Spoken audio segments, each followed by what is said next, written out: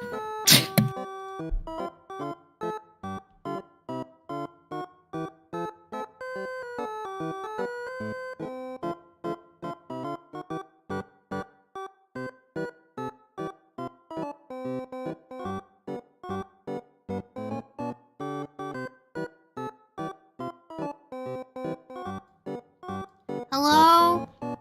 Hello? Welcome. Let's hope that the internet connection is a strong one today. But hello everyone, welcome to another Cheese to Meet You. Wow. Sixth one, that makes it half a year. Jesus. Since we started. Anyway, hello. Hello everybody, welcome to another Cheese to Meet You. I'm Khee, and today we have a lovely guest. Let me just check if the chat will show up today or not, because YouTube is a little weird. But yeah, hi everyone. Today I'm gonna be talking to a fellow wonderful Danganronpa fan artist. So I'm very happy. We're getting back into the Danganronpa related people, guys. Finally. I don't know if the chat's gonna show up today, but that's okay, I guess. Anyway, let's just get on with it and say hello to our guest for today. Hello, Ibble. Hi! Yay! Hello! Hi! Welcome, Ibble, to Cheese to Meet You. Nice to meet you too, Khee. Yeah, cheese to meet you, Ibble. Just to screw up my own catchphrase. Anyway, hello! Oh, yeah, I'm very excited for today. We're finally getting back into a more Danganronpa related kind of stream. Yeah, the Danganronpa verse. Yeah, we can never escape it. But, you know, we like it here, right? Yeah, of course. We're not trapped here at all. No, we choose to be here. So let's just start off the stream by introducing yourself for people who might not know who you are. Yeah, so I'm Ibble. I go by ibblescribbles online, and my pronouns are she, her. I'm an independent illustrator, and I run my own merch shop, and I'm also a full-time Danganronpa fan. Yeah, that is a full-time job. Yeah, basically. Are you sure you're not a full-time artist, actually?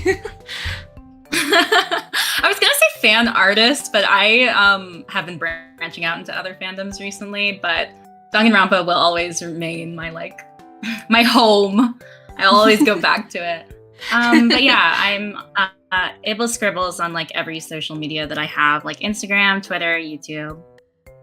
Yeah, big fan. If you haven't already, I have linked all of Ibble's links in the description of the stream /VOD, so you can go check Ibble out and make sure to support Ibble.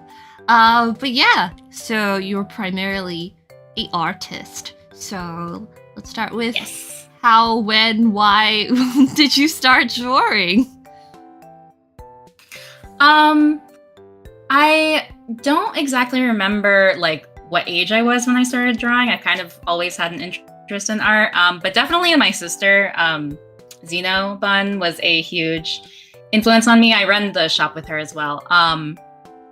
But yeah, I pretty much just copied everything that she did when we were little, and she got into drawing, she got into anime, and we would do Naruto fan art. That was one of my early anime. We would do a Naruto fan art. I remember being so jealous of her drawings of her little chibi drawings of Itachi and stuff. I was also very into Monster High as a kid. Oh my God. And that's not exactly anime, but they have Monster High. They were my thing. which is Monster High is actually having like a resurgence now. But anyway, oh my god, this is like that the was second a big time thing when I was a kid. This is the second time Monster High has really? been brought up in one of these interviews, and I'm very excited. Wait, really? Wait, who else brought it up? I think it was Circus or Rice. I think it was probably Circus. And I was like, oh my god, I love Monster High. It was after my time, but I was like, I love it now. Yeah, no, it was exactly my time, and it was very formative for me. I remember like drawing the Monster High characters and trying to like copy the style of like the like 2D animated like shorts. And then like those like wimpy kid like diary books, but there was like a girl version. I didn't read the wimpy kid, or do you know what I'm talking about? I know Diary of a Wimpy Kid, but there was like a girl version. Yeah, sorry. It wasn't exactly. I don't think it was by the same author or anything, but like I associate it with that. I don't remember what it was called, but I was like obsessed. Oh, people in the chat are saying the Dork Diaries. Maybe it was that. Yeah, probably. And I would like copy like the drawings in that, and like know. So yeah, so around like early childhood, I don't exactly remember when, but basically my sister got me into art. I would kind of like, I guess I say the same thing because like I also have a younger sister, and you're the youngest, so Zeta's the eldest daughter. Yes. Go, yeah, let's go. But like, yeah, I would say like I started drawing, and my sister also just drew with me. But like, I guess we were more like cartoons and anime kind of. I would also say Naruto was probably one of the first animes that I ever watched because, you know, it was dubbed on Cartoon Network. Yeah. It's so good though. Like, yeah, I don't know, drawing with your siblings or doing any kind of like fun hobby with a sibling. That's always fun. It's nice to have something. Yeah, it's really fun together. Yeah. But yeah. So, did you? I'm assuming you started drawing like traditionally. Like, were you a pencil, pen, marker kind of girl? A little bit.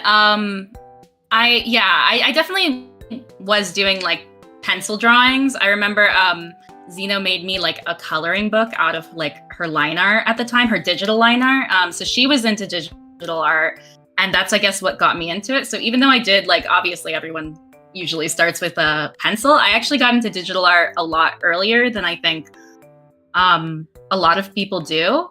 Usually, you know, you kind of like explore traditional and then you go to digital. But she had like, I guess she had like a tablet. I don't know. I want to say that we had an iPad at some point, but I can't remember. Because I just remember doing finger drawings. Maybe it was an iPod Touch or something. I remember before they came out with the pencils. Yeah, like really terrible drawings. And then I did use like her like Intuos like Wacom tablet at the time a little bit. And she is also what got me into like using Paint Tool Sai, which I still use today. So yeah, so it's kind of like a little bit of both. I feel like I got more into digital before I started exploring traditional art, like using actual like colors and like Copic markers and all that. But then I got a lot better at traditional than digital at first. Oh wow! And now I'm like digital only. I miss doing traditional art, to be honest. I need to get back into it, but it's so hard. Yeah, I mean, I guess it's probably more common now that the children of this generation get into digital art way earlier because everyone has, you know, that's so true. Yeah, smartphones or iPads or I don't know. Even drawing tablets are way more accessible now, I think. Because like I was gonna so say, yeah, digital companies. art in general is more accessible. There's all the free programs and like the tablets are getting really competitive with like different companies offering more affordable like stuff. I remember because I didn't draw digitally until high school because like I just didn't have that. Like before then I probably had Photoshop, like a really old pirated version of Photoshop. But like I didn't have a tablet, so I would just draw with like my mouse, and it wasn't good. But like, being on DeviantArt is probably how I discovered digital art. I was like, oh my god, wow. Oh yeah, I was definitely on DeviantArt back in the day. But yeah, like I think that's really cool. Wait, because like I don't think I've really seen that much of your traditional art. You're just like digital now, right? Yeah, I'm pretty much only digital now. Back in like 27, around when I started posting on online, which was mostly just Instagram back then. Actually, Instagram and Tumblr were my main social media for posting art. So like early high school, around like 2015 to 2017 was like my era of traditional art, I would say. I wanted to be better at digital art at the time, but every time I would ask people like, hey, like, what do you think of my art? They'd be like, yeah, I like your traditional style more, which kind of hurt. I understood because like, I was very beginner at digital, even, back then. And it can be really hard. Like, I feel like the learning curve for digital is like very high because you have to learn the programs. There's like getting like used to like if it's not a screen tablet, the hand-eye coordination and whatnot. And then traditional is a lot more accessible in some ways, but then like as you like get better at both, I feel like the learning curve for traditional goes like way up, and then it gets like once you're used to like a program and like a system, digital becomes way easier. So I feel like if you do traditional, you need to like actually know your fundamentals. Yeah, like when it comes to color, I love hue saturation bar. Adjust my colors like that. No, I abuse the ever since my friend Saya, she showed me how to use gradient maps in Clip Studio Paint. I like abuse those so badly because it's just so easy to pick like a color palette that like looks nice. And then obviously like the transform tool and everything with digital, like it helps me make my art a lot better, but it means that like when I'm sketching traditionally, I really struggle to get things like to look right because I'm so used to like Control Z and like transforming things. We love Control Z. Definitely like different skill sets. I can't live without it. Control Z, my love. An eraser just can't do the same thing. Yeah, no, because like after a while the paper starts like degrading. Oh, okay. So like, I mean, so you still use Paint Tool Sai. What tablet do you use? Yeah, so I still use Paint Tool Sai. I am actually using Paint Tool Sai 2 now. It took me a while to switch over. They're basically the same program, but Paint Tool Sai 2 has like a little bit some more features like a symmetry tool, which I lived so long without. It has a text option and it has some like shape options, which are really nice. And it has rulers as well. And then for my tablet, I use a Wacom Mobile Studio Pro 16. Which is really expensive. Yeah, it's shortened to like MSP 16. It's supposed to be mobile. It's not really. I use it because it's really expensive. I wouldn't recommend it. Definitely as a beginner tablet. It's professional grade, but it's like, I think depending on your needs, there are probably better tablets out there. Just for me, it works well because I really like that it's both a computer and a tablet. So I don't have to have like an external laptop because previously I used like a Gallman tablet, screen tablet, but I had to obviously connect it to my laptop. But this is like its own computer. So it's basically my work tablet. Like I can use it to separate all of my work from like my personal laptop and everything. Oh, And okay. then and so that's mainly why I use it. The other two options for doing like, you know, work like that, like having a screen tablet that's also a computer, would be the iPad and Surface Pro.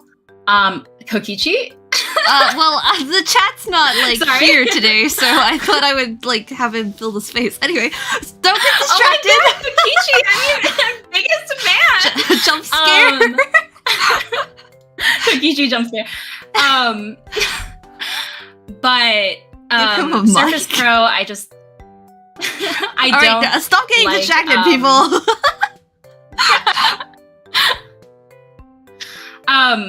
For Surface Pro, I just don't really like drawing on it that much. It's just nah.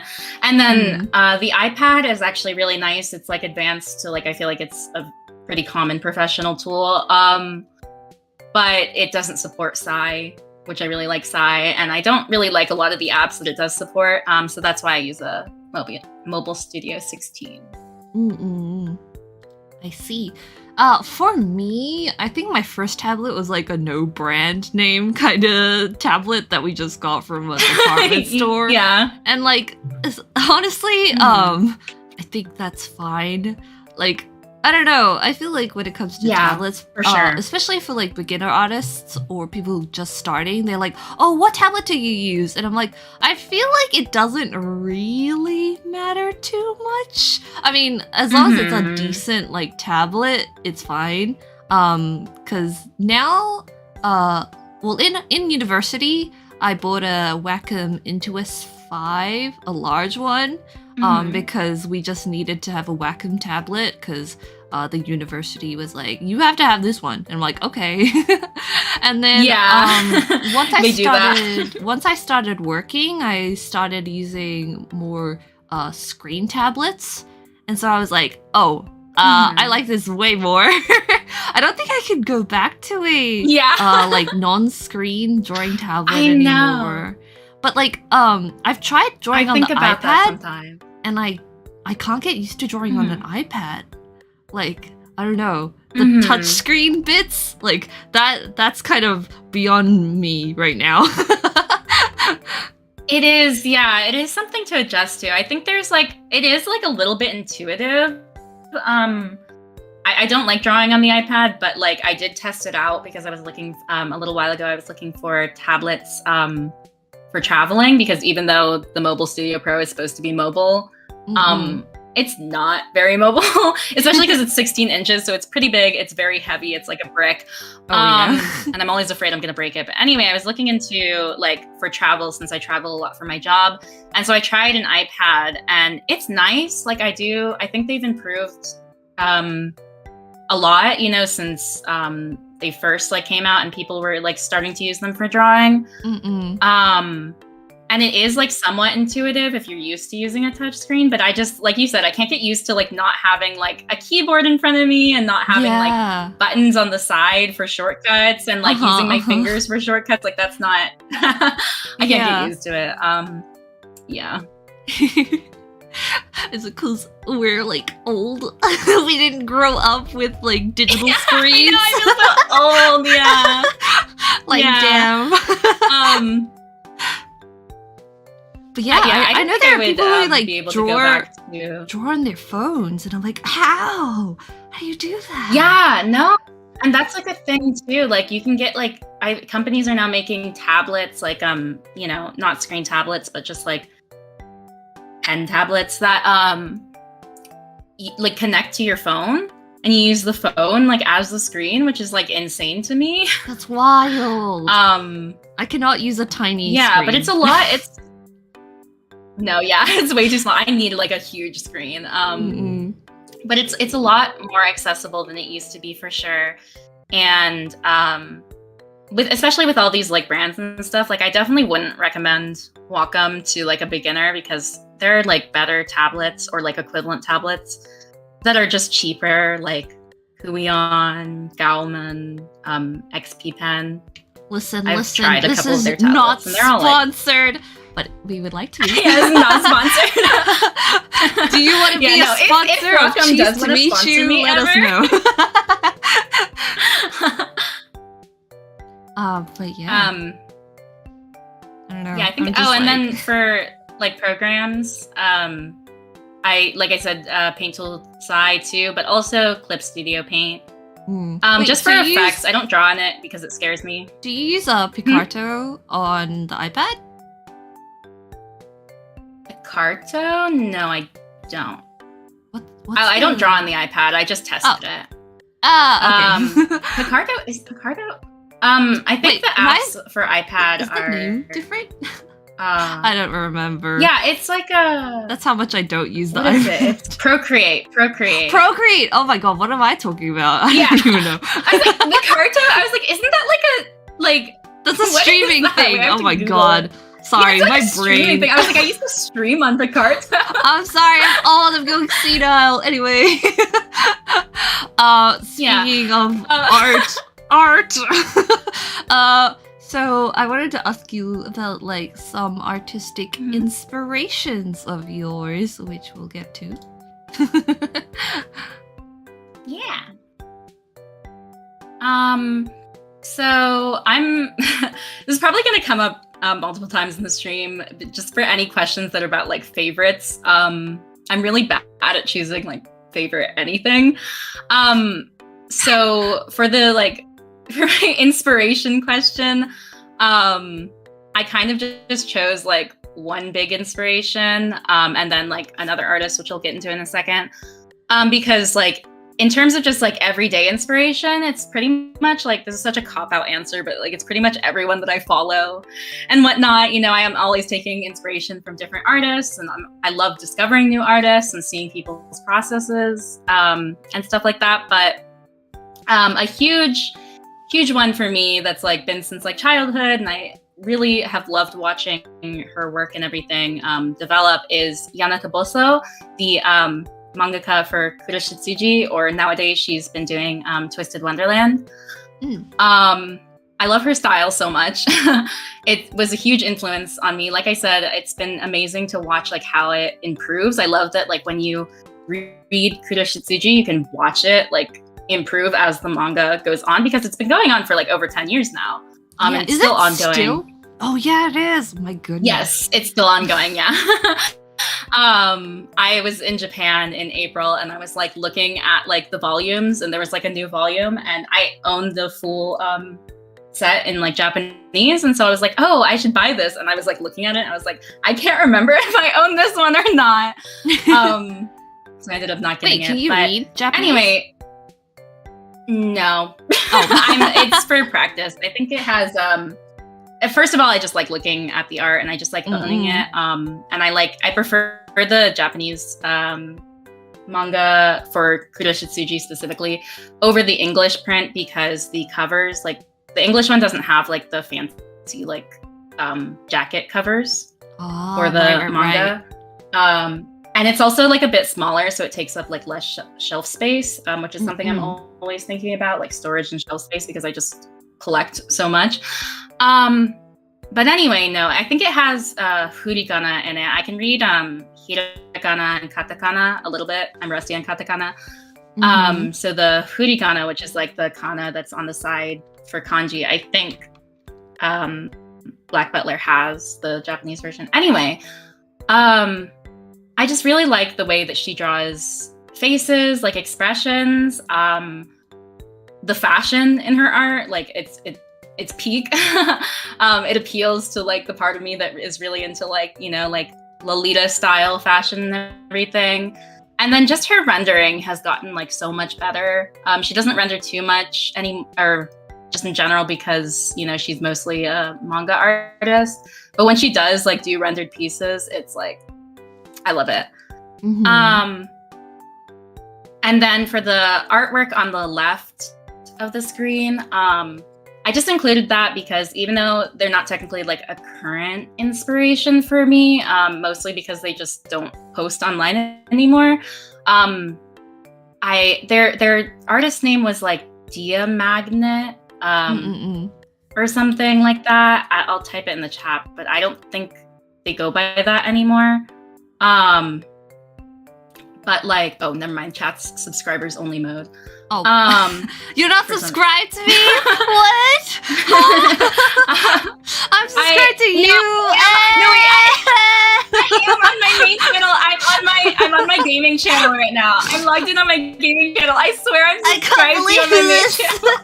You're my guest right now. No. On my main channel. I don't subscribe to anyone on my gaming channel. Just for you, I'll subscribe right now. Oh, wow. But anyway, it was like Dia Magnets or something. They don't post anymore. Yeah, I see when I was in middle school, diamagnet.tumblr.com on the bottom of that. Yeah. I was at a con, or it was my first con ever when I was like in middle school, and they were selling there, and like I don't know, it was just like I just remember them so much because I like bought some of their prints and stuff, and they were really nice, and it just made me realize like, oh, doing conventions is like possible, like is possible like to make money off of and to like do as like a potential living. And that was like my first interaction with like Artist Alley and, you know, cons in general. So I remember them. I'm like, I want to see them at a con so bad, but like I said, they haven't posted since like 2020 maybe. I don't know. Oh dang. Well, I hope they're okay and like maybe just pursuing something else right now. I'm sure they are. I think they probably are pursuing something else. I don't think it was like a full-time job for them. Well, I'm wondering like, what are your favorite parts of drawing, or what are your favorite things to draw? Like, do you enjoy line art or coloring or sketching, or like what part is your fave? I think like, yeah, I enjoy line art and sketching the most, I would say. I do really enjoy rendering as well. It really depends on my mood, to be honest. Like I would probably say line art is probably my, or I don't know, or sketching. I don't know. I'm very indecisive. Sometimes I'm in the mood to just like sketch. Sometimes my sketch and line art stages have become very like intertwined because my sketches, like I've developed a sketch style that is like a lot cleaner than it used to be, just so that I could like, you know, do like sketchy doodles like the one in the top left there. But my line art is also, so my sketches have become cleaner, and then my line art has become a bit messier to create like a looser, like, I don't know, I just like the feeling of like messy textured line art. But yeah, my least favorite part of drawing though, I know this isn't the question, but my least favorite part is like the final finishing touches stage. Because I feel like by then I'm just usually like burnt out. So like I really like rendering people, but when I have to move on to like rendering background objects or like adding like effects and stuff, it can be really fun. But at that point, I'm just like, I want this drawing to be done. I just realized, wait, this has nothing to do with like what you're talking about. I just realized I made so many typos. Why is it all like, is it ibblescribbles or ibblescribbles? It's ibblescribbles. It's really confusing. It's ibblescribbles. My goodness. Okay, yeah, you know what? We're gonna tangent right now. How'd you come up with the name ibblescribbles? Ibblescribbles. Oh God. Yeah, it's a tongue twister. This is not a very interesting answer. Basically, when I was like, I don't know, like 10 or something, or first going on the internet, well, my first internet name was like something stupid. But then I was making like a Facebook, and I didn't want to use my real name. Because I was like, you know, stranger danger. Yeah. And so I ended up coming up with, I won't say what it was because I don't want people, not that it is that anymore, but I don't want people finding my like old Facebook. Yeah. But it was something similar. It had Ibble in it. And then that kind of morphed into like my DeviantArt / Tumblr / Instagram username, which was ibblescribbles. It's literally nonsensical. I literally think my sister, came up with it, Ibble Dibble, and then I just added scribbles because it happened to rhyme. People think that I took the Ibble from scribbles, and because it rhymed, put Ibble scribbles, but that's not it. Like, it just happened. I was like, oh, Ibble Dibble, oh, scribbles rhymes, and I'm like, I do art, which is really funny. I don't know how that happened, but and then my theory my theory was like, oh, that Ibble came first and then like scribbles came after because it rhymed, and that bit's true. Yeah. But I was like, where did Ibble come from? And I was like, did you ever watch the Barbie movies as a kid? I was like, did it come from Bibble? Oh my god, Bibble? No, it did not. But that's so funny. I was obsessed with Barbie. Just a creature. As a kid. But no, it did not come from Bibble. It doesn't mean anything. So it was Ibble Dibble Scribbles. That was way too long. And then also apparently Ibble Dibble, like just Ibble Dibble by itself, is a drinking game, which I did not know when I made the username. And so eventually I just took the Dibble out and shortened it to Ibble Scribbles. And then like I had a period when I was first like trying to like brand myself online where I was like, oh my god, like I hate this name. Like I don't hate it, but like I was like, this isn't like, I don't know how to brand this. Like I don't know what image fits with this because it's completely nonsensical other than like a pencil because for scribbles, which I feel like is generic. And so I was like, everyone else has like such like cute names, like they use like real words as like the base or whatever. And I was like, I should like rebrand. I should change my name. But at that point, I think that was like past my it was like 2018, 2019. So like peak of my like Danganronpa era of fan art, and everyone already knew me as like Ibble Scribbles, the Danganronpa artist. And I was like, I can't change it now because that'd be way too confusing. Okay, that's literally how I feel about Cactus Khee. I'm like, I don't relate to the cactus bit at all, but I'm like, it's too late. It's been decades. I cannot change it. Why did you choose a cactus? Oh my goodness. Okay, so I guess like this will go back into like the Vocaloid Os blogging era. But like at the time, I guess I kind of role played as like a Gumi, and like it didn't really have like any backstory or canon stuff. So I was like, her favorite plant is a cactus because it's green. Yeah. And then I became Cactus Khee for a Tumblr blog or whatever, or was it Twitter? I think it was Twitter. I made a Twitter and I was like, whatever, I won't use this that much. Oops. And now I'm just stuck as Cactus Khee, even though like, so it's really funny when people don't know me and they're like, oh, cactus, and I'm like, that's not me. Oh yeah. I sometimes have people call me Scribbles, and I'm so confused by that. I'm like, why would you call me the second object part of the like? Yeah, like it's Ibble, like it's in my bio, Ibble. I also have people calling me like Ibbles because like technically it's like the shop is Ibbles, like apostrophe S Scribbles, because that just makes sense. Even though the username is Ibble Scribbles, like verb. But yeah, people call me Ibbles sometimes. I think that's cute though. I like that. Ibbles. All right. Well, sorry for the tangent, but I guess like just judging by this like gallery, you got this foot right here. Did you like drawing foot? A foot? I hate drawing feet. I don't like feet, but I do love drawing shoes. I think all feet should be covered up by shoes. I love drawing hands. Like expressive hands. Like I don't really like drawing hands when they're like relaxed or like from like, this is so specific, but like from the side where like the pinky is, if that makes sense. Like if the pinky is facing the camera, I prefer drawing hands like either like not from that side or from like the thumb side. or like I'm full, looking like, at my palm out hands or right now whatever. to like try to like I visualize know, I'm like it. gesturing. I'm like, It's confusing, but I don't like drawing hands from that specific angle because like I don't know, it's just not as fun for me.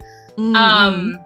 And then like relaxed hands aren't as fun either, which is why you'll see me drawing like a lot of like claw type hands or like hands like doing some like weird thing or people's hands by their faces. I really like drawing that. Clothing folds. I really like drawing clothing and like the folds of clothing in general and like skirts especially. I don't know. I just think it's so fun. And then just expressions. I like exploring different like intensities of expressions and like seeing how I can push them. Yeah. I mean, like when you say that, I think like one of your most popular videos on your YouTube channel is like the Danganronpa expression. Oh my god. Like speed paint or something. And I'm like, whoa. Which I can't even take. I can't even take credit for those expressions. Like obviously I drew them, but it was like based off of an expression meme. The whole like backstory behind that is that I like, and it's credited in the description of that video. But I did like on my Instagram, I had people send in like what characters they'd want to see for like the expressions, and then I like redrew it in my style. And I did like change some stuff, obviously, but like, yeah, it's so funny that that's like what I'm like most known for. That video I blew can't up. escape that. I still get people. Yeah, I still get people at cons because we still sell those as charms. I still get people at cons being like, "Oh my god, yeah, I saw your art on like YouTube, like the MeCon, right?" Because I just back then I didn't care like there's no at all thumbnail. about what my YouTube. Yeah, there's no thumbnail. It's just a random part of the video. I was like, yeah, that's fine. And so MeCon, like half finished MeCon, is just like my identity as the Danganronpa artist now. I mean, speaking of Instagram, so like, do you prefer using Instagram as like your art place?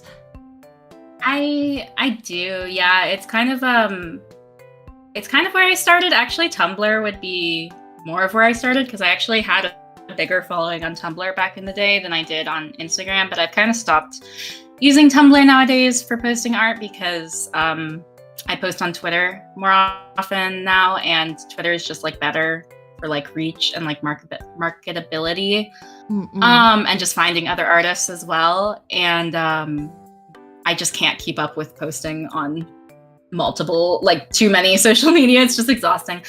But yeah, I like Instagram the most. Mostly by nostalgia at this point. It has a lot of flaws, as does Twitter. So it's mostly just because I like somewhat started on there, and that's where I like, you know, started gaining more of attraction for like merch and like Danganronpa and all that. So even though it's like got its issues, like the whole cropping thing and the fact that like image quality is like terrible for an image sharing site, and the algorithm is like changing like every 2 weeks, I still like it. I like it. I probably won't leave it anytime soon. I mean, because like I guess it's more important to you for like the reach, I guess, of your art, because you do art full time basically, right? Yes. Yeah. At this point, I mean, I don't know why I'm saying at this point, like it hasn't been like the past like 4 or 5 years of my life, but yeah, I do it full time. It's my full-time job. I think that's like really incredible, honestly. And like I guess like especially through like I guess COVID times, like the fact that you have that and were able to like still go for it. It's like because it's not like a regular normal kind of career. It's like I don't know, I'm really like I really admire you for being able to like you know, keep that up and like, you know, find success in a independent art career. So like thank you. I guess like how did you decide to like become or like pursue this, and what kind of challenges do you face with that?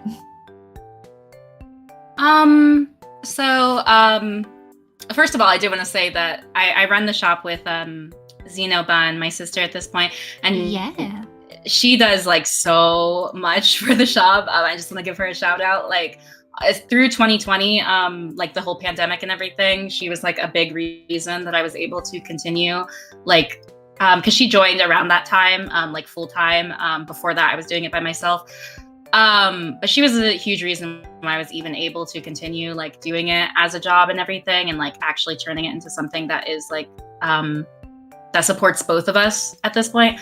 But as for how I got into it, like I said, when I was in like middle school, I went to like a convention for the first time, and that was kind of my like introduction of like, oh, like they're like because at that point I don't know, I was kind of thinking about my career, but also I was like more worried about high school. And I hadn't really ever experienced, or like I hadn't come into contact with like the idea of art as a job outside of like fine arts and animation, both of which I had different reasons for like not really fully being able to like commit to, or like wanting to commit to. So I kind of just like stumbled into it, honestly. Like that was my like first interaction with it. But then in high school, I started posting art online, and eventually I just got to the point where I was like, you know what, I'm gonna try making products. Like I'm just gonna try like selling things. I think my art is like decent enough to like start doing that just online, because I had no idea how to do a convention at that point. And then it kind of just snowballed from there. I think Danganronpa was obviously like the big, it kicked me off in terms of like, you know, people finding my work and like making merch and stuff. But before that, I did mostly like original stuff. And I think one of my first pieces of merch was actually Ibble, like the RPG Maker game fan art. Yeah. I have the Ibble charms there, but I actually made stickers and then charms that were like really bad. They were so bad that people liked them and they bought them, and I'm so eternally grateful for like everyone who supported me. God, this sounds so cheesy, but everyone who supported me back when I was first starting out, because I literally had a print. I sold a print that was like an original print, and the hand in the print was backwards. Oh, and I didn't realize until after I had like you know, printed it and sold it to a few people, and I was like, oh my god. So yeah, there was definitely a lot of mishaps, a lot of mistakes, but yeah, it kind of just became something that yeah. That's my friend. Yeah. Yeah, she was like one of my like first like supporters. She would like buy my merch or whatever. We were mutuals on Tumblr. As for like the challenges though, it is like, it's a really amazing job. It's also really difficult. I won't pretend that it's like the hardest job in the world. Obviously, a lot of people have it harder. But I think one of the most challenging things is that I think people think that the job is just like drawing. It's just making art, and I sit at home all day and draw. And that is kind of true. I do draw a lot. I love drawing. And the fact that Zeno handles so much of the like processing, and like, you know, she goes to cons by herself now sometimes. So I don't have to do as much of that as I did in the beginning. Is really nice. It gives me a lot more time to like draw. But that being said, there's still like a lot more that comes with the job, because obviously you have to market, you have to like go to the actual cons. We're in con prep crunch right now for Anime Expo next month, and it has been crazy. It is exhausting. The traveling is exhausting. There's like a lot of physical labor involved when you have like so much merch. Just like hours of like sitting over processing things, and like checking for defects, and like the actual like lifting and like carrying things to and from like conventions and everything. You guys don't only have like little light items. You guys also sell apparel and like at one point shoes, and I'm like, that can get really weighty. It does, yeah. And even the little items like charms, when you have so many designs, it gets like, and prints too. People think like prints are lightweight, but when you have a lot of prints, it adds up very quickly. It's very heavy. And then just like the actual displays, like you have to like, you know, you can't just bring the merch. You have to like make it look nice. And like, you know, we've done a lot of work on our display. Yeah, your display's so cute. It's so pink. Thank you. Yeah, I'm very proud of it, and we're always trying to improve it. But Zeno has like engineered most of the like problem solving. When I first started, I used to use like just like cork boards, and I would stand them up on easels, which works but isn't very space efficient. And then I've handled more of the like aesthetic part of like, how can we make this look pretty? How can we make this look pink? And make us like stand out. And then the other thing that's just like challenging about the job is like obviously the instability of it. I think that's probably the biggest thing, and the scariest thing, especially when you're first starting out, because like you don't always know how much your paycheck is going to be or how well something will sell. You know, you can invest a lot upfront into a product and then it just doesn't do as well as you were hoping.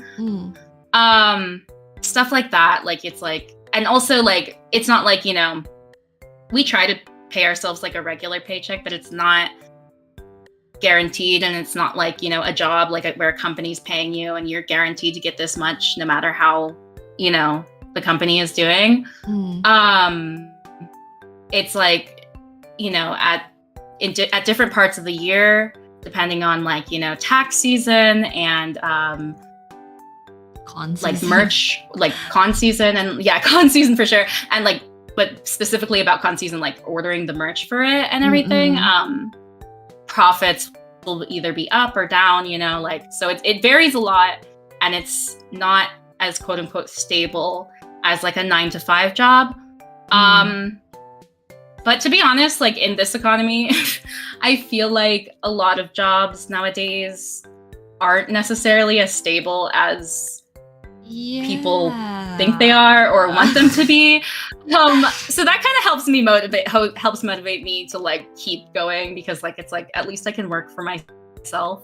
I don't know how I would do like a job where I had to like report back to someone, because I have a lot of issues with like, I like being able to do my own schedule. You know what I mean? Yeah, I get it. And like you bringing up like stability, I mean, I'm currently unemployed, and like because I work in the animation industry, right? And most of our jobs are contract based, and that's like 6 months or 1 year contracts most of the time, at least in my experience. And like right now, I'm just in a period of time where like no one is hiring storyboard artists. And so like I'm going to be probably unemployed for a couple of months. I've been like doing my own stuff since mid-May, and I think I'm not really going to get any work until September. So like when you put it that way, it's like, yeah, art careers aren't necessarily, you know, a full-time like you're a employee. You're, at least in my experience, you're contract based. So in that sense, like I'm grateful that I also have like some kind of social media presence, and like again the support from people who like wanna like buy your merch and stuff like that. I'm so grateful. Also like having like I guess YouTube to occupy my time. I don't know. I think like the internet was like, you're dissing the animation industry. We're gonna cut you off now before there's any other like controversial statements. Oh hi, are you back? Oh hi, we're both alive. Wow, we both got Danganronpa for a sec. Yeah, I thought it was me at first, and then I noticed that I was like, oh no, my internet. Oops, sorry, guess it was me. Entire stream ended. Wow. Welcome back. Thank you. Welcome back to my interview of you. I'm doing the interview now. Oh my god, this is the second time in a row my interview had been stolen from me. Did you see? Yeah, because you said you watched Rice one. I did, I watched, Rice stole my show. Because Rice couldn't face right. Oh no, left. I mean, oh wait, what? Anyway, whatever. Damn. Were we talking about? We're talking about like being unemployed. Alright. Damn. Anyway, it's fine. It's fine. But like, yeah, I'm just grateful that people, you know, want to support us. And I guess that's another thing. It's like, you know, it's also like, I guess it's nice to see that your hard work can pay off and like people enjoy what you do enough to want to support you. For And I sure, think yeah. like, again, all your merch is really cute. And of course I own your cookie t-shirt and I also own your cowl charms. Thank you. Oh my god, the cow charm. Sorry, we can get into this like later. Yeah, later. To ask you about something. yeah, later. But like, okay, yeah, we'll get into it later. But yeah, I honestly find it really impressive that you are able to work in the industry. On the flip side, like I can't even imagine. It just felt it felt very inaccessible to me when I was like thinking about my career, like when I was first starting this. Because like I said, like fine arts is just something I've never really been interested in. I went to an art high school, and I hated it. I'm not saying that it wasn't like helpful at all, but it was a like art school, so it was like you had to like apply to get in and do like a whole portfolio and stuff. So it was definitely like pretty like, you know, I won't say like intense, but like, you know, it was like, you know, I didn't like it.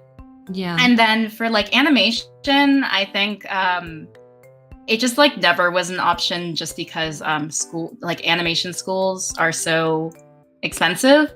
And we didn't have the finances to be able to fund me, like my family, I mean, for me to be able to pursue that, like, or even consider it, just because there weren't any really in-state, because, you know, I'm American, US, there weren't any in-state colleges that had good animation programs, and then all the out-of-state, so expensive, even with scholarships and everything. I basically watched, I didn't even like really try, to be honest, because I watched Zeno go through the same process of like applying for those schools and getting in, and then just like the tuition, even with scholarships, was insane.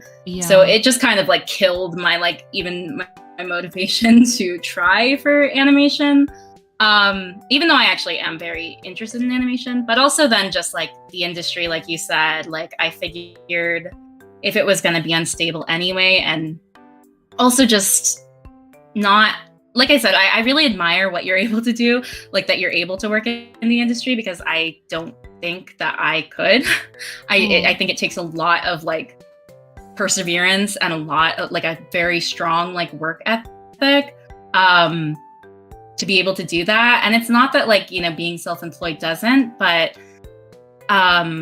I guess this is another challenge for me as like an independent artist. That's both a perk and like a challenge, is like time management is a big struggle. Like building your own schedule can be great. It can also be like terrible, because you can, there's no one to there's no one to tell me to start working or to work for like this amount of hours, but there's also no one telling me to stop doing that. So when you have ADHD like I do, it can be a struggle to get myself to work. It can be a struggle to have myself like make myself stop working on things and focus on more important things. And the work-life balance is like absolutely like non-existent.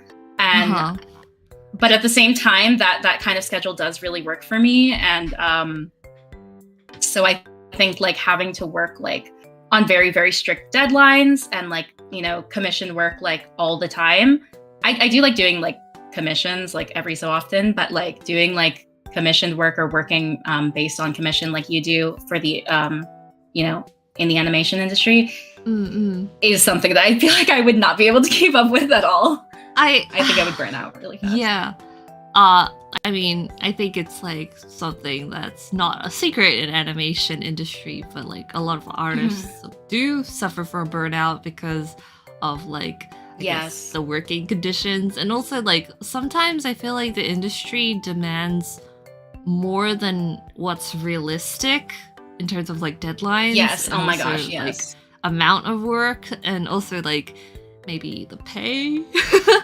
I don't know. It's like when I see people say like, oh, artists should be like honored that they're working, like for example, if it's like a really cool project, it's like, well, yeah, but it's also nice to have, like you said, work-life balance, a life, like time for yourself, and things like that, Exactly, you know. Yeah. And also get paid well, and maybe not have to do overtime that is unpaid. And like, okay, maybe this is a bad thing for me to say now that I'm unemployed. Like, so to my future employers, do not listen to this. You don't need to know that I'm a VTuber. I guess it's like, you know, I look at Twitter on company time. Yeah, exactly. Especially like now that I've been like working from home, especially since like the pandemic and everything. Like, I've basically worked from home for all this time, and I'm like, it's great. I get to like sleep in, and then it's like I wake up like 10 minutes before I have to get to work, and I'm like, sweet. But like, I know a lot of people who don't work very well, you know, at their own pace, and I feel like I'm okay. Like, I can at least like get my stuff done on time, but I don't know. Am I antisocial? Am I just like, I don't need to be in an office with all my coworkers to be able to work? But I think like, no, in a sense, I think like storyboarding is very solo work anyway, unless you're working with a partner on a board or something. Like, I don't necessarily have to talk to anyone while I work. Yeah, I think this is like even past like the more specific like topic of like art jobs. I think in general, just any job that can be automated and done from home, I feel like people should have the option to work from home, just personally, because I don't know, it's just better. It's nicer. Obviously, some people need that like to keep that work-life balance. Some people need that office to like go into and whatever. But I really do feel like it should be an option for work that doesn't really need to be in person, because it's just like it's so much better.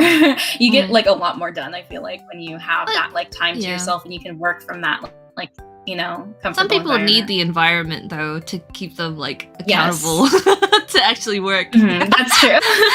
That's true.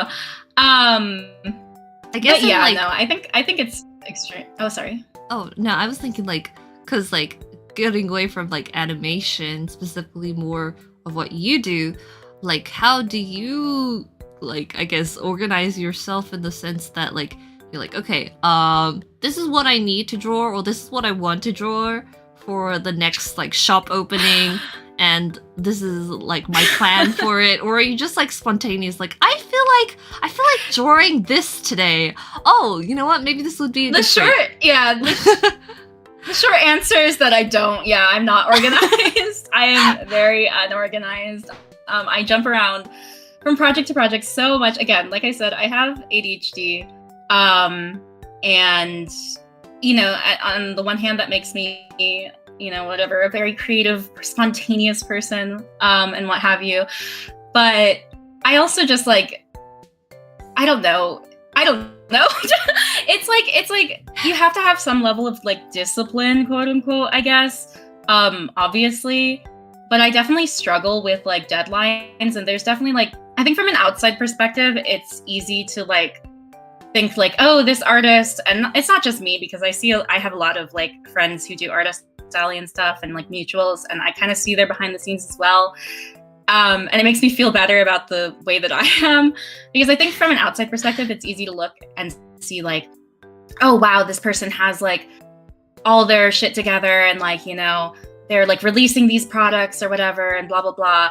But most of the time behind the scene, it's like I just kind of like do what I can, and I release things like kind of at random. By the way, sorry, my stomach keeps growling. I don't hear it. So we'll just pretend that's Kokichi. He's growling at me. Oh my god. No, but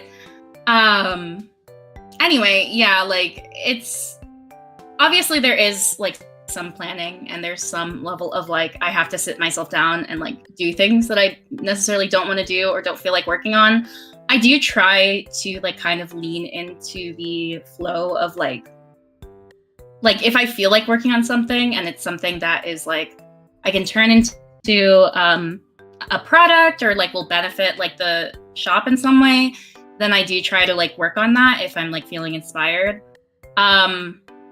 But other times like it's really just about like outside pressure. Like for instance, if I have like a commission and there's someone that I like really don't want to disappoint, that's a huge motivation for me to like make deadlines. I get very, very, very stressed about it. I'm a very anxious person. And so that's like, I don't know. I'm kind of just, these are all just like ADHD coping methods / strategies. I honestly can't really give people tips on like organization for this kind of lifestyle because I think it really is just different for everyone. Like that's like the nice thing about this job is you can kind of find your own flow and like what really works for you. So I know a lot of people who do this do have like a very strict schedule and they like schedule like, you know, when they reply to emails and like when they like pack orders and when they draw. That doesn't work for me. But you know, to each their own. I mean, do you rely on calendars or anything? Because like I'm the type of person who will be like, I'm gonna buy a new diary for the year, and then I don't do anything and it's blank. I'm also that type of person. It's been a struggle finding something that works for me, and to be honest, nothing like no organization system works for me forever. I basically just jump between organizations. Well, one thing I will say actually is to-do lists are like always my go-to. I have like so many to-do lists on my phone. Like sometimes I'll physically write things out. That helps me a lot because that's just a simple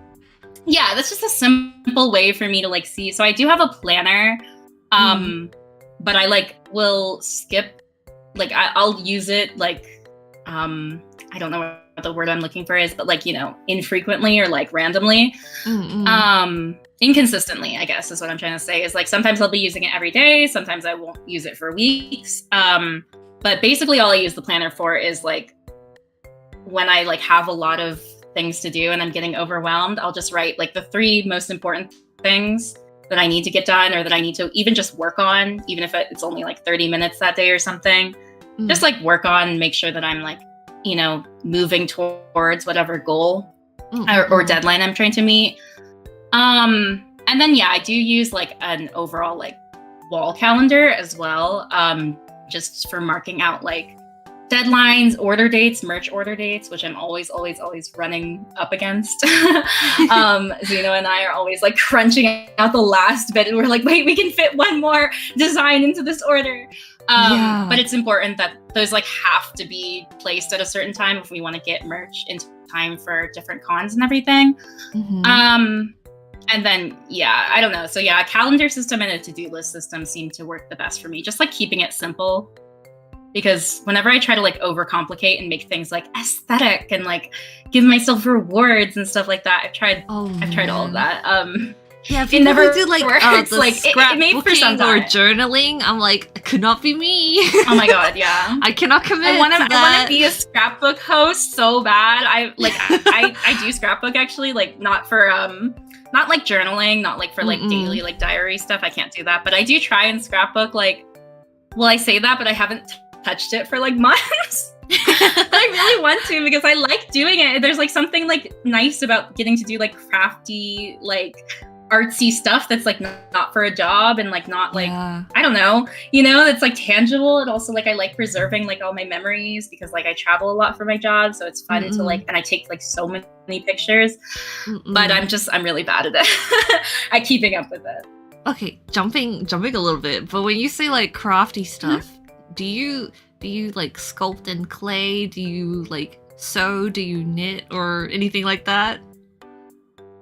I'm terrible at any 3D art. I'm really bad at it. I have dabbled in it. I've always been interested in crafts, I think. I was in a crafting club in middle school, so I used to crochet and knit. Crocheting is actually really fun. I'd like to pick it up again. I don't remember how to do it, but I did crochet and knit for a bit. I also took 3D art in middle school, and then obviously when I went to high school and I was in an art school, 3D art was mandatory. Photography, I also took a photography class where we had to like work with like actual film, so like developing film, which is really cool. I actually really enjoyed that. I like photography a lot. I'm so bad at 3D art though, like sculpting.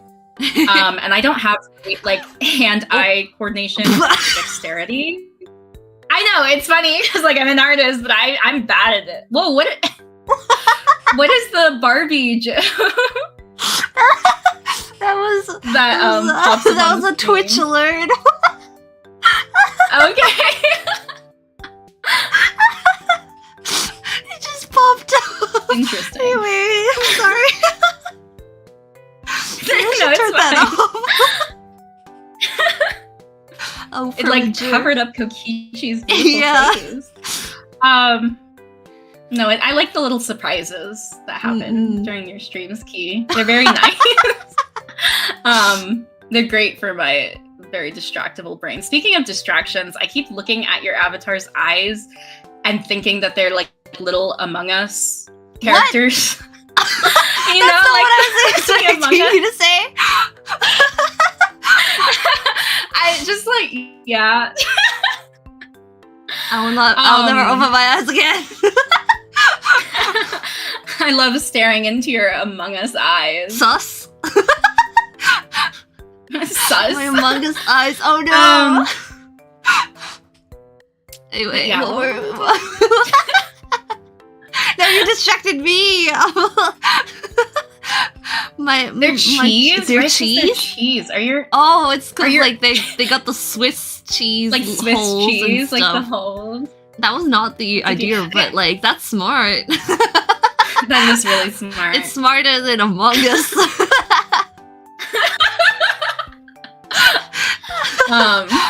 Wow, gotta draw that sometime now. Thanks. Yeah, no, there was like a trend going around where you use like the the crying Among Us eyes. I did it once. And ever since then, I just like whenever I see like eyes that have like those are your pupils, right? I actually really like the stylistic choice of making pupils like white. I mean, your eyes are like that as well. Yeah, exactly. Yeah. We'll just compliment ourselves right now, actually. Like, oh, we're so... Yeah, let's just like start talking. I love our own aesthetic right now. Oh man. Okay, anyway. well, back to your stuff. So like, back to like your shop with like Xeno and everything. Like you guys do a whole bunch of like different kinds of merch. You guys got charms, stands, prints, apparel. You guys, I mean, like I said, you also did a shoe at some point, a Kokichi shoe. Yeah. You have a light up Kokichi acrylic stand, and like you got pins and everything as well. I'm like, how do you guys decide to make all these more unique products? Like, because I imagine manufacturing like those kinds of things are much more in-depth and maybe somewhat more like difficult to do than like a regular charm or print. So like I'm wondering what the process of that all is like, especially for like apparel, because I've been interested in that, but I just haven't invested the time to really check that out. Yeah, no, that's fair. I mean, what you said is true. Yeah, like stuff like that, like more quote unquote unique items. Although I do think apparel is becoming a lot more accessible in the Artist Alley. It's less unique, quote unquote, than it used to be, I think. And in general, like a lot of more like specific products are becoming, like I see them pop up more and more when I go to cons. But as for like coming up with merch ideas, I don't really remember. I don't like know what my thought process is. I kind of just like have an idea. Like I have an entire list of like merch ideas that is never ending and has been like growing since like 2017. And there are things on there that like I still haven't gotten around to that were like, you know, ideas that I had years and years ago. And part of that's on me. Part of that is just me being not good at like making all the things that I want. But I just, right? No, it's hard. But I have a lot of ideas. I guess that's why this job like appeals to me, because like it allows me to like explore those different ideas. I don't know, like, I don't know. I just, they come naturally to me, to be honest. But for like specific like items, I think a lot of the time it works the other way. It's not like me coming up with like an idea and then like searching it out, although sometimes it can be like that.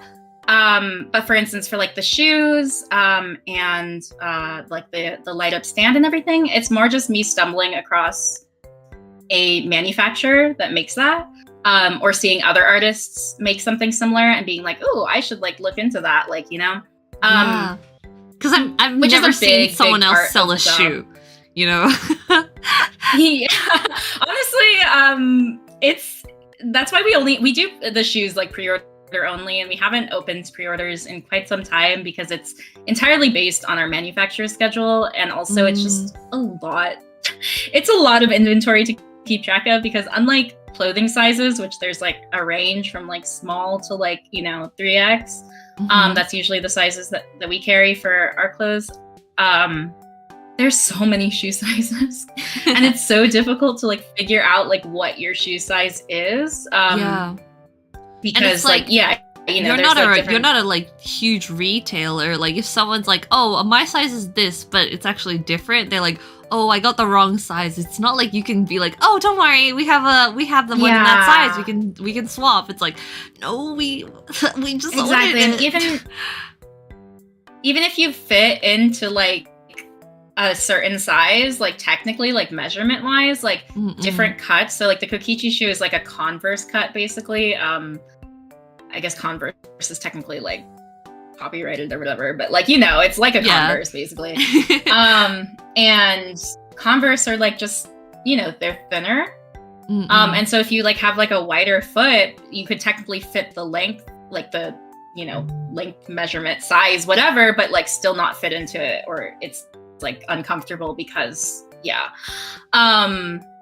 so anyway, yeah, but for like the shoe and the standee, it was more just like I saw that it was possible, and then I kind of like brainstormed from there. Honestly, the standee wasn't even really like, I just wanted to make a light of standee of Kokichi.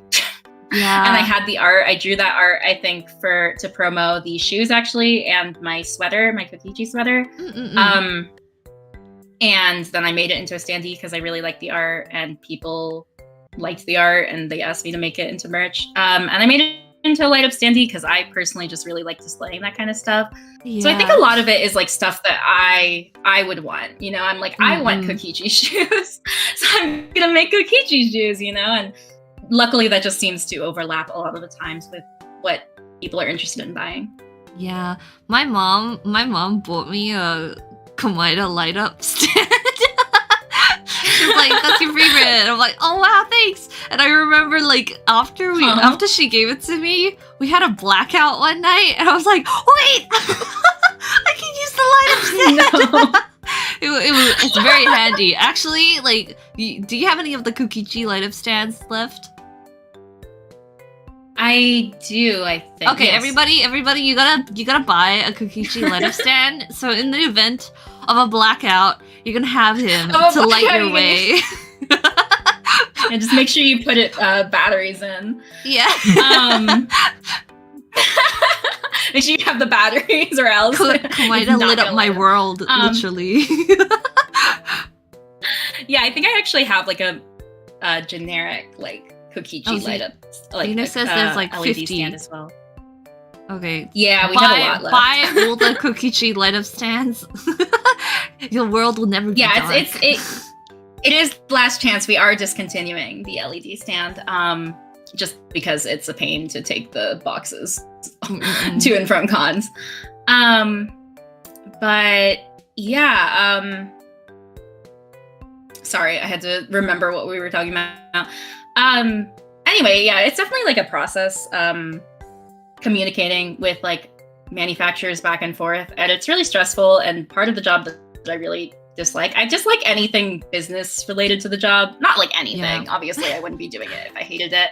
But like, just like all the like back and forth and like errors, a trial and error with like manufacturing, especially like more complicated and specific. Like the more specific you get and the more custom you get with an item, the harder it is, and the more time it's going to take, and the more communication. And it's a struggle to find manufacturers, like the right manufacturer, because someone's like manufacturer that they use can be bad for you because your art style is different, or like, you know, you're looking for something else. I know when I first started doing enamel pins, my first few enamel pins, like they couldn't, the manufacturers that I was using couldn't do like what I wanted, and I just thought that was limitations of enamel pins, and I just had to accept that. And so I wasn't happy with like my first few designs. And then I remember reaching out to this other artist who does pins full time, and I was like, hey, what's your menu? Which, by the way, don't reach out to artists and ask them their menus as a general rule. Kind of know them. It's not, unless you kind of know them or your friends or whatever, or like it as a general rule, that's just not very, people don't like it in the artist alley.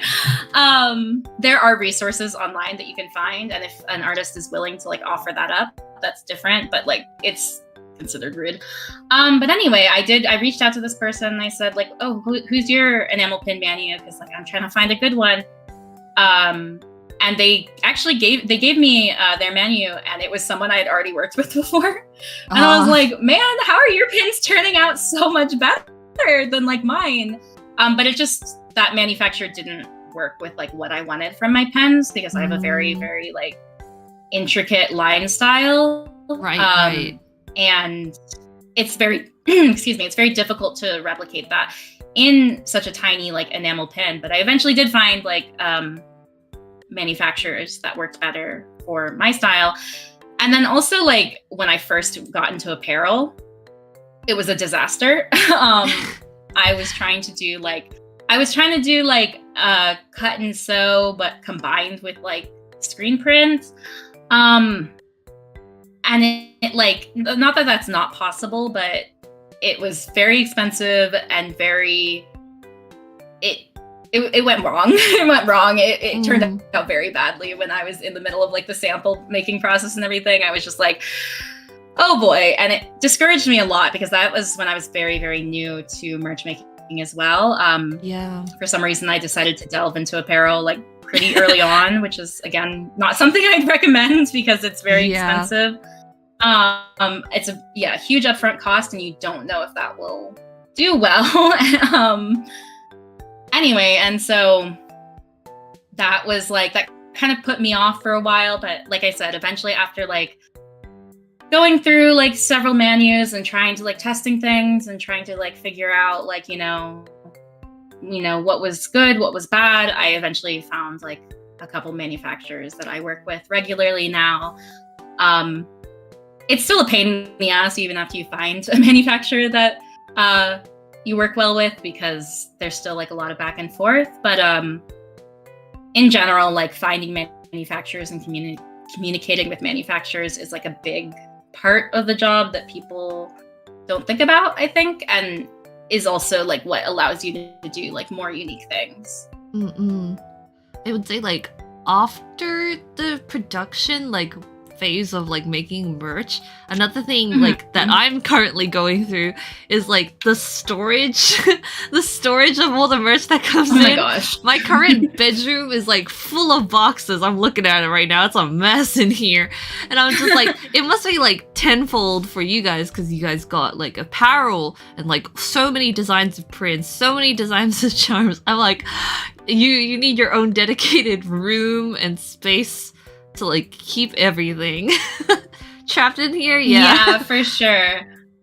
Zeno handles most of the storage and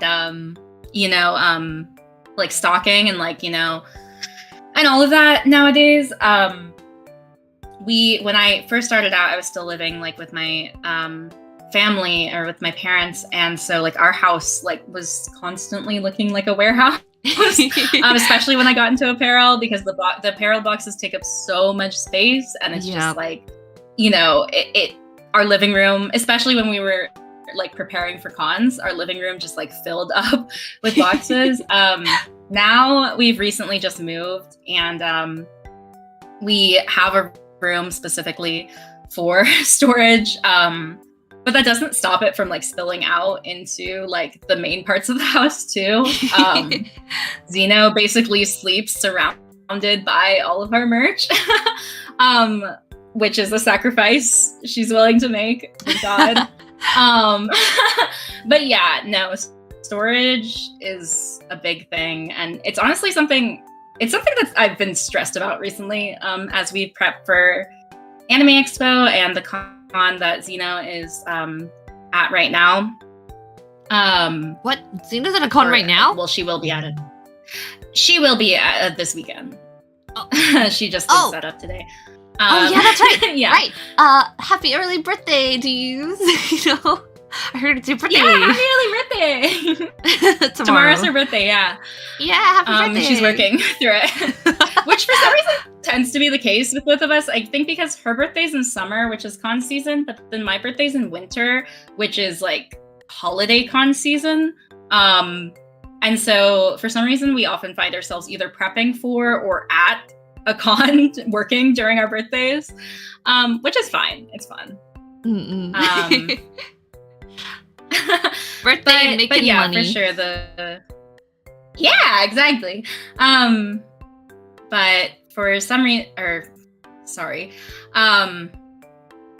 the storage is, I like lost track of like what I was saying, and I started reading someone's comment. But yeah, the storage is like a huge thing, and it's a little bit better now that we've moved into a new place. But that's what I was saying, is I've been stressing about it a lot, because going to AX is like, it's cross country, and we drive to all of our cons, and we're trying to figure out how to fly, but it's really difficult with the apparel. So we're just driving to this con, which it's like a 36-hour drive one way, something like that, 32, 36 hours. Holy moly. And I'm not looking forward to it. We literally leave in a couple days. I don't want to do it. But it's been stressing me out, because, you know, you have to prep so much. So like so much inventory, and just how many items we have. I keep being like, oh my God, we need to downsize. Like I need to like get rid of things. But at the same time, I'm like, oh, I want to make more. Like I have so many ideas. I want to make like all this merch, you know what I mean? So yeah. I wish you guys luck and a fun drive, I suppose, maybe. Thanks. Yeah, it's actually quite a nice drive up until about like the Midwest, like Texas. We drive through Texas, and that's like really nice. Traffic? Texas is really fun. Well, traffic wise, like it's the highway, so like right. I don't actually know what the roads are like in Australia, but yeah, it's pretty like, actually there is a road, one of the roads to Texas, like there's two different routes that you can take, one that goes through like Dallas and one that goes through like San Antonio, I think. I don't know, I don't drive, but Zeno does all the driving. Basically the whole point of the stream is Zeno carries this entire operation. But anyway, one of the highways on the way to Texas is like just a bunch of red lights, even though it's a highway. So it has a bunch of stoplights, so you're just stopping and starting and stopping and starting. It's terrible. I don't know why they did that when it's a highway. Yeah, I've never really thought about traffic lights on a highway before. Yeah, it's weird. It's weird. But the drive isn't awful. I mean, it is awful, but like for the first half, it's like at least interesting. But once you get like past the middle of Texas, it's like all the way to LA, which is where AX is. It's just desert, and there's only so much desert you can look at before you start getting really fatigued and like bored and tired. And that's not great when you're driving. Oh man. So that part of the drive does suck. But like we try and stop frequently and like, you know, like I actually really like stopping in Texas. It's like the halfway point, and there's like a lot of cool like cities and stuff there. So we try to like make it like at least a little bit fun. We have like a road trip playlist that we listen to and like sing along to when we're like driving. Yeah. Oh man. Okay. One last thing about this kind of like slide that we have right now. All your like photo shoots for your products, like they're so cute, especially like for your apparel. Like, is that you guys modeling, or do you have like a friend that like models the apparel for you? I wasn't sure. I will answer that like directly. We do have multiple people who model the apparel, but we I don't want to like. Yeah, I don't want to answer that directly for some of the models who want to like be anonymous. Okay. But we definitely have like a lot of different friends who, not a lot of different friends. We have a couple friends who model the apparel. And then I've also like reached out to like some mutuals and stuff to model for me a couple times. But that can kind of like go like either way, because I have actually reached out to a couple people before and like sent them apparel, and then like they just ghosted me. Oh no. And we never heard anything back from them. That's happened a couple times. I think like bigger items like apparel are really difficult to photograph in general, because it's like you have to have like an entire like backdrop and whatnot, and then just like outsourcing photos is like, you know, when we send apparel to be photographed, like not they have to like style it, they have to like find like an area to take the picture, they have to have a nice like camera have quality. Someone have a nice camera and like have someone taking the picture as well. And then when we do the shoots ourselves, it's like the same deal, just like finding locations and such. So even though like I have like an interest in fashion, so I do like enjoy it to an extent, like styling models and like figuring out outfits and like figuring out locations. It's also really, it's a lot, and it's hard to figure out because like taking photos in public is really embarrassing. Sometimes. I feel like, okay, when you say that, I feel like more and more people, like especially younger people, I see more of them like go out to the city in cosplay just like for no reason. And I'm like, you're so brave. Wow. Lately I find it's always like the Genshin cosplayers. I'm like, what are you doing? There's nothing on. I do think that's more common for like you said, like the younger, like my generation, like Gen Z. What do you mean your generation? How much younger are you? I'm Gen Z. Damn. Did you not know that? What? I'm like almost a cusper, like, you know, like on the cusp of like millennial and Gen Z, but I'm Gen Z. Yeah. Damn. Not even, because I think the cusp is like what 1997 or something. Or 1996, 1997. I think that's like the cutoff, some people say, or some people say like 2000. But regardless, I'm, unfortunately or fortunately, Gen sorry, Z. elderly person here. Anyway. But yeah, I think it's definitely true for like the younger generation. But like where I live is not very young. Not that there aren't young people here, but there's a very specific type of person who lives in the area that I live, and so I don't really see like, you know, people dressing up or cosplaying in public. I do notice when I go to like bigger cities that is like more common, or people are like way more fashion forward, which is always really nice, because it makes me feel like less self-conscious about like the style that I like to dress in. But yeah, here it's not. Here it's not. And so like whenever we try to do shoots like locally, it's you know, kind of an ordeal. And then on the road, we tried to do shoots on the road and like meet up with people, and it's a lot because usually we're on the road for a con. Oh, right. And so oftentimes there's like time constraints, and it's stressful, and it's like so I'm still trying to figure out a good way to get apparel photos, because I think one of the things that I'm working on right now is less model photos and more just like photos of the actual like apparel like laid out, because obviously that's the most important. Like seeing how it's like styled is important, but I think just being able to see the design and everything. And that's like, again, just bigger items are like a struggle to photograph, but smaller items like charms, prints, enamel pins, those are all really, really fun for me to photograph. It's cute. You got all like the pattern backgrounds and stuff. It's so cute. Yeah, we kind of have like a formula that we like use. I prefer to use, we have a light box that we take photos in sometimes, but I personally prefer to use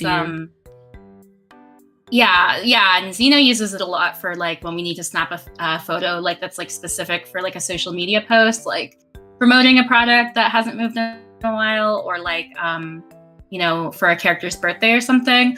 But when I take photos, I prefer, if I can, to use natural light, because I just like how it looks. I think all of the photos, all of these photos except for the acrylic stand were all taken with like natural light.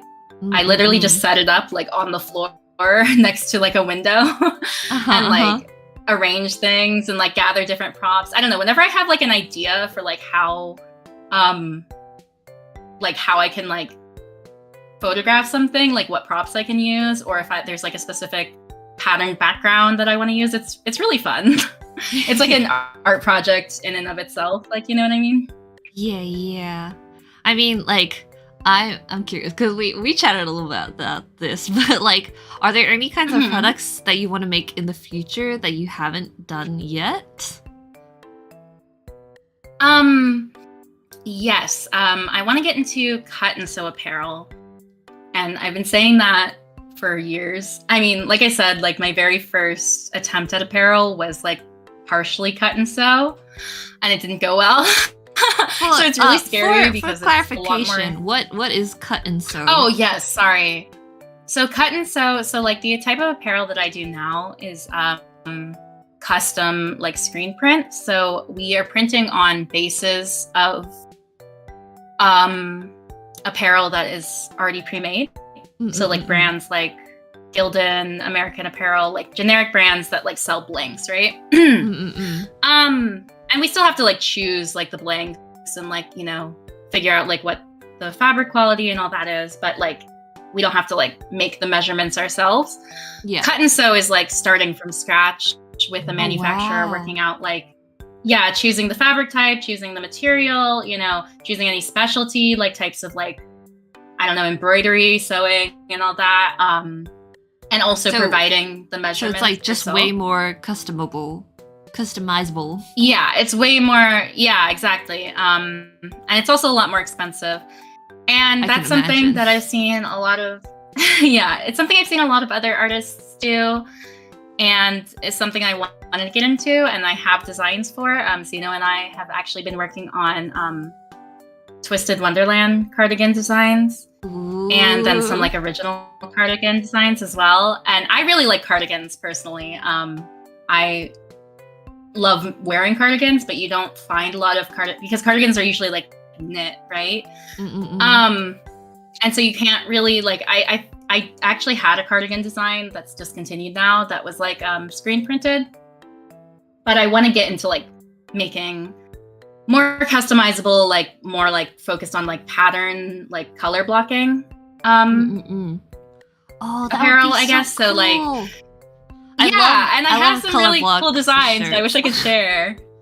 They're really aesthetic. I've seen different artists like I have to keep it under wraps until we like actually like we've like found some menus and like, you know, we've contacted some people, but like it's a huge expense up front, and it's a lot of time as well. So we just haven't had the time to like start the sample process. But that's something that I definitely want to get into, like sometime in the next couple years. And maybe like custom plushies and Ita bags. That's also something I'm very interested in doing. I so want a plushie, but I'm also like, oh, that sounds very expensive. And also, oh my god, the storage. I know. With apparel already, it's like, oh, I can't imagine like dealing with so many like plushies and bags, especially so like many bulky bags. items. But they're so cool though.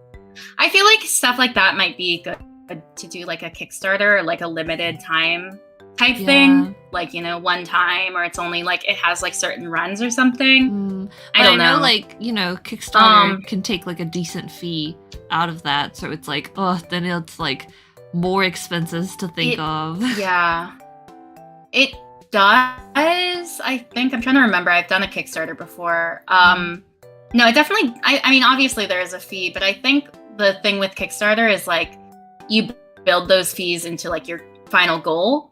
And if you don't reach the goal, the project doesn't happen, right? So if you reach the goal and the project's happening, then like you've already made enough to like cover the funds. If you've budgeted appropriately, you know, and made your goal like a reasonable goal. Yeah, but I also feel like, well, I feel like you and Zeno, you know, you have a big enough reach. You could probably just like drop it on people and people be like, Kokichi! It's kind of true. I think you would be surprised by like how even when you have like somewhat of a following, especially if it's like, I mean, a Kokichi plush, oh my god, I would love to do that. But like for like original stuff, it's a bit harder to market that. For sure. Like by yourself, you know what I mean?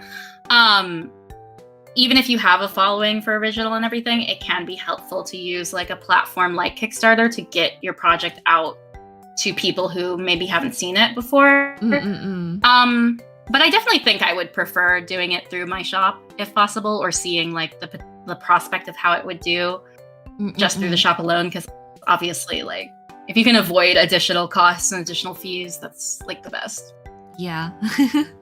Well, I'll look forward to it. And you're avoiding this, but like I talked to you before about this, and we were talking about the Booba mouse pads, and you didn't bring it up just now. So. Oh yeah, sorry, I completely forgot. Yeah, Ibble's like, I'm gonna be so wholesome, and I'm like, no, Ibble, you told me you wanted to make a Booba mouse pad as well. All right. Okay, no, that's because you specifically asked me though if I was gonna make Booba mouse pads, which yes, I want to so bad. I love what you did with was it Miu first? Yeah, the Miu one. And then now Junko. Yeah. Oh my god, I want the Junko one so bad. Like I told you, one of my like merch ideas on my 10 billion like, you know, mile-long list of merch ideas was a Junko mouse pad. But I think I'm just gonna get yours now that you've made it for me. Catered to me specifically. But I do want to do like a Kaide mouse pad. I think that would be really cute, just because like I'll buy your Kaide mouse pad if you make one. Yeah, and I'll buy your Junko mouse pad. I actually have a Chiaki mouse pad from that one artist who does the like Chiaki Komaida. Yeah, I have all of them except for his Junko one. I'm like, oops. But we'll trade, I think. Yeah, nice. But yeah, I definitely want to get into that. That's something I've wanted to for a while. I had some like original ideas too, and then I wanted to do like a KG Your Turn to Die Booba mouse pad. His boobs potentially. Because I headcanon him to have big titty.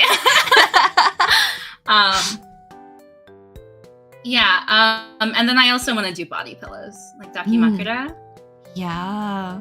I think that would be really fun. I've had. What did you make though? So I actually have sketches, really old sketches that I will never show anyone because I need to resketch them. But literally from like 2018 probably, because when I first got into V3 of Rantaro, Kokichi, obviously, Shuichi, and Kaide. I don't think actually I ever sketched Kaide. I think I actually only have sketches of Rantaro and Kokichi. But I have ideas in my head for I'll be all of them, excited for those. yeah. Do you Yeah, actually own any and then obviously body pillows as well? I do. Wait, of who? Well, when I was like in middle school, I bought like a Todoroki BNHA body pillow, and now I don't know what to do with it. Oh no, you're like, because I don't want it anymore. I don't want to cuddle him anymore. Yeah, I'm like, I don't want this anymore. So I use him as like a stuffer for like my bed, because my bed has like a gap in it because the mattress like doesn't quite fit. So I use him as a stuffer, and then I also I don't even think I have him anymore. I don't have him anymore. I actually use I have a Sailor Moon one, which I also bought when I was like in middle school.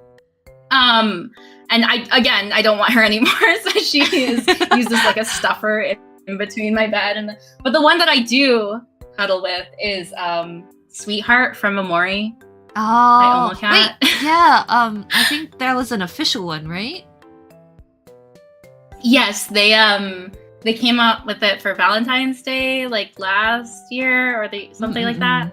I think it was last year. I remember because I was at a con. I was coming back from a con, I think, and I remember like we were literally like getting lunch on the road, and I saw that it was released, and I was like, oh my god, instant buy!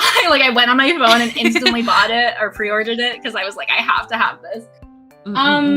Yeah, I love her. Well, she's currently hanging. I'm looking at her right now. She's currently hanging halfway off of my bed.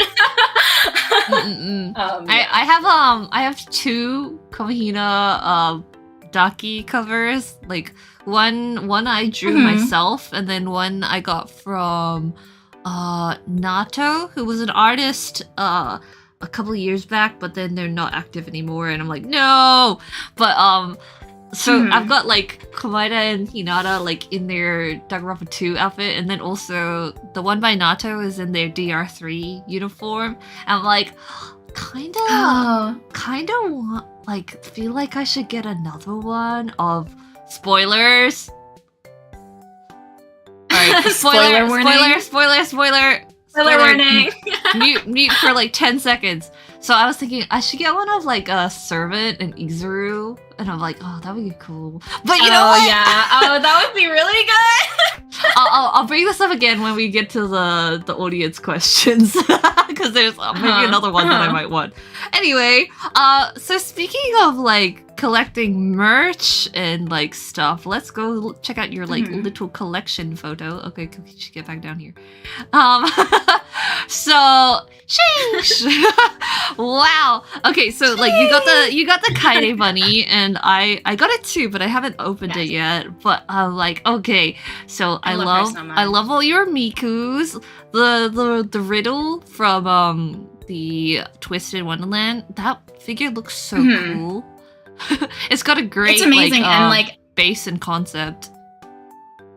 Yes, and I love figures. Oh my god, I could talk about figures for ages. I love figures that have like unique bases, you know, that aren't just like, you know, solid white or solid black. I live for that, and so I actually bought that figure or pre-ordered it before I was even into Twist, which is a bit shameful to say, to drop so much money on a figure for a series but I absolutely knew as soon as I saw that, because Twist was Japanese only for the longest time, right? And so what I knew of it, but I had never played it. I couldn't get into it because like it wasn't even on the App Store, so even if I wanted to like play it in Japanese, I couldn't. But I knew that I would love it because I love Yana Tabosa's work, and I love anything Alice in Wonderland themed. And so when I saw Riddle for the first time, I was like, oh my god, I love his character design so much. I love this concept, and even if like I ended up playing the game and hating Riddle, which is not what happened, I love Riddle. But even if that, like this figure just as a standalone figure slaps so hard. And like actually, while I was in Japan. Oh, sorry. When I look at Riddle, like the only thing that like kind of throws me off is like the caution tape belt that he's got around his waist. That's the only part where I'm just like, huh? But yeah, I also think the design slaps. Fair. I really like the Twist designs. They're definitely like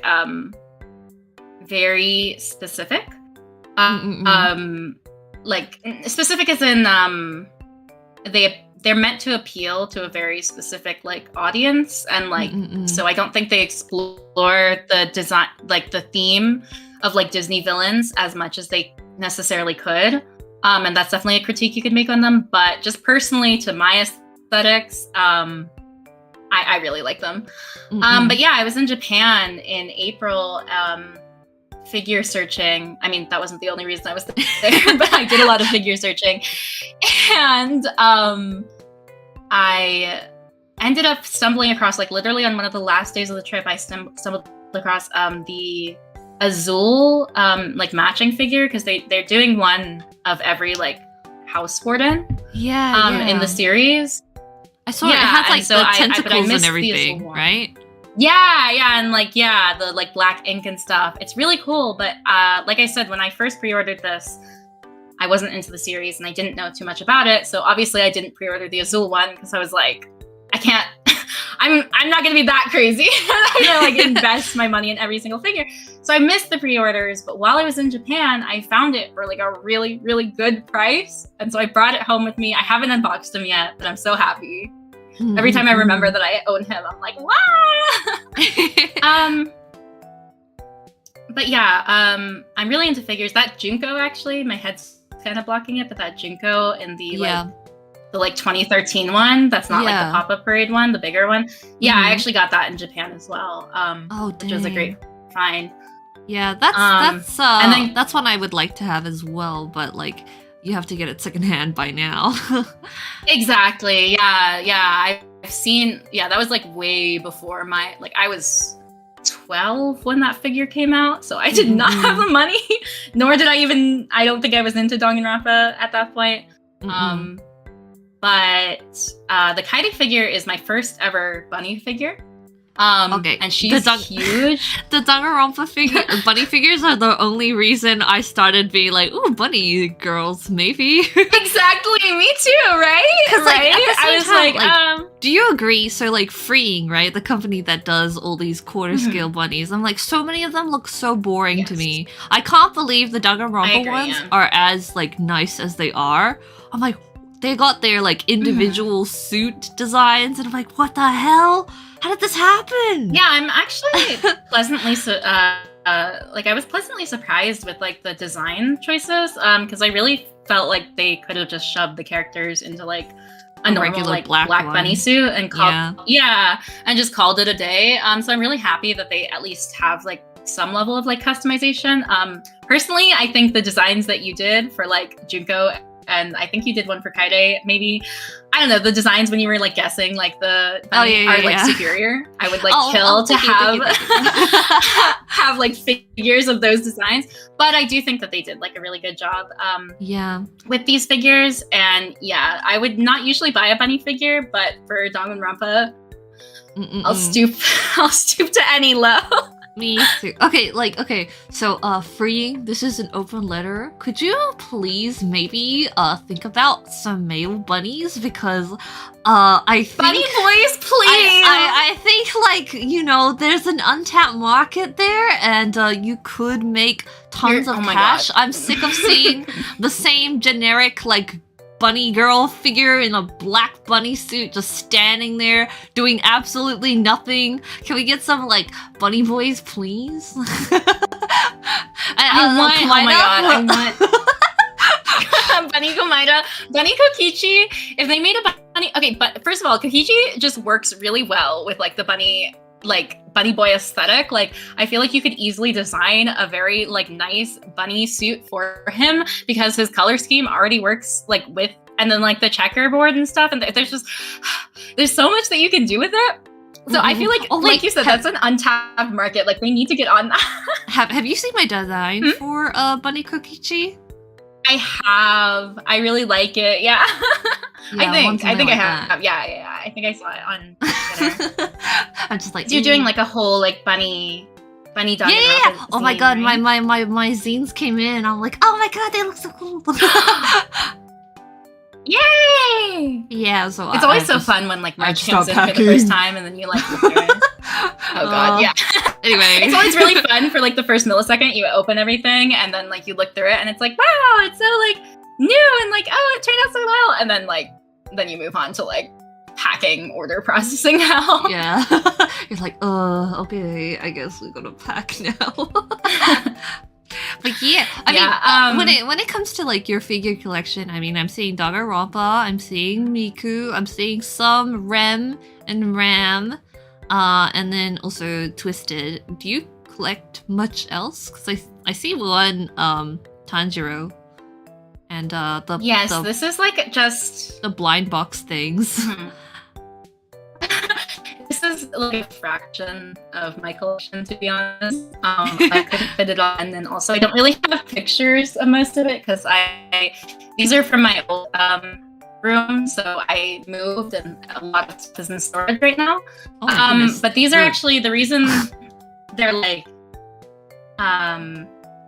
these are like specifically themed pictures, or at least two that are like on the shelf. You sound like a robot right now. Oh, sorry. Is my connection bad? I don't know. It was just going like you're becoming Kibo, actually. Oh no! Oh, it sounds okay now. It sounds okay now. Okay, sorry. Yeah, so I don't know. Wow, I think there's something about the Australia to US like ping or something. I don't know how that works. I'll blame myself. No. But in any case, so the bottom picture was so what I was trying to do, which I didn't end up doing because the year became so hectic and I ended up moving unexpectedly, but I was trying to do a different, like a themed shelf for each month, where I would just like make a like display and try and like pick out figures from my collection that like matched that like month or theme. Oh, that's so cute. And so the bottom picture is January. Yeah, because that's like my favorite shelf in my room. It's like the perfect height for just my personal viewing level. And so I couldn't decide what to like permanently display there, so I just decided to have it like change, because I also really like arranging figures and like moving them around. It makes me feel like, wow, I didn't spend hundreds of dollars on plastic for nothing. Or something like that. So yeah, that one was January, and I was going for like a wintry / like New Year's theme. And then obviously the one up top is February, so like that Valentine's Day. Oh, everything pink. You know, like pink.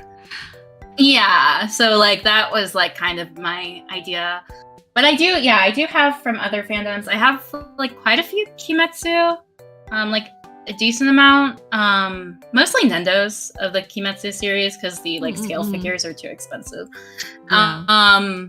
They got a lot and then of fix. Obviously I have like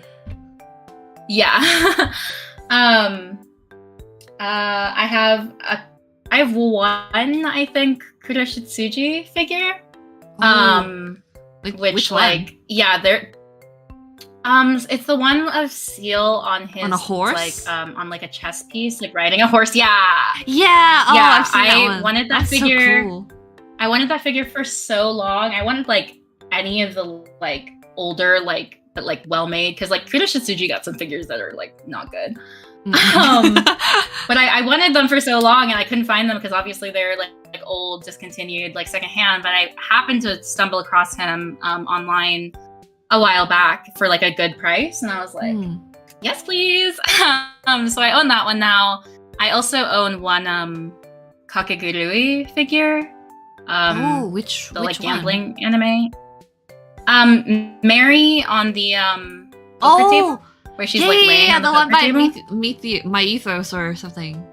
Yeah, like Mythos or Mythos. Yeah, I don't know how to pronounce the company name, but I really like their figures. Ethos, but it might be wrong. Yeah, I go back and forth between My Ethos and Mythos. Yeah, because you got the Miku from them too, and I got that one too. That was my first, I have the that's Miku, my first and only figure from that company, and I'm like, it's so pretty. I'm so sad I missed out on their Celeste figure. God damn it! It's now like $700 or something. If I ever see that secondhand, I know. Like it's for such a good figure. Price. The Celeste one. I can't believe they actually made a Celeste figure in the first place. Yeah. And like I wasn't part of the fandom back then. I was, or I didn't have the but money, one or the other. I'm so stupid. I was like, well, Celeste isn't my favorite character, so I don't need a figure of her. And then like because like I'd never bought a figure from that company before, but I was stupid. I should have just bought it because now it's being resold for so high, and I'm like, why? I know, yeah. And I mean, you couldn't have known that figure company is like so like high quality, because I didn't know either until I bought the Miku. And I unboxed her and I was like, holy shit. It's so pretty. The sculpt, like the fact that they use like different materials for different parts of the figure, like her skin is like actually, I gush about this all the time and no one ever understands, but her skin is soft touch. Like it's got that like soft touch material, you know? Really? I haven't been which I think is brave enough to touch her. You haven't felt her up. No, it's soft touch compared to like her dress, which has like a pearlescent sheen on it. Yeah. Oh my god. I love that figure. I remember there's like patterning on her socks as well. I'm like, oh my god, this is so much detail. The intention to detail is insane.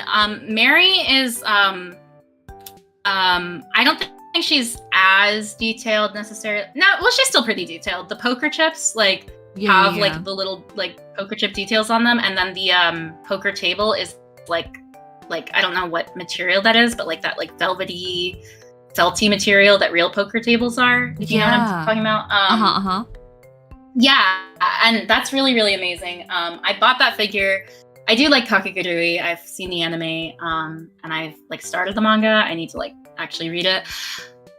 But I'm not like a huge fan. It's not like I'm like a diehard Kakegurui fan. I just bought that figure because it was A, mythos, and B, I do really like Mary. She's my favorite character from the series. But see, like I said, I really, really love creative figures that like use like that like how the base is part of the figure. You know what I mean? Like it's like interesting to look at, and it's like a whole scene instead of just like a character standing there. I think in the future, if I could, I would love to have like a dedicated like Halloween and also casino section of my collection, because I think like Halloween aesthetics are so cool, and I also I don't know, I like the gamble aesthetic, even though I would not gamble at a casino. No, I totally get you. There's that one Halloween like Miku figure that I've seen that's really cute. The one where she's like floating, where she's like with the pumpkin. Yeah. Both of us like, oh my god, cute. Figures. you can still buy that Miku right now, I'm pretty sure, because they re-released it recently. Oh really? Did they? I didn't know that, but I am trying to be a bit more picky with my figures. Like I said, this is like just a fraction of what my collection has grown into, especially with Nendos. Oh my god, I love Nendos. They're so cute, but the storage for them, like just storing all the different parts that aren't in use, is so annoying. Stresses me out. I think like, but I can't stop buying Nendos. When it comes to collections now, I kind of only buy Danganronpa stuff. And so like it's wild to me that there's so much Danganronpa merch coming out right now in terms of figures. I'm like, oh my goodness. I'm like, I feel so lucky. I'm like, they know we're adults now. We can buy stuff. I know that we have money. No, literally, I need them to release like, okay, if they release a Kokichi Pop-Up Parade figure, obviously I'm buying it no matter what it looks like. How many? I am a little bit picky. It's not just one. That's personal information. No, at least 2. That's how I feel about a Komaida Nendoroid. I'm like, I need at least 2. Oh my god, yes. If they come, I feel like it's very likely that they would come out with like a Komaida and potentially a Kokichi Nendo. I feel like out of all the male characters in Danganronpa, those 2 are the most like sought after, sellable, merchandisable. Yeah. I mean, like, they're definitely gonna do a Komaida one. We're just holding off because they made merch right. They already, announced and I'm like, right, just give me the Nendo. Yeah, they had the design. They did it with Junko too, and then she came out, which I still haven't unboxed my Junko Nendo. Me neither. But yeah, The only two Kokichi figures that I own are the like most recent one, the sitting one that's paired with Shuichi. Oh yeah, by Union Creative. Which is cute. And then you also have the I feel garage like they could kit. have done a little bit better. But... I And I have the garage kit, and I saw your tweet. my cat bit his fingers off, and I'm so sad. So I didn't know that she bit them off at first, actually. So I actually tweeted that out late because that was like when I had the realization that what had happened. At first I thought I thought that I had broken it without knowing, because I just noticed, because I had him on my desk like at eye level so that I could just like look at him while I work. And I also like, so I have an L desk, and so I have my workstation, then I have like my gaming setup.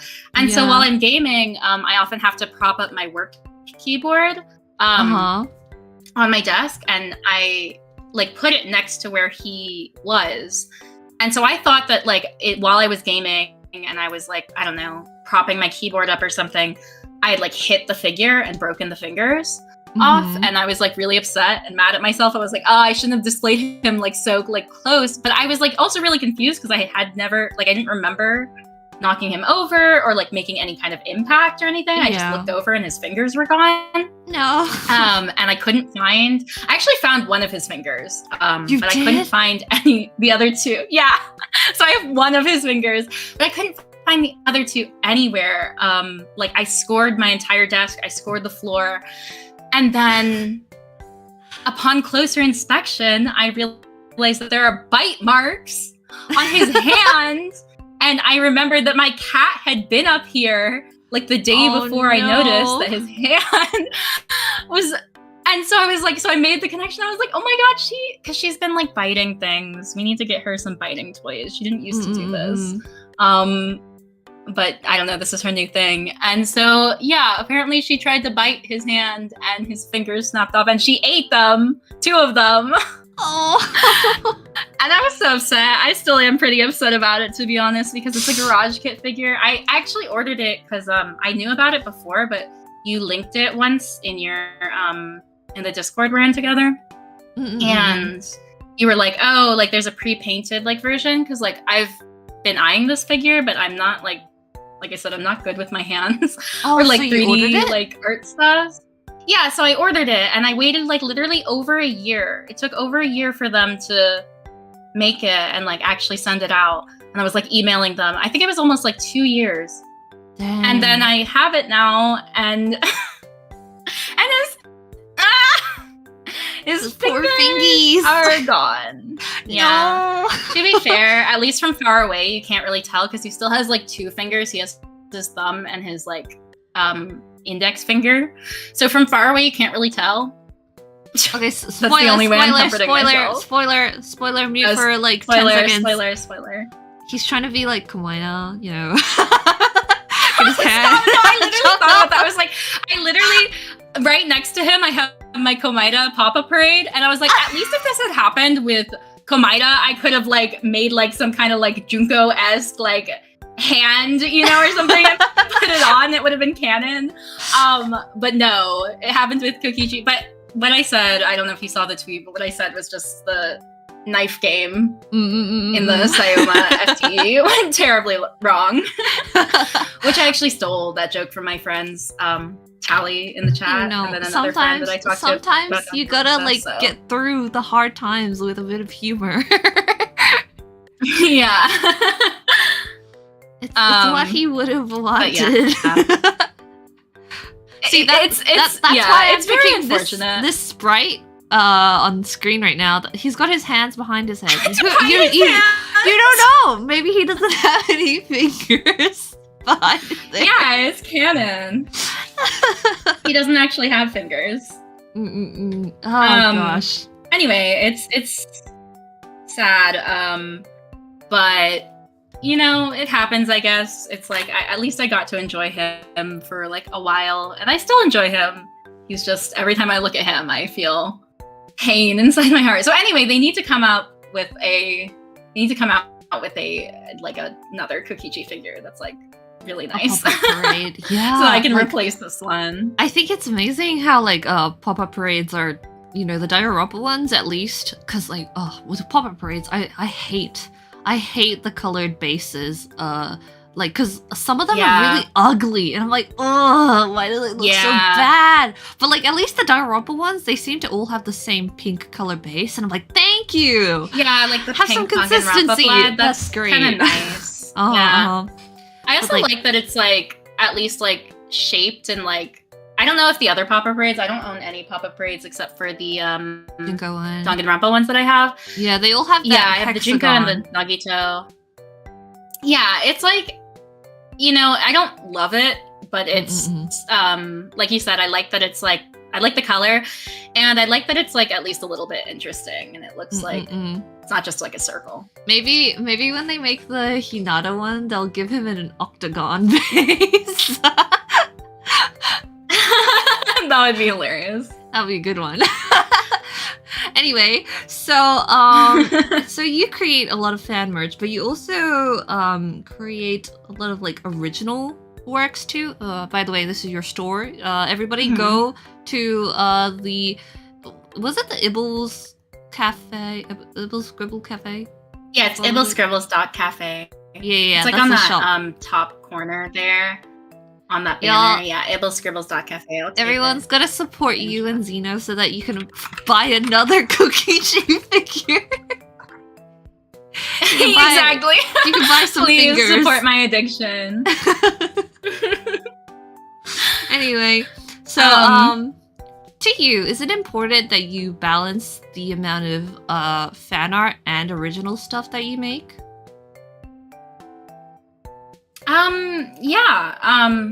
Kind of. It is in theory, but like I end up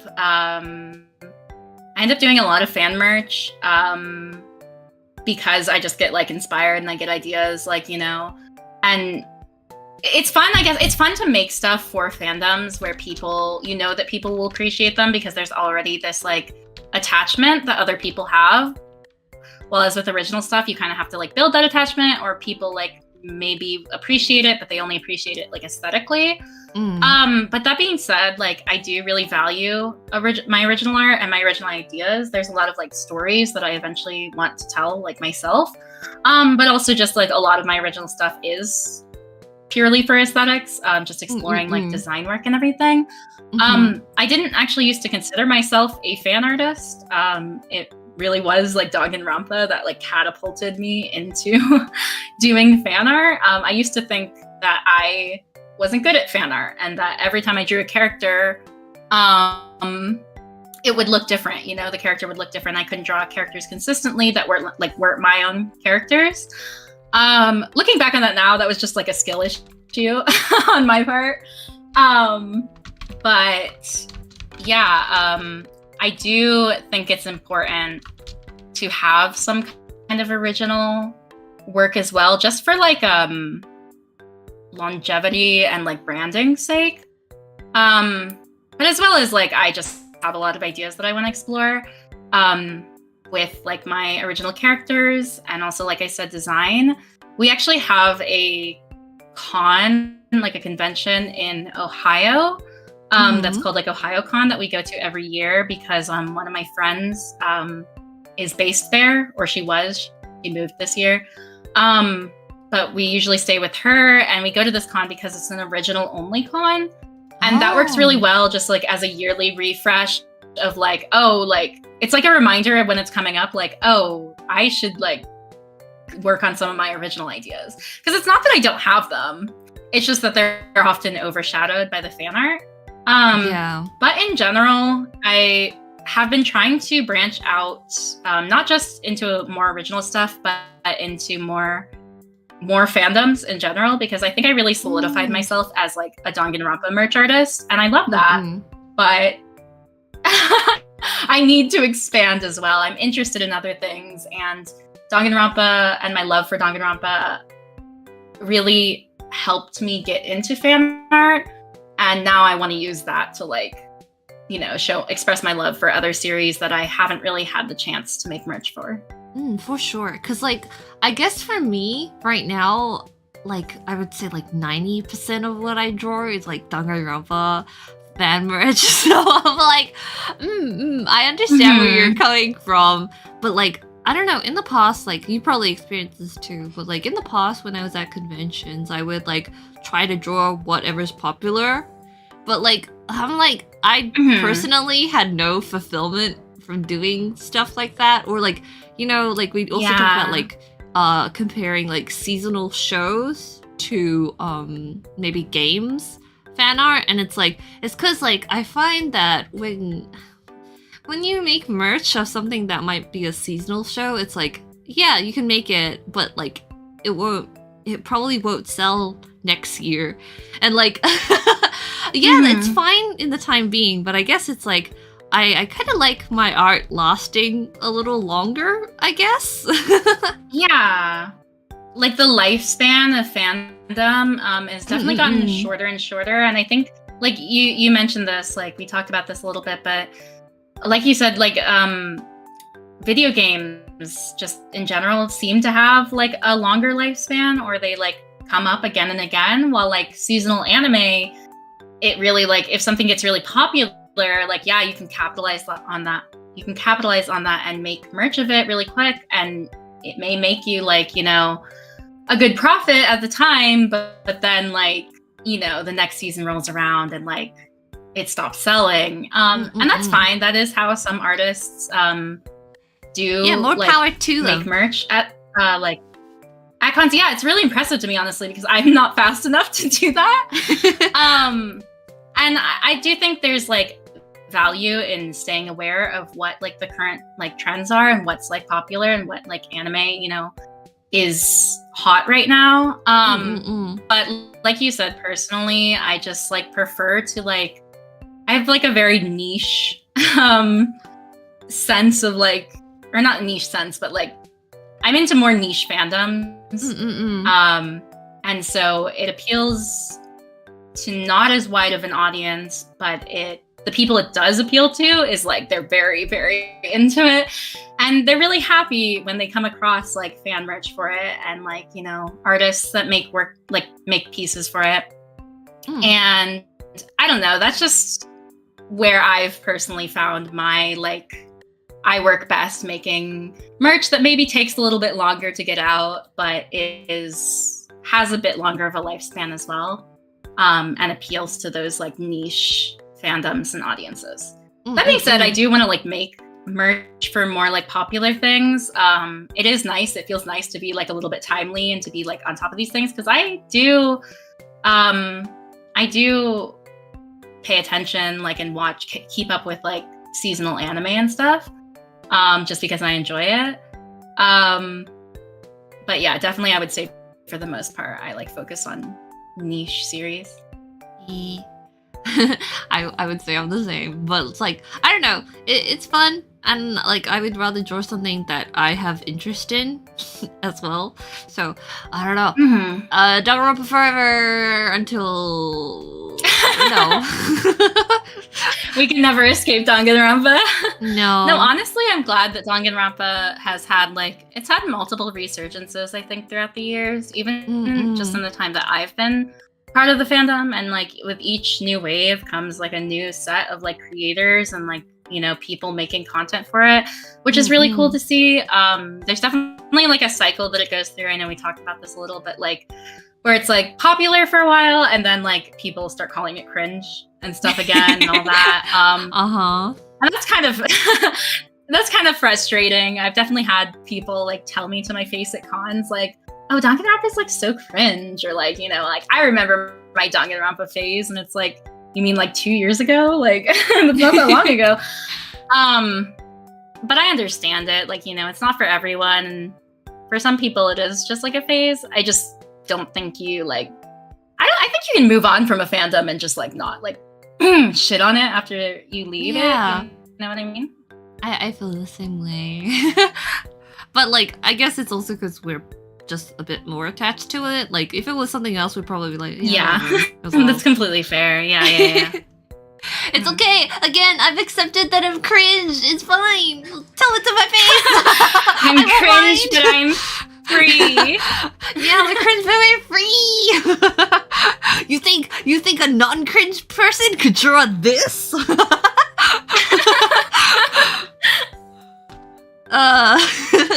But it's, yeah, for sure. And like like you say, like you really like your original stuff too, because like you were more of an original character artist before like Danganronpa pulled you in. So I wanna look at some of your designs, because I see the do they have names, or are they just like, yes, this is a character design? Some of them have names. A lot of the designs that I do, especially for merch, are nameless. They're literally just like, you know, I just like to put a character design out there. I have an idea, I have a concept, get it out. And I'm really bad at naming my SCs as well. So their names, even when they have names, they're like not good. Or not good, but like I like them. Like it takes me a while to decide on a name, but they're like very simple or basic or like straightforward. I think everyone on this page, like three-fourths of them. Wait, how many? 1, 2, 3, 4, 5. Okay. Three-fifths of them have names, I think. So starting from the left is Cheshire, who is based off the Cheshire Cat in Alice in Wonderland. He is like one of my favorite OCs right now. He's an OC that I made along with Saya, my friend. And it's like it's turned into like a whole story and like a whole thing. I won't go too much into it because it's still something that we're like developing and working on, but it's been really fun to like develop a character like more in terms of like personality and story, because like I said, a lot of these characters are just like designs. And then on the right from him is from the same series, my preliminary design for the Queen of Hearts. So she's based off the Queen of Hearts, obviously. I love the heart. Thank you. That's so cute. Thank you. I'm really proud of her design. She actually, I don't have it here, but she actually started out as like looking more Junko-esque. She had like giant pigtails, kind of similar to Junko. Just because like that's like my idea of like a strong woman who also has like issues. But I ended up like that was just one of the first passes, and I ended up thinking that it was like too Junko-y. And so I ended up going with like these like poofy, like kind of like bubble heart braids with like other like braids weaved into them, and I'm really happy with it. And then to the right of her is his name is Monocle, or Mao for short, which is literally just one letter off from Monarchy, because he's based off of a Monarchy Neko. So you'll see a consistent theme with my designs in that they have like one central theme that like idea that I start out with, and then I like expand from there, which is always a fun way to design a character. I actually, Mao's overalls that he's wearing that like are shaped like a Monarchy Neko and everything. I really want to like make them in real life. Like I want to like custom cut and sew them. Yeah, I think it'd be really cute. That illustration is a shirt, right? Yeah, it's a shirt and a sweater. Yeah, screen printed. It's nice. Thank you. Yeah, I'm really proud of his design. He's again one of my favorite. He doesn't really have much of a personality, but he's one of my favorite designs or OCs that I've designed in general. And like I said, the overalls were like the central part. They were the first thing that I imagined about him. I just had the idea for like the overalls, and I was like, wow, that'd be like a cute idea. And then I was like, why don't I just like turn it into an entire character? And then the like the Jiangxi themed one, the like ghost cat one, is actually a matching like a pair to Monocle. I see. It was meant to be, the theme was Necomancer instead of necromancer. My god, you're so smart. Yeah, so I wanted to do a shirt design, and I have a sketch for it, but I've been meaning to work on it for forever, but I've been wanting to do a shirt design that says like Necomancer on it for a while, but I needed a character design for it. And then I figured, like, if I'm already gonna do like a cat boy who has to do with like spirits and stuff, why not pair it to Monocle or Mao? Because like Mao is like a lucky cat, so he's like got like themes of like fortune. Like I put in a lot of thought into like what in the actual sweater design, what motifs to use to represent like, you know, East Asian ideas of like fortune and good luck and stuff. And for the Necromancer one, I kind of went with like a Jiangxi theme. I don't know if I'm saying that right, by the way. I'm not Chinese. I think it's right. Okay. Though I am Chinese and I don't know. Yeah, sorry if I'm butchering that, but that is the his concept. So I went like more like, you know, Japanese traditional themed with Mao. His is like more Chinese traditional theme. Ooh.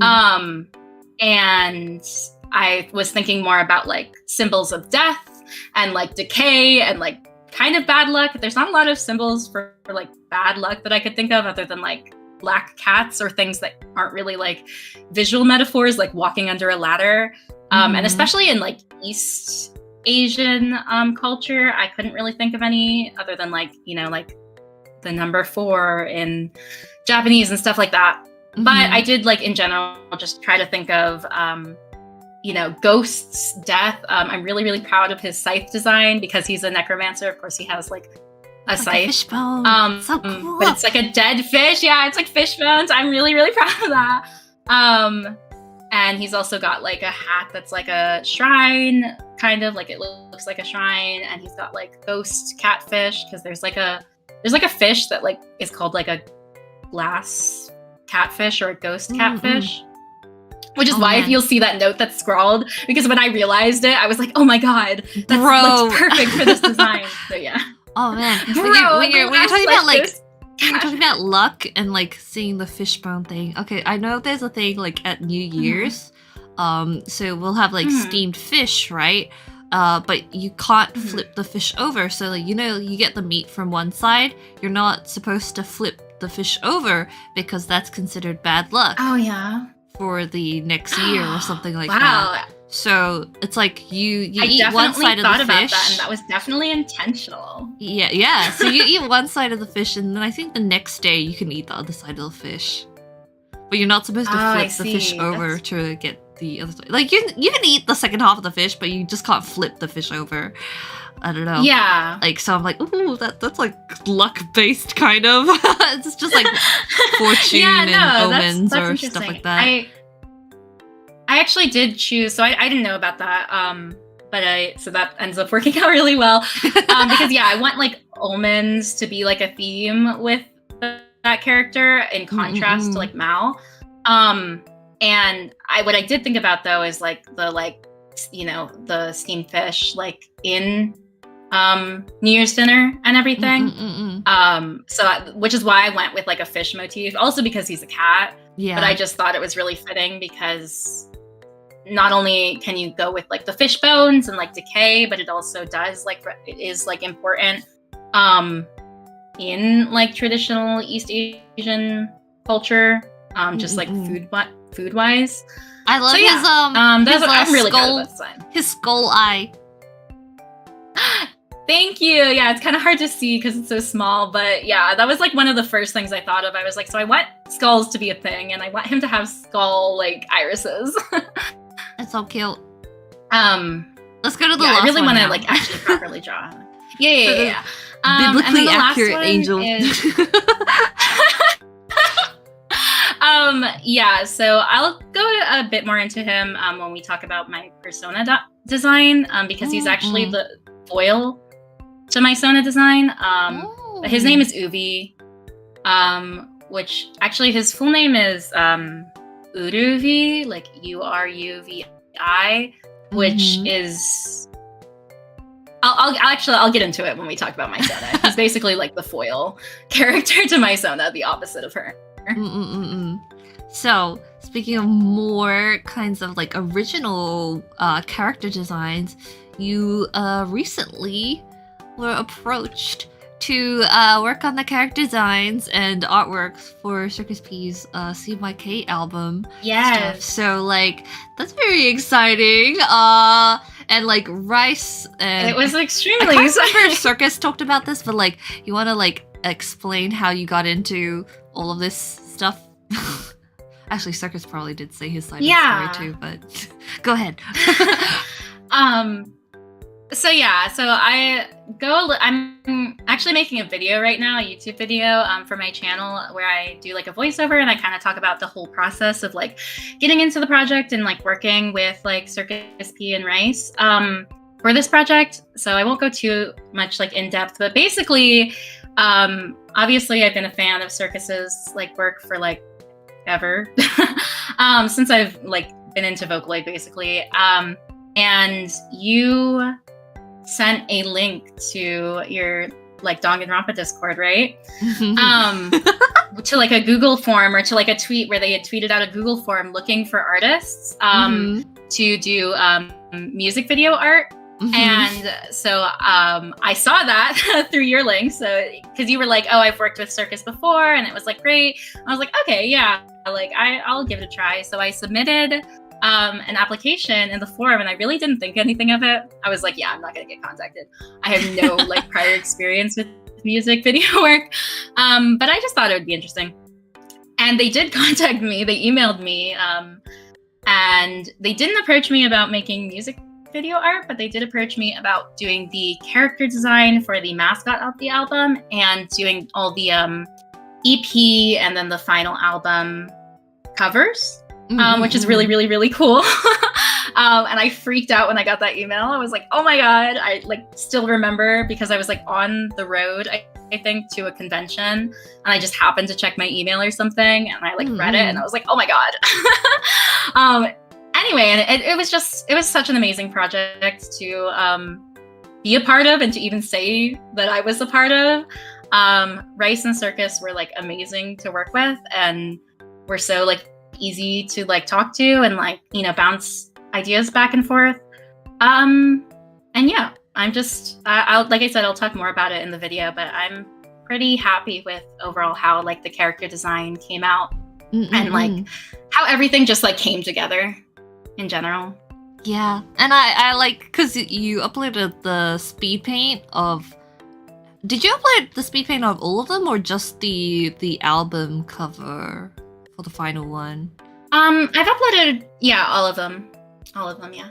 Yeah, because I remember I watched the speed paint of the final cover, and I'm just like, it's so good. I'm like, oh, look at all that Thank you. art. But okay, yeah, I'll just ask one question. Which one's your favorite, personal favorite? Oh, which of the covers or which of the designs? Well, which one of the like designs? Outfits. Yeah, outfits. Of the designs, oh god, probably my favorite aesthetically is and maybe to draw too, is Khee's design. Oh, like me? Khee, K-E-Y. Yeah, you're my favorite, Khee. Oh, well, thanks. I think Khee's design, I think I really like the final CMYK design, and she was actually the first one that I properly like designed, or like started designing when I first started the project. But I think her color scheme is very specific. It's very specific, and it makes it hard to put her in a lot of contexts. So I like that Khee's design is like the same exact design, but black and white. It goes really hard, in my opinion. I like the simplicity of it. Because I was wondering, I was being like detailed. I was like, yeah, those two have the like exact same outfit, but it's just like different colors. And I'm like, oh, is there like secret lore? Is there like a reason? But you'll probably explain when you make your video. So I do. We can leave it a secret for now. A teaser, so that everyone goes to subscribe to your channel and wait for that video to come out. Whenever it does. Yeah, oh my gosh, I need to edit it. It's probably gonna be like 10 billion years. But yeah, no, I had so much fun on this project. I think my favorite one to draw might be yellow, the yellow one, or magenta. I don't know. I like all of them. I like drawing all of them except for Scion. I don't like drawing Scion. I don't have fun drawing her. Oops, I that's feel why so she's bad. crying. Oh no, the lore, that's why she's it deepens. It's her depression arc. Yeah, no, it's literally her depression arc. Which I don't dislike her design. I just think it has a lot of elements that I just personally don't have as much fun drawing. And I ended up having to not change it, but like, I ended up having to like think a little bit outside of what I would normally. I don't know, because all of these designs are still like very within my comfort zone. I don't think I like really left my comfort zone, but Scion would be the most like on the edge of my comfort zone, I think. You're just like, oh, I'm done with this. Rice says that Scion has their favorite hair, and yeah, I see do Rice like her and hair. Circus both Her in hair the is not the chat. issue. Hello. Yeah, hi. I do like her hair. That's not the issue that I have with drawing her. Even though her hair like makes absolutely no sense. I feel like that would look a little bit strange in real life. Yeah, I don't know, maybe not. like, I don't know, because I was like unsure if you had been like a fan of Vocaloid, but like clearly you are. So I'm like, we're gonna talk a little bit about some of your faves right here. The only one I don't recognize is the red one. That's at the bottom right. I don't recognize that song. Yeah, no one ever recognizes that one. It's pretty. I don't think it's that popular. Yeah, I'm a very, very casual fan of Vocaloid. A lot of my exposure to Vocaloid was through like utaites, like YouTube, like English cover artists, as opposed to like utaites, which now I listen to more utaites. But anyway, so I'm very casual. I don't know like all the like Vocaloid terminology or like even like most of the Vocaloids other than like the mainstream ones. Don't worry, I was like talking to Rice and Circus, and I'm like, I don't know your in-depth knowledge. No, it's scary when they talk about Vocaloid, and I'm like, I can't follow at all. They asked me when I was on call with them before, like for the What Goes Around stream, they asked me, I don't even know her name. They asked me, do you know this one Vocaloid who like, I know she's popular, but I don't know her name. And I was like, no, I don't know who that is. Except I did actually. I recognized her after, but I forget her name. They have so much knowledge in their brains. Anyway, yeah. Yeah, no, it's really impressive to me. I see like Vocaloid drama happening. Like, you can't call this V-synth a Vocaloid. They're not or like something like that. I don't know. Yeah, like, Miku technically not Vocaloid anymore. It's like, what? Really? Yeah, she's a I don't follow any character of that. or something. I see. Because Yamaha drama. In any case, I'm a very casual fan of Vocaloid. In terms of like knowing in depth about it, but it was very influential on me. Influential to me? What? It was influential in my childhood, and also towards like my interests and everything, and like what I ended up like I like the stories that Vocaloid often tells. I think that's my favorite part about it, is that Vocaloid songs, I know Vocaloid isn't technically like a genre because it encapsulates so many different like music styles and like genres within it, but just overall, like Vocaloid tends to lean more towards like telling stories through music, and obviously is often paired with like fan or art and like a character design and all this fan art and like fandom. And I really, really like that. So a lot of the Vocaloid that inspired me like from like an early age, or that I would follow through an early age, was like series or things that told like strong stories. So Kagero Project. I love Kagero Project. It's like, I really love it. And that was like, I think I found that through Jubi Phonic, because like I said, I used to listen to like a lot of like utaites, and I think in general I probably discovered, I don't remember how I discovered Vocaloid. It may not have been completely through Jubi, But she was definitely like my like introduction into like a lot of different series, like Honeyworks. I don't know if you remember like Honeyworks. Yeah, but like her cover of Confession Rehearsal by like Honeyworks was like one of the first of her covers that I ever listened to. And then I was a huge fan of like, I don't know if I'm gonna say this right, but Mothy P. Yeah. Who did like the series. Yeah, who did Daughter of Evil. Yeah. And all the Sin series and whatever, and Daughter of Evil and Servant of Evil. And those two songs, I think, like, and the whole series in general, because I was invested in like the entire song series, but those, like, I think made me really attached to the Kagamine twins, which is why they're like now like two of my favorite Vocaloids. And then what's it called?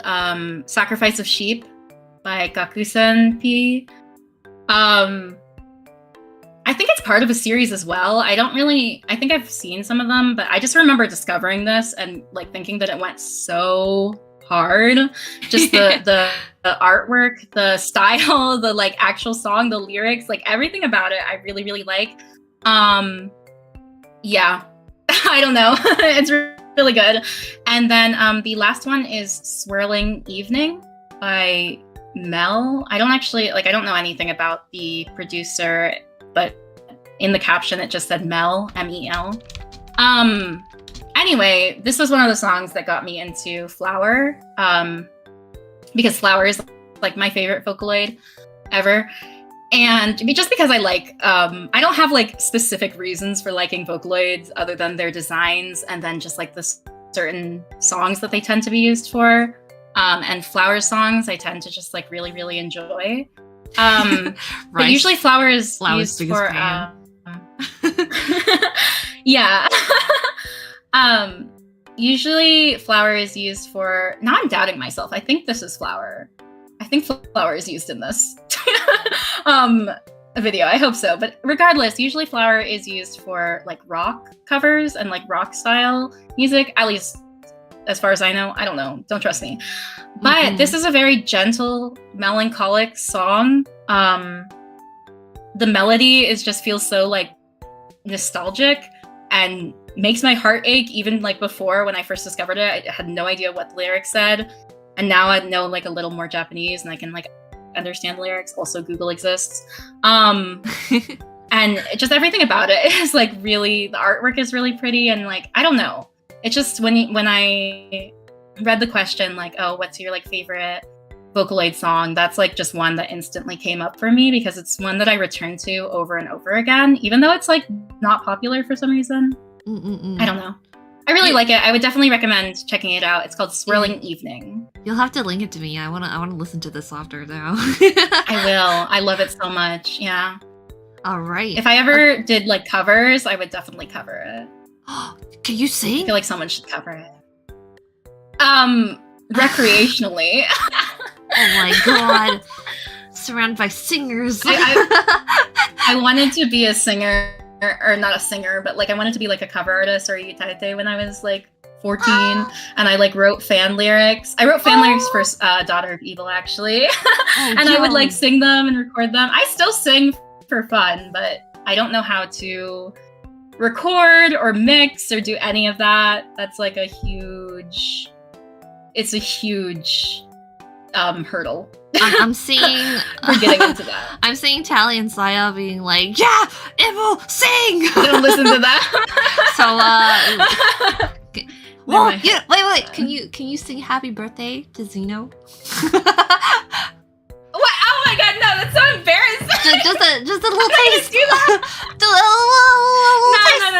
It'll be nice. It'll be nice for Zeno. Oh my god, no. Knowing with the amount of talking that I've been doing, even for a song as simple as Happy Birthday, my voice would 100% crack. It'd be like terrible. Yeah, no, I'll sing it to her in private. Oh, dang. Damn it. Like, I asked Rice too. I was like, Rice, can you sing? And Rice was like, no. I was like, oh. It's embarrassing to be put on the spot, like on stream. I I really like singing, but that's like... Juvie improvised a song about feet. All right, so like, well, Juvie is extremely powerful for that. I could never. You can finish the Juvie interview and then be like, oh, that's where it is. Yeah, I did not get that far in the interview. Anyway, we'll keep going, but someday, if you ever make a cover, I will listen to it. Thanks. I record my singing just like, you know, without any instrumental or anything, and that's really fun. So that might be as far as I ever get, but you know, if I ever feel brave enough to post it, maybe one day. Yeah, maybe one day. I'll look Oh, you know what's to a really good song to sing? Sorry, we should move on, but I really like fuck, what is it? Oh my god, I'm blanking. Detrimental. Circus P Detrimental from the See, I'm like, it's so good. The chorus goes so hard. It's so catchy. I find myself humming it even now, but especially when I was working on like the album stuff and everything, I just like listen to it over and over again and like sing along. It's really good. Anyway. Yeah. It is good. My sister also likes that song a lot. Yeah, it's like one of my favorites from the album. Let's go to the next question, which is returning to other fan art. So a lot of your, like, I guess merch and stuff is on like Danganronpa, Obori, Your Turn to Die. They're the definite standouts, I would say. So I'm wondering, how did you discover those games in the first place? Danganronpa. We'll start with that because that's like, you know, it's Danganronpa. Yeah. I think it was 2016 that I got into it, so a little bit late. Right, because it came in 2013, right? So like 3 years late. I had seen it before, and I think I'd actually even started the first game and either never finished it or maybe I'm making that memory up. Anyway, I think I had started it, but just like, I don't know, dropped it at some point. And then I had seen like Tumblr screenshots of the anime because the anime was out at that time. But I was like never that interested in it. And then I remember being in like early high school and going to like a so since I went to an art school, we had to go for like after school like art events and stuff as like homework.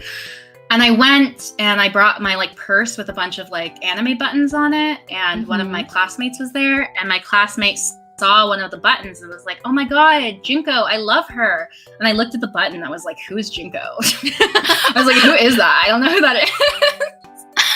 I just bought this button at a convention because like I liked the art and the character, which like looking back, it was probably like stolen art and I didn't know any better. But yeah, I just bought like a cheap button and it was on my purse, and I was like, well, I guess I'll like check this out because now I feel like obligated to know who this character is because now my classmate thinks, because I didn't actually say that because I have social anxiety, but I said it's like, oh my god, yeah, I love Junko. So I was like, shit, now I have to go and play like the game. Wow. So I went and I played the first game. You can just lie like that. Yeah, no, I do can Kokichi. No, I don't. And over the summer, I like sat down and like in 1 or 2 nights played the entire first game. And I was like, wow, this is really good. And even though I had the Junko button, I like still didn't like really expect the plot twist. I don't know. Which is nice. I just thought that it was oh, should we say spoilers? That people like No, it's fine. It's fine. Oh, okay. Yes. Saya and Lem know that Junko is fucked up. Yeah, I didn't expect it. I just thought like the fandom like liked drawing her. Like, I don't know. I don't know. I don't know what I thought. It's honestly hard to remember. Yeah. But so I really enjoyed it. And so I literally went and got the second game and binged that as well. And this was like just before V3 came out, right? And so, Yeah, I think, V3 came out. V3 was 2017. Yeah, it was 2017. And I discovered it, I played the first 2 games in 2016. So I should have been like on top of V3 in 2017, right? But when it came out, I remember it. So after I played it myself, I forced Zeno to play the games with me, to replay the games with me, and I showed them to her. And while we were doing that, she was like, "Oh, the 3rd game is like coming out," and I was like, "Oh, that's really cool." And I looked at like the trailers and I looked at all the characters, and I was like, "I'm way too attached to the characters in the 2nd game to like play the 3rd game." So I procrastinated on playing it for like over a year. I didn't play V3 until like mid 2018. So literally over a year after it came out, and then I fell in love with the game and the cast. But I was way too attached to like Nagito, Chiaki, Kyoko, like all of them to move on. So that was my experience with the Danganronpa games. Your Turn to Die, I'm just gonna say I don't remember. I can't remember. I was around maybe 2019, 2018, I don't know. Around then, I just remember seeing that it was like a game inspired by Danganronpa. And I really liked the art style. But I did play it, and I was like caught up with it because it's not finished. It's not fully released yet. Yeah. So I was like, again, part of the fandom when the most recent like chapter came out, chapter 3, but I still haven't played it. Once again, I'm procrastinating on playing it for no reason. Same here. Because I remember I played the first 2 chapters like years ago now, and that's why like I know the characters and I've drawn fan art, but I'm like, I've not touched it since, so I don't know anything about chapter 3, and I'm like, I should just play it from the beginning again, because like I can't really that's what remember everything. Exactly, no, yeah, and that's what I'm doing right now. Zeno and I are replaying it. And this is like my 3rd or 4th time playing it. I still haven't gotten to chapter 3, but we're replaying it and we're recording it for a Let's Play on my gaming channel, just because we might as well. So right now it's not blind. We've like seen it before, even though our memory is really bad. But when we get to chapter 3, it will be blind. And then Omori, I've been a fan of Omokat's work for like a while. They were pretty big. They started out in the Artist Alley, and obviously they were like one of the first like artists to like get into like apparel making and stuff, and that's like something that really inspired me to get into apparel. And so I knew about Omori, but I didn't really follow it. I wasn't like a Patreon supporter or anything, or not Patreon, Kickstarter supporter for it or anything. Yeah, I saw the whole like scandal of like, the game development is taking like, longer than expected. It's never coming out, and I was just like, doesn't have anything to do with me. So I knew about it in the back of my head, and then when it finally did come out, I think my friend Saya played it, and they really liked it, really got into it, and they were like, we should play it together. And for some reason, it took me a really long time. I don't exactly remember why, but we decided to record a Let's Play, me, Saya, and my other best friend, Lem. We all recorded the Let's Play, which is on my gaming channel now. It's finished finally, even though it took me like over a year to like upload the full thing, because I took a long break from editing those videos. But that was like really fun. So I did end up playing it a bit late, even though I was a fan of Omokat, from before. But yeah, basically my friend forced me into playing that. And I really enjoyed it. Yeah. I mean, you're also, I guess, into Genshin, and is it Identity V or 5? It's Identity 5, apparently. I say Identity V or IDV. Because it's a V. It's like we say V. Oh, I shouldn't say that, actually. Spoiler. Lem, Saya, you don't have to mute. I'm not going to talk about it. But yeah, Genshin, I just got in with like when it first came out. I was like one of the, not one of the first people to play it, but you know, among like when it first came out, like and everyone started playing it. So I was like got into it pretty early on, and then kind of dropped it because I hate grinding. The gameplay isn't fun for me. Unfortunately, the story is like somewhat interesting, but there's so much lore that I like can't keep up with. Yeah. Even though I really, really like the characters, I like the character like backstories and stuff. So I like have like an on and off relationship with Genshin.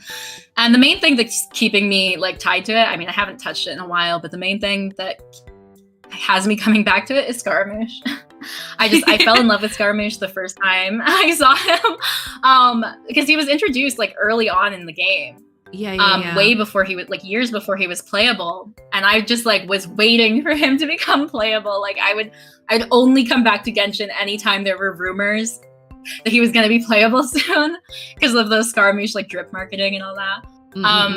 So he's my favorite. If I could take Scaramouche out of Genshin and just like have him, I would. Not that I dislike Genshin or anything. It's just like I can't. There's too many gacha games. Yeah.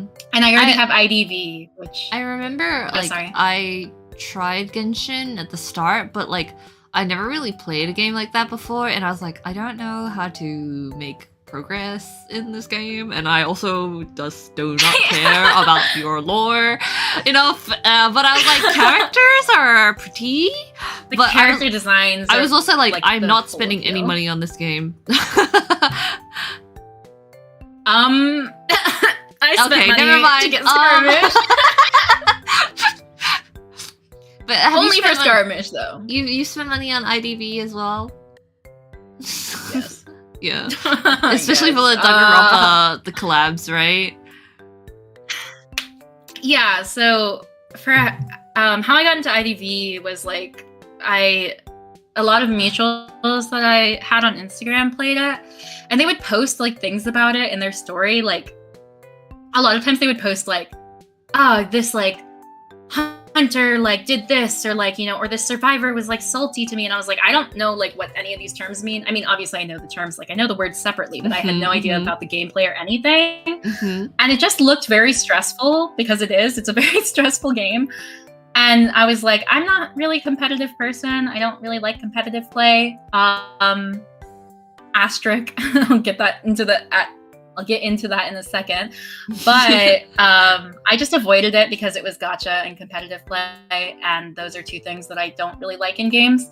And then the Danganronpa collab happened, and I was like, okay, very tempted, but I was like, you're not gonna get me with the pretty Kyoko skin and the Junko skin and the Monica. Like, I'm not gonna fall for it, okay? They have button eyes, so it doesn't even matter, okay? And then the STR2 collab came out after that, and I was like, fuck! Shit! And that's when I started playing, and I found out. I feel like the Danganronpa collab would be the only reason I would want to try IDV, but I'm also like, it doesn't mean I'll get them. It doesn't mean I'll get the skins. Yeah, no. And yeah, so that was what like got me into it, and I actually didn't spend money on that collab. Actually, I had just joined, and I like just played a bunch and got a bunch of like the dice thing for the map, and like I rolled, and I like just happened to pull Mikon. I think I pulled Mikon. I don't know who I pulled first. Anyway, I happened to pull Chiaki and Mikon, I think, which were like the two that I wanted from that collab anyway, but I didn't pull. So like when they bring back like the old collabs, you can't like, you have to buy like with real money or in-game currency, but that's basically real money for like any older collabs that they bring back. So because I didn't spend any money, I didn't pull on the first collab skins. But yeah, I just happened to be lucky and get 2 skins, and then I found out that I actually really, really liked the gameplay. I really enjoy it. Yeah, it's really fun. So I'm not a competitive person, but like for some reason I'm drawn to like certain games that are like competition based and like team based specifically, where you're like a team against someone else. And I think that's what makes it better, is that it's a team, because like I had like a whole like Overwatch phase. I used to be really, really into Overwatch for like a few short months of my like teenage years. And that's like, after that, I was like, oh my God, never again, never getting into a competitive game. And now I play IDV like almost every day. Oh my God. I think I'm currently 58th priestess in the North American service. What does that even mean? Server. It's just the rankings, the character rankings. If you play a character a lot and you like win a bunch of games, you get like ranked, you know? And so once you get like badges, and there's like S tier badge, which I think is the top 10, A badge, which is like the top 100 players, and then B and C badges after that, and then you can just have no badge as a character. And I have an A badge. I'm 58 priestess. Yippee! I'm chronically online. You're such a gamer. I'm not. I swear I'm not a gamer.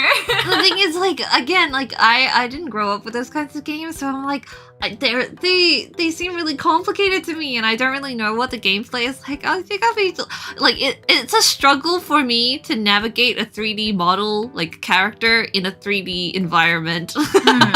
You know, like when you're playing Danganronpa, I'm just trying to walk around in the school. I'm like, wait, which controller is the go? Which one's the move? And which one's the camera? Oh my goodness. That's so fair. Yeah, I think it's pretty intuitive. At least so I play on PC. It's a mobile game. Yeah, it's a mobile game. I hate playing on mobile. I can't play on mobile. I'm a PC gamer for sure. I mean, not that I'm a gamer, but I like playing games on PC, and it's very intuitive. It's really just about like strategy, I think, and like being able to like not panic when you're being chased, which I am bad at. I panic so bad. But it's definitely like, some of it is luck, but there's also like skills that you can like build up, and that I'm trying to teach myself and learn. And I just really enjoy that whole process of like strategizing like in real time, and like trying to like figure out like the best way to like kite is what it's called, but like run from a hunter.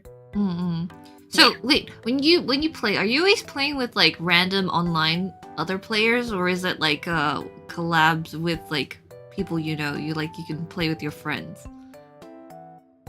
You can team up, and Zeno and I play a lot together, but I also play on my own, and yeah, you get teamed up with randos. It's a 4 versus 1.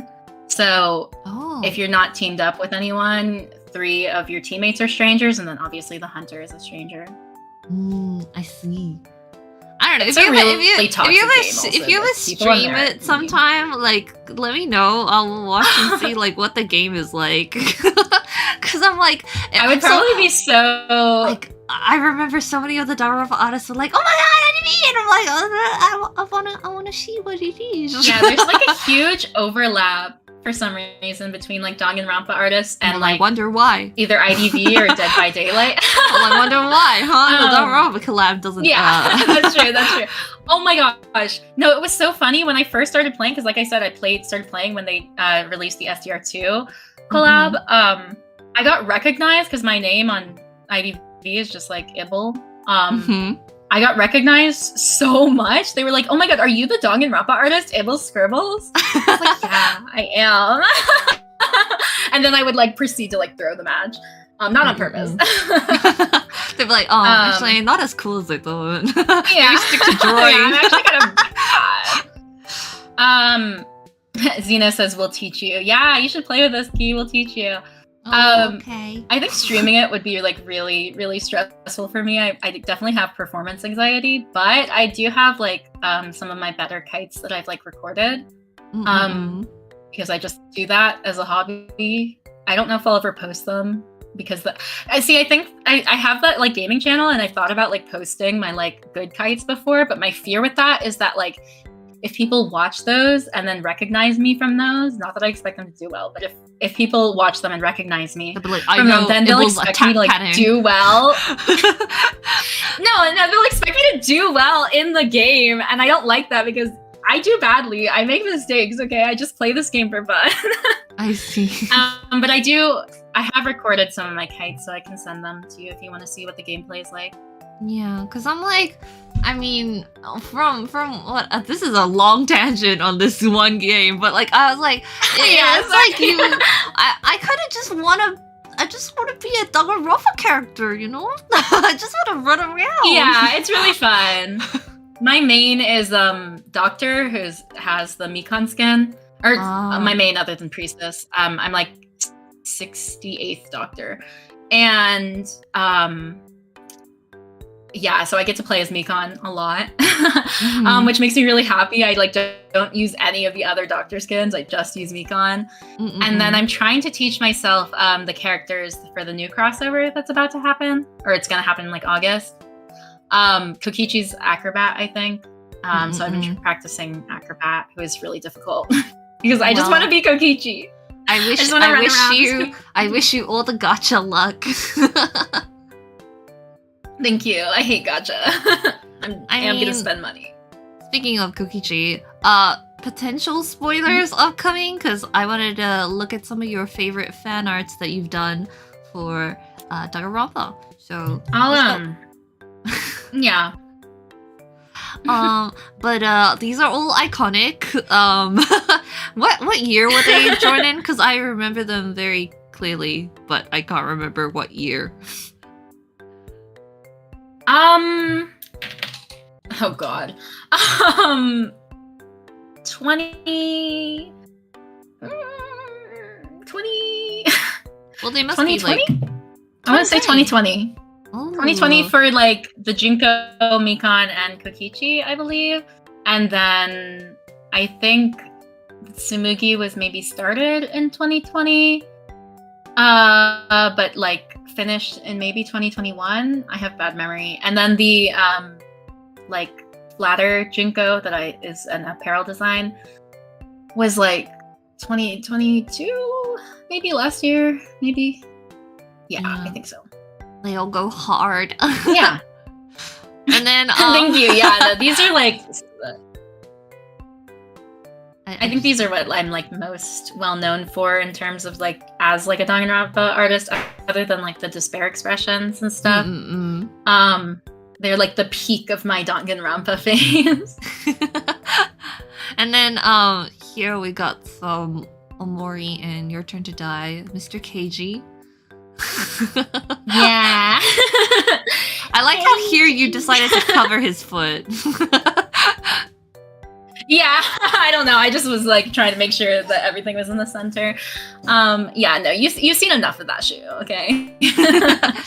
Don't look at it anymore. Yeah, recently I've been oh my god. Sorry, my voice keeps cracking. I'm like so tired from talking.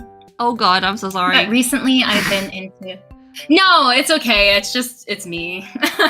My voice can't like go for like too long without like shriveling up. I'm also a little bit sick right now, so sorry. Oh my god, we'll speed through. We'll speed through the rest of this then. No, it's okay. Sorry. Anyway, I've recently been into like Omori and making Omori fan art because I have like a lot of ideas. So Omori is kind of like my muse right now. And there's just a lot of cool concepts that you can explore like within the game and the series in general. And I don't know, I'm really proud of these. I think this showcases like my most recent skill level in terms of like rendering and like composition and perspective and all that. I'm really, really happy with them. Yeah. And then Keiichi's like just in the middle. I mean, like, I haven't played Omori before, but like I remember when you posted the one on the left there, I was like, oh my god, this goes so hard. This is such a banger. Thank you. I'm so proud of that one. The apples look delicious. I came up with the idea, I was like, thank you. I had so much fun doing the apples. I don't know, rendering like red shiny things is like one of my favorite things to do. I love it so much. Dang. I'm like, go follow Ibble if you aren't, because bangers. What can I say? They're just so good. And like you'll have these little prints, right? On your store and in person. Yeah, these are all prints. Yeah. Yeah. Okay, like I just gotta say, gotta love that you put your watermark everywhere, because I'm just like, every time I see art and then it's like there's no watermark, there's no signature, I'm just thinking like, you should put something on there, because people like to repost stuff and we cannot help if people repost things, and I hate it, but I'm like, oh, you might as well just put something there. Yeah, the Danganronpa era definitely taught me that. I used to either not watermark, or I would put my watermark very, very, small and like on the side to not obscure the artwork. Because I once saw someone say like putting watermarks on your drawing was like pissing all over it, which is such a crude way to put that. But anyway, so I thought about that for a long time, and I was like, oh, I don't want to ruin my artwork by watermarking it. And then I did a bunch of art for Danganronpa that got stolen, reposted, and resold. Oh no! Ripped and like resold as like low quality merch. Yeah, it's everywhere. Especially like the despair expressions. Those like have been like, I've seen so many like reprints and like, yeah. And that taught me a valuable lesson, that watermarks don't take away from your art, they just help protect it. And so I still like try to think about like the placement of watermarks whenever I'm doing them. And also like I had a logo designed by oh my gosh, I'm blanking on their name, but an artist who was doing some emergency like graphic design commissions. And so I commissioned them and had them make me a logo because I was in desperate need of a logo. And so I like that the like words are like, even my older one, I tried to keep it like very like rectangular and like aesthetic, so it still like looks nice and not just like Comic Sans like slapped on it. And then I try to put it in places that like can't easily be cropped out, but also like don't detract too much from the drawing. And my idea, like, since I make my like art, it's colorful. It's colorful and like feels like it's part of the art. Yeah. Yeah, I use like overlay layers. I try to like make it blend while also making it legible. My idea is like, since I make like most of my art into merch anyway, like, or at least my finished art, if you like want to see the unwatermarked version, then just buy it from my shop. Yeah. You know what I mean? That's a good strategy. Supporting me. Yeah.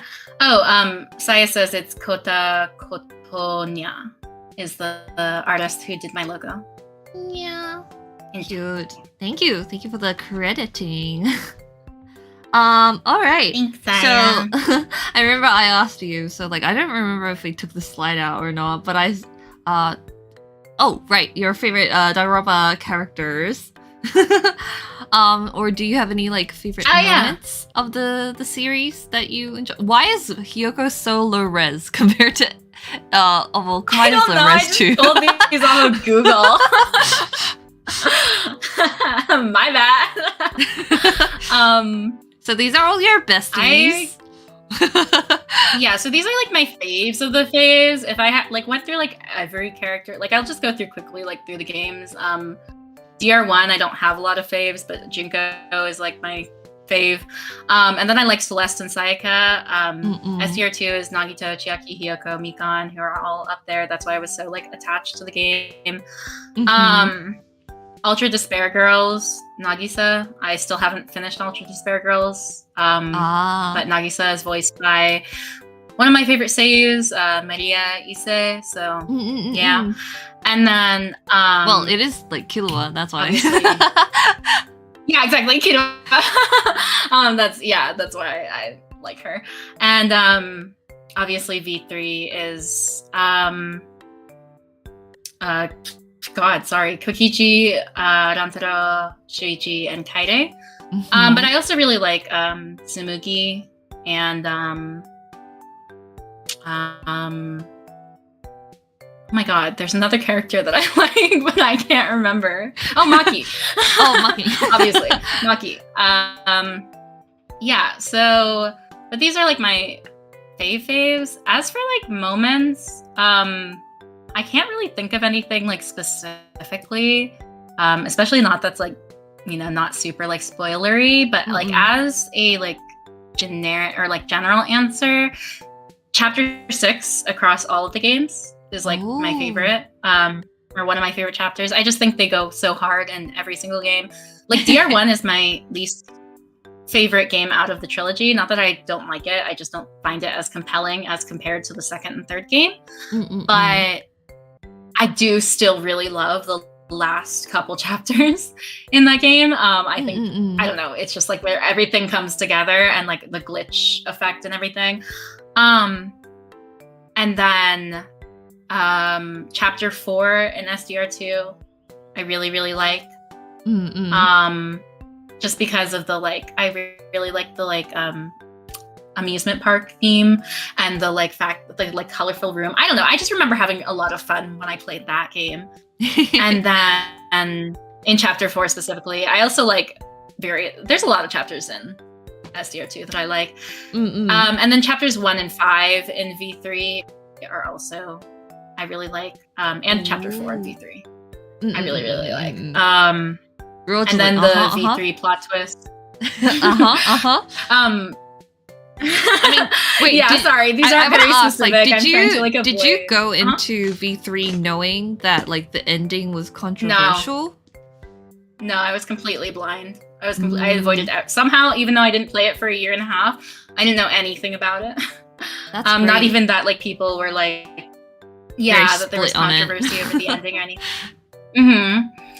Yeah, and no, it was an amazing, like, I'm really, really happy that I went in blind. Yeah. But the V3 plot twist, I won't go into details because my friends are watching and I don't want to spoil them, but both the, like, endgame plot twist and the very first plot twist, I don't know, they kill me, but I also I think they're fun. I like them. Yeah, because, like, I remember I went into V3 hearing, because I also, like, got into it later, but I remember hearing people were like, oh, you'll either really like or dislike the ending. And I was like, oh, I wonder which side I'll be. And then I was like, immediately like, okay, I really like this. I think it's fun. I will say that I tried to play, without saying any spoilers, I tried to play chapter 6 of V3 all in one sitting at night. And obviously chapter 6 is always like one of the longest chapters in the Danganronpa games, and I got to the middle of the trial. I got to that part, and it was 6 a.m. and I just closed my laptop and I was like, I'm going to sleep. I'm going to sleep. Not because I was like, oh, super upset or anything. I was just like, I couldn't process it. I was like, it is so late. I wasn't expecting this. I can't. So I literally was in the middle of the trial and just closed the laptop. And the next day I like opened it up and just, kept on playing. But that was my reaction. For sure. I mean, like, okay, so I think you did remove it, but I did have a question for you. It was like, have you ever made any Danganronpa OCs? Yeah. And you were like, no. Yeah, the whole slide was no. Kokichi is basically my OC at this point. Yeah, like we've adopted them actually, so yeah, they're ours now. Kodaka who? Yeah, it's like thank you, Father. Mine now. Thank you for bringing them into this world. Mine now. Yeah, no, I actually did that challenge that was like popular on Twitter, where you redraw like a character from a series like as close to the series style as possible. Style. Yeah, and then you draw it in your series. I haven't drawn Kokichi in a while because I've just been I've been distracted by so many things. But I drew him for that meme, and it's not finished because I got lazy, and I actually found out that I hate drawing in the Danganronpa style, but I did it, and I was just like, oh my god, I have like yassified this man to hell and back. Like the amount of like headcanons I have for him and my like style and everything is just, it's really funny. You're just like, I don't even recognize the original guy anymore. Yeah, I'm like, who is that? No, this is shoves him aside, puts my art. This is Kokichi. Yeah, I don't have any Danganronpa OCs. I've always been more interested in canon, or like, headcanons rather than like Fanganronpa. I I am like somewhat interested. Like it's on my radar. I sometimes see like the fan games floating around, and I think they were like really cool and really interesting. I've just never been like highly motivated to play them because I don't know. I'm just so attached. It's again that like attachment to like the original series. But it is kind of funny because I was literally just talking to some friends about like if we were to do like a Danganronpa like story or whatever as a joke, like what we would do. And so I have some like loose ideas for like OCs or murder like plot points, but nothing that I'm like actually gonna ever pursue, I think, unless except like in like a private setting with friends, because that's kind of fun. Just role play. Yeah. I'm gonna go back to my role play days. You just do the like thing that you spin the wheel. It's like, oh no, my OC, they died. Oh. And it's like, okay, we like, spin the wheel again and see who killed them. It's like, oh, you bitch! You killed my baby! Yeah, I'll just start doing role-playing campaigns for Danganronpa. I mean, yeah, to pivot into the streaming like aspect. So you've been like, I guess streaming on Twitch, right? No, I don't stream. You don't? I don't stream. No, okay, I thought it was really funny. I don't stream. I just do the Let's Plays. Oh, wait, really? I just record. Mm-hmm. Yeah, I thought you, I thought you did them live. No, streaming scares me. Oh. This is so scary right now. I'm so terrified. Oh, I was completely... I thought you streamed it and then edited the VODs or something. No, I record. I think streaming is really impressive, and I find it impressive that you're able to stream. But the idea of like just like logistically having like to organize around like a specific schedule and time to make sure like people are actually like there to watch is like daunting to me and like almost impossible with how the rest of my schedule works out. And then just personally, I like even though editing is like really hell on earth, yeah, and terrible and takes forever, I just I really enjoy I like somewhat enjoy the editing process, and then I really enjoy just being able to record and sit down with friends like whenever we have the time and just record as much as we want and like stop whenever we want, and like there's the chance of like post editing. That's really big for me, not because like I have like anything to hide or anything, but then I don't have to worry about messing up or technical issues or like, you know, if like someone needs to take a break, stuff like that, which I know some of those are resolved like on stream, because I've definitely had instances where I recorded with the wrong mic for multiple episodes in a row. I'm actually dealing with that, editing through the Your Turn to Die playlist right now, or playthrough. I found out that like the most recent episodes are all recorded with the wrong mic, so that's really annoying, and obviously on stream people would like point that out to you. But yeah, I just prefer to do the recordings, and the Let's Plays are just for fun, basically. Yeah, they're just like, I really enjoy getting online with like, you know, my friends and playing a game together that's like story-based and text-based, and like fucking around, like making silly voices for the characters, ad-libbing the characters. That's like the funniest part. And then just like, I figured if we're gonna do that anyway, it's fun to like record it and post it for whoever wants to watch. So yeah. Oh, see, like I was under the impression that you like streamed it on Twitch and then like edited it afterwards. Oh my god, so sorry. No, it's okay. I can see, I think a lot of people, because the layout looks very, and streaming is very popular. I think Let's Playing as like a genre on its own, like pre-recorded Let's Plays is a little bit dead, which I'm aware of. I know that like, you know, if I wanted to like gain like more of an audience for it, I should probably stream. It's funny and I you would say like that to stream eventually. It would be because fun. like, okay, I like to stream the games now because like my experience with AI summon files, I was like, oh, the editing takes forever. And so I was like, oh man, that's why I haven't like gone back to it for like a year, but I will finish the game at some point. But I'm just like, okay, this is why I like to stream now, because I'm like, I just don't have to touch it afterwards. But when I watch like other people play games, I'm like, give me the edited version. Give me your finished edited version. I'll just watch that. That's my preference because like my attention span, I'm like, I want you to cut out all of the like pauses and everything. But I think the appeal of streaming to people, personally, I'm not someone who goes to a lot of streams, or streams a lot myself, even though it's something I'd like to do like every once in a while. It's also just very, very scary. The appeal is that like it's live, right? Yes, but the appeal is that it's live and that you can talk to the person and there's some level of interaction and that you don't really get from a Let's Play. So I think that's like why. Like, that's the part I really enjoy. I really like the banter that you have with the chat at the same time, and like everyone's like laughing together, or like something will happen and everyone's like, oh my god, together.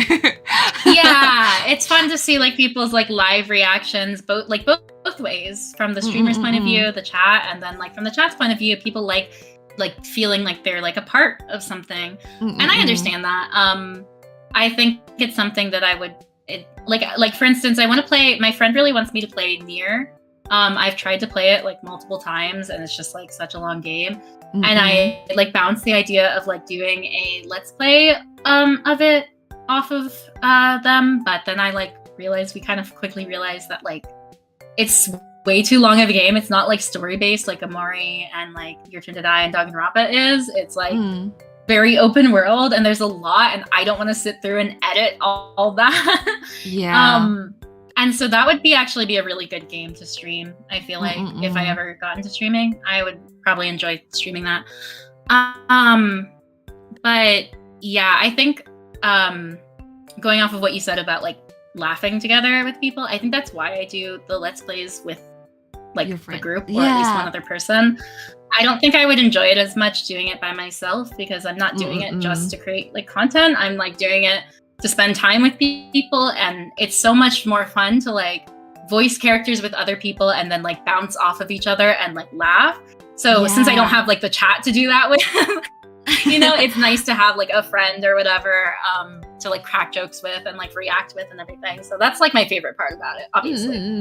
I totally agree. I totally agree because like again, recording my Let's Play and editing all by myself, I was like really tired. I'm like, okay, I'm doing the recording alone, I'm doing the editing alone, like I can't talk to anyone while I'm editing because I'm like, I need to like concentrate, and it takes forever, and it took all my free time. Especially when I was like still working full time, I was like, I can't do this ever again. But it's really difficult to keep up with.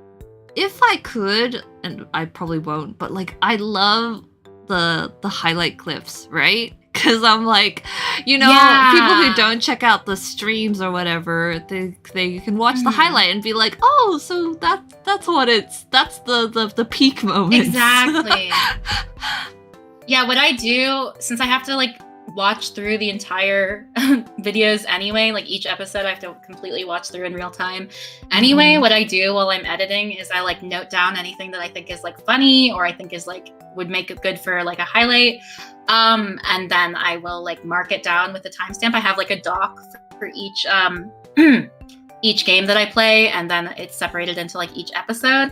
And I just mark that down to make it a lot easier to like edit down the highlights. I know that there's like a function for streaming where there's like on like either Streamlabs or like OBS or something where you can make a shortcut key to like quickly highlight the last like, or quickly clip the last like, I don't know, 10 minutes, 20 minutes, whatever, of your like, of your Let's Play. So if something happens and it was really funny, you know, but you don't want to scrub through the entire stream, apparently you can do that. I don't know how it works. I don't stream, but I've seen that function before. That sounds and that's kind of really helpful. Nice. Yeah, but as for like post editing, I think the fact that I am doing it with my friends, even though editing can still be really annoying and tiresome, and I have to do it alone because, like you said, I can't concentrate and talk to like on editing and talk to someone at the same time. It almost feels like I'm hanging out with them again. And so we've joked before that like if any of us ever die, at least we have these recordings. to look back on and like laugh at, and like it's like, wow, it's just like if they were alive. That's really morbid. I'm sorry.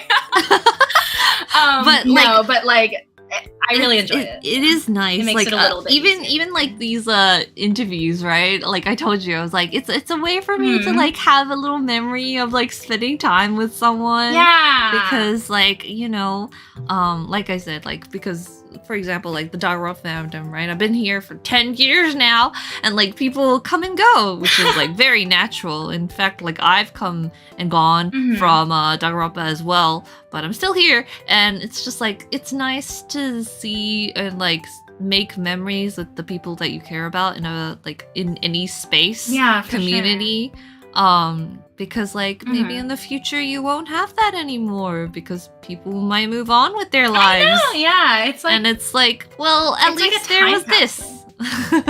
Because I also have a terrible memory, so this is nice. It's nice to have. I know, I have a terrible memory, and then also for like blind playthroughs, it's really nice to be able to go back, because like one thing that I really, really like, not regret because I was like a child and I wasn't thinking about making Let's Plays back then, but when I first played V3, I wish, or not V3, like the whole of the Danganronpa series, but all the Danganronpa games, I really wish that I could remember or go back and see what my first reactions were, because obviously it's really fuzzy, and I kind of have that for V3. I remember I live blogged it on my story on Instagram when I was playing. So I have like some like idea of like what my reactions were, which is kind of nice. But that's like what motivates me to keep doing these Let's Plays, even if I feel like they're a lot of work for like not really that much like quote unquote return or anything. Because obviously I'm not doing this as like a thing. It's just a hobby. But, you know, the point is to like, it's for me and my friends, you know, and that's why I like doing it. Was the Danganronpa Let's Play your first attempt at a Let's Play video thing? The Amori one was the first attempt, and I think, which is why the quality sucks so much at the beginning, because I didn't have a proper mic, and my editing was really bad, and which sucks because I think that I really enjoyed the Amori playthrough, and I think my reactions are like nice. Nice, I don't know, that's weird. But I think it's funny to watch me react to some of the plot twists. Yeah, because it's completely blind, unlike the other two Let's Plays that I am putting out / was putting out. Danganronpa I started at the same time, just because Danganronpa is like my thing. I really enjoy replaying it. Lem hasn't played so the Danganronpa Let's Play was with Lem and Zeno, which are the two on the left, the two chibis, and she hasn't played the second and third game, so we figured, we'll just like, you know, do a Let's Play of it. I quickly realized that trying to do 2 Let's Plays at once is not a good idea. And I burnt out on both, and I like just stopped doing both for a really long time because like it was last year, Anime Expo happened, and that was really stressful. And then I had all these crunches. Cons were coming back from like the pandemic after being like, you know, gone for so long. And like, so, but I did end up finishing Amori, and now I'm working on Your Turn to Die. I stopped the Danganronpa, even though I have like footage all the way. We actually started the second game. Oh, wow. I have all that footage, but I figured because it's not like, people know that I'm into Danganronpa. In fact, people were confused when I started uploading that. They were like, wait, have you not played the games? Do you do fan art for them? And like, not like you haven't played the games? So I was like, no, I'm just doing this for fun. Yeah. But I just feel like it's less of a priority, quote unquote. I still want to do it eventually and come back to it. But right now I'm focusing on the Your Turn to Die, at least for posting.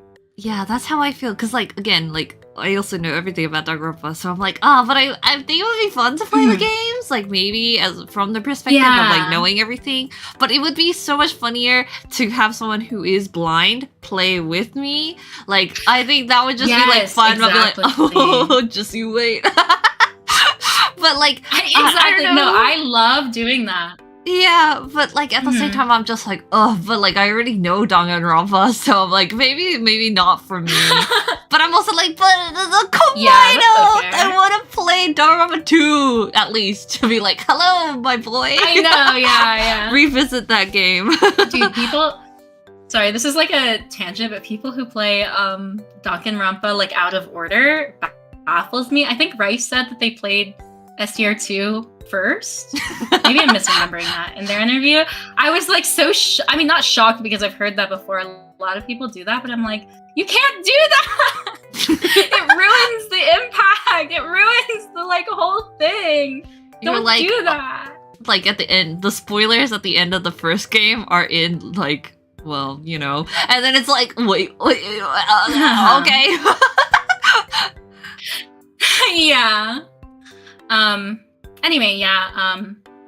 I'm basically just uploading them on a second channel so that they don't clog up my main channel, because people follow me for art there. And after I started posting them because I was like, I don't want to make a separate channel. And then I realized that people did not want to watch them because they're so long, you know, and the people who were interested in watching them would go to a second channel anyway.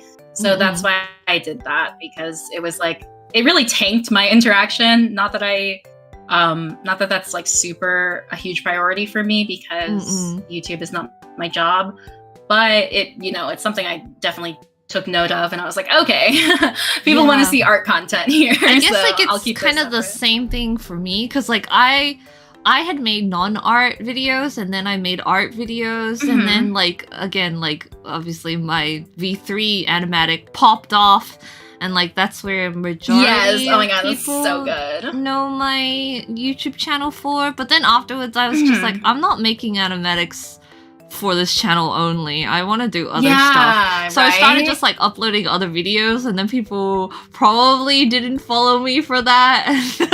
Like, I don't care, okay? I'm not making another channel just to make other videos. Like, I don't make that much. And now I'm just like, whatever, you know? I feel like the people who watch my channel now are probably people who don't care as much that I'm not just doing animatics. Like, my channel has like very little animatics, but like that's what gets the most views. But I'm like, whatever. I'm a gamer now. If you're consistent enough with something, I think you'll gain at least like a small following for it, or people like, you know, you'll attract the people who are interested in that kind of content. And that's kind of what I'm trying to do with my main channel, not like super actively, because it's like more of a side thing, but I do want to branch out into more like talking videos. So I am keeping the gaming videos separate because they're just so long. But I have like, I'm trying to upload like highlight reels there from the gaming videos, and I want to do more like voiceover videos, and I want to like, I don't know, just expand into other stuff that's just like, so I'm not just the speed paint artist, even though like I like that people like my speed paints. It's nice. It's really nice. I'm really happy about it. But it's like I do other things. Yeah, Yay! like that's kind of why I started making my YouTube channel. I was like, I can't just draw. Like, I want to do like other things and like try video editing and all that kind of stuff. And that's why like my first video was like a vlog, and I'm like, oh Lord, I hate being on camera. And like that's how I feel about like my first Let's Play, because I had played games on Twitch before, but like Somnium Files was the first Let's Play format, and I go back and watch it, the first episode, I'm like, oh my god, I'm really awkward, because I'm like, I've never done a Let's Play before, so I'm like, oh wow, pointing out every single thing, I'm like, oh my god, look at this game! But like, you know, I get it. It gets more natural over time. It's but like, learn, yeah, for sure. And I'm still learning, obviously. It's funny. Anyway, let's move on, because we are hitting the 3.5 hour mark. Sure. But do you want to quickly do a little promo for the other people who appear on your Let's Plays? Oh yeah. So usually, I mean, always, I'm either playing with Lem, Zeno, or Saya. Lem and Saya are my two best friends, and then Zena is my sister. You can follow them at Lemlia, at SayaQune, or we promoted Zeno kind of before earlier, but at Zenobun. They all do art as well. They're all amazing artists, and they're all amazing people. You should go follow them! Yay! Yippee! So other like little the little chibis, right? Are they designed by themselves, or did you design their little avatars as well? Their design, I drew the chibis, but they're they're their designs. The designs belong to them. They're so cute. And like, well, I mean, let's get into the design thing, because like I wanted to talk about your Sona. So like your Sona design, again, I remember because I've joined it like once as a chibi as well. I'm like, oh my god, there's so many details. So cute. Yeah, sorry. So I wanted to ask, probably not agree. Yeah, your Sona design, was it created for the purposes of having an avatar for your videos, or did you just like have this for you even before that? The timeline ended up being around like, you know, like she's developed into like being like, you know, I just happened to start doing the videos around the same time, and I like had a Sona, so I used her, but she wasn't made for the videos or for the purposes of like streaming or anything, even though I do eventually want to have like a like VTuber model of her. I'm not going to become a VTuber. I just think it's so cool to have like a moving art and like a moving Sona. And I would like to use like that kind of thing for like voiceover videos or potential streaming in the future.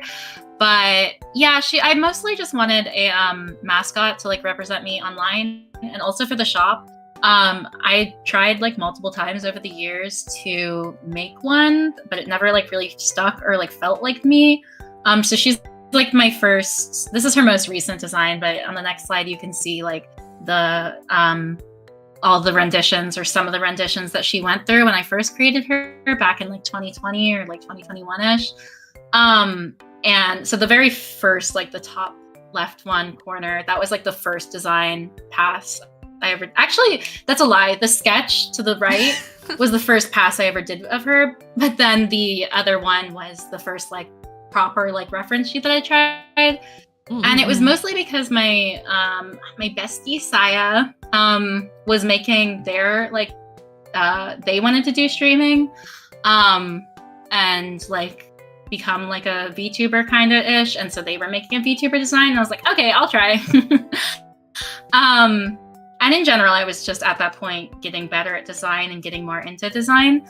So yeah, she's mostly a mascot for the store. I really want to use her, like she's the basis of like the colors in my logo as well when I commissioned that logo. And I think she represents me, my online like persona, obviously, and like the store a lot like better than anything I had ever experimented with in the past. So I think it's just nice to have like a face to put with the art.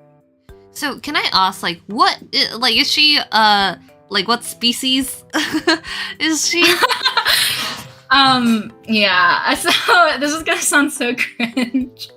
But she's like, so the concept behind her is that she's like a devil or like a demon. It's not really specific as to like what, but she's a demon who really, really wants to be like an angel.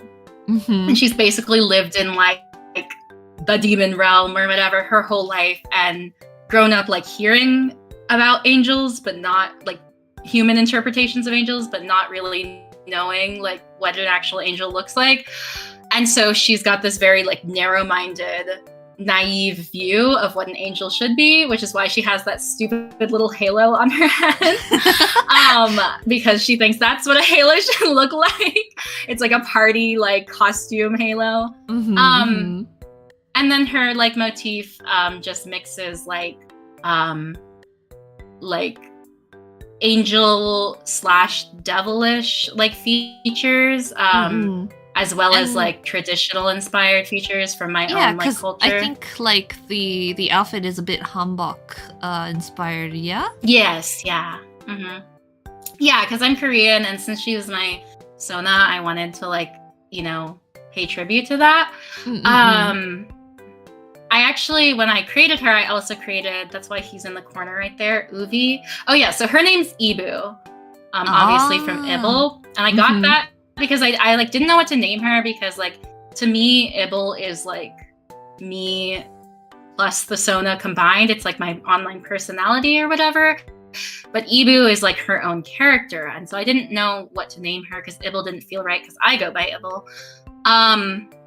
And I ended up just going with like Iburu, which is just like Ibble with a Japanese accent. And then I shortened it to Ibu because I think it was cute. And I also thought it was really cute because like Ibu is technically how you say like Eve in Japanese. And like her name isn't Eve, but like I thought that was a cute reference, like biblical reference with like the whole angel devil theme going on. And then the foil to her, Uvi, was just Urubi, which is Iburu backwards. And then I changed the B to a V because it sounded cooler. So he's, so he's literally like just the name backwards. You can tell my naming sense is amazing.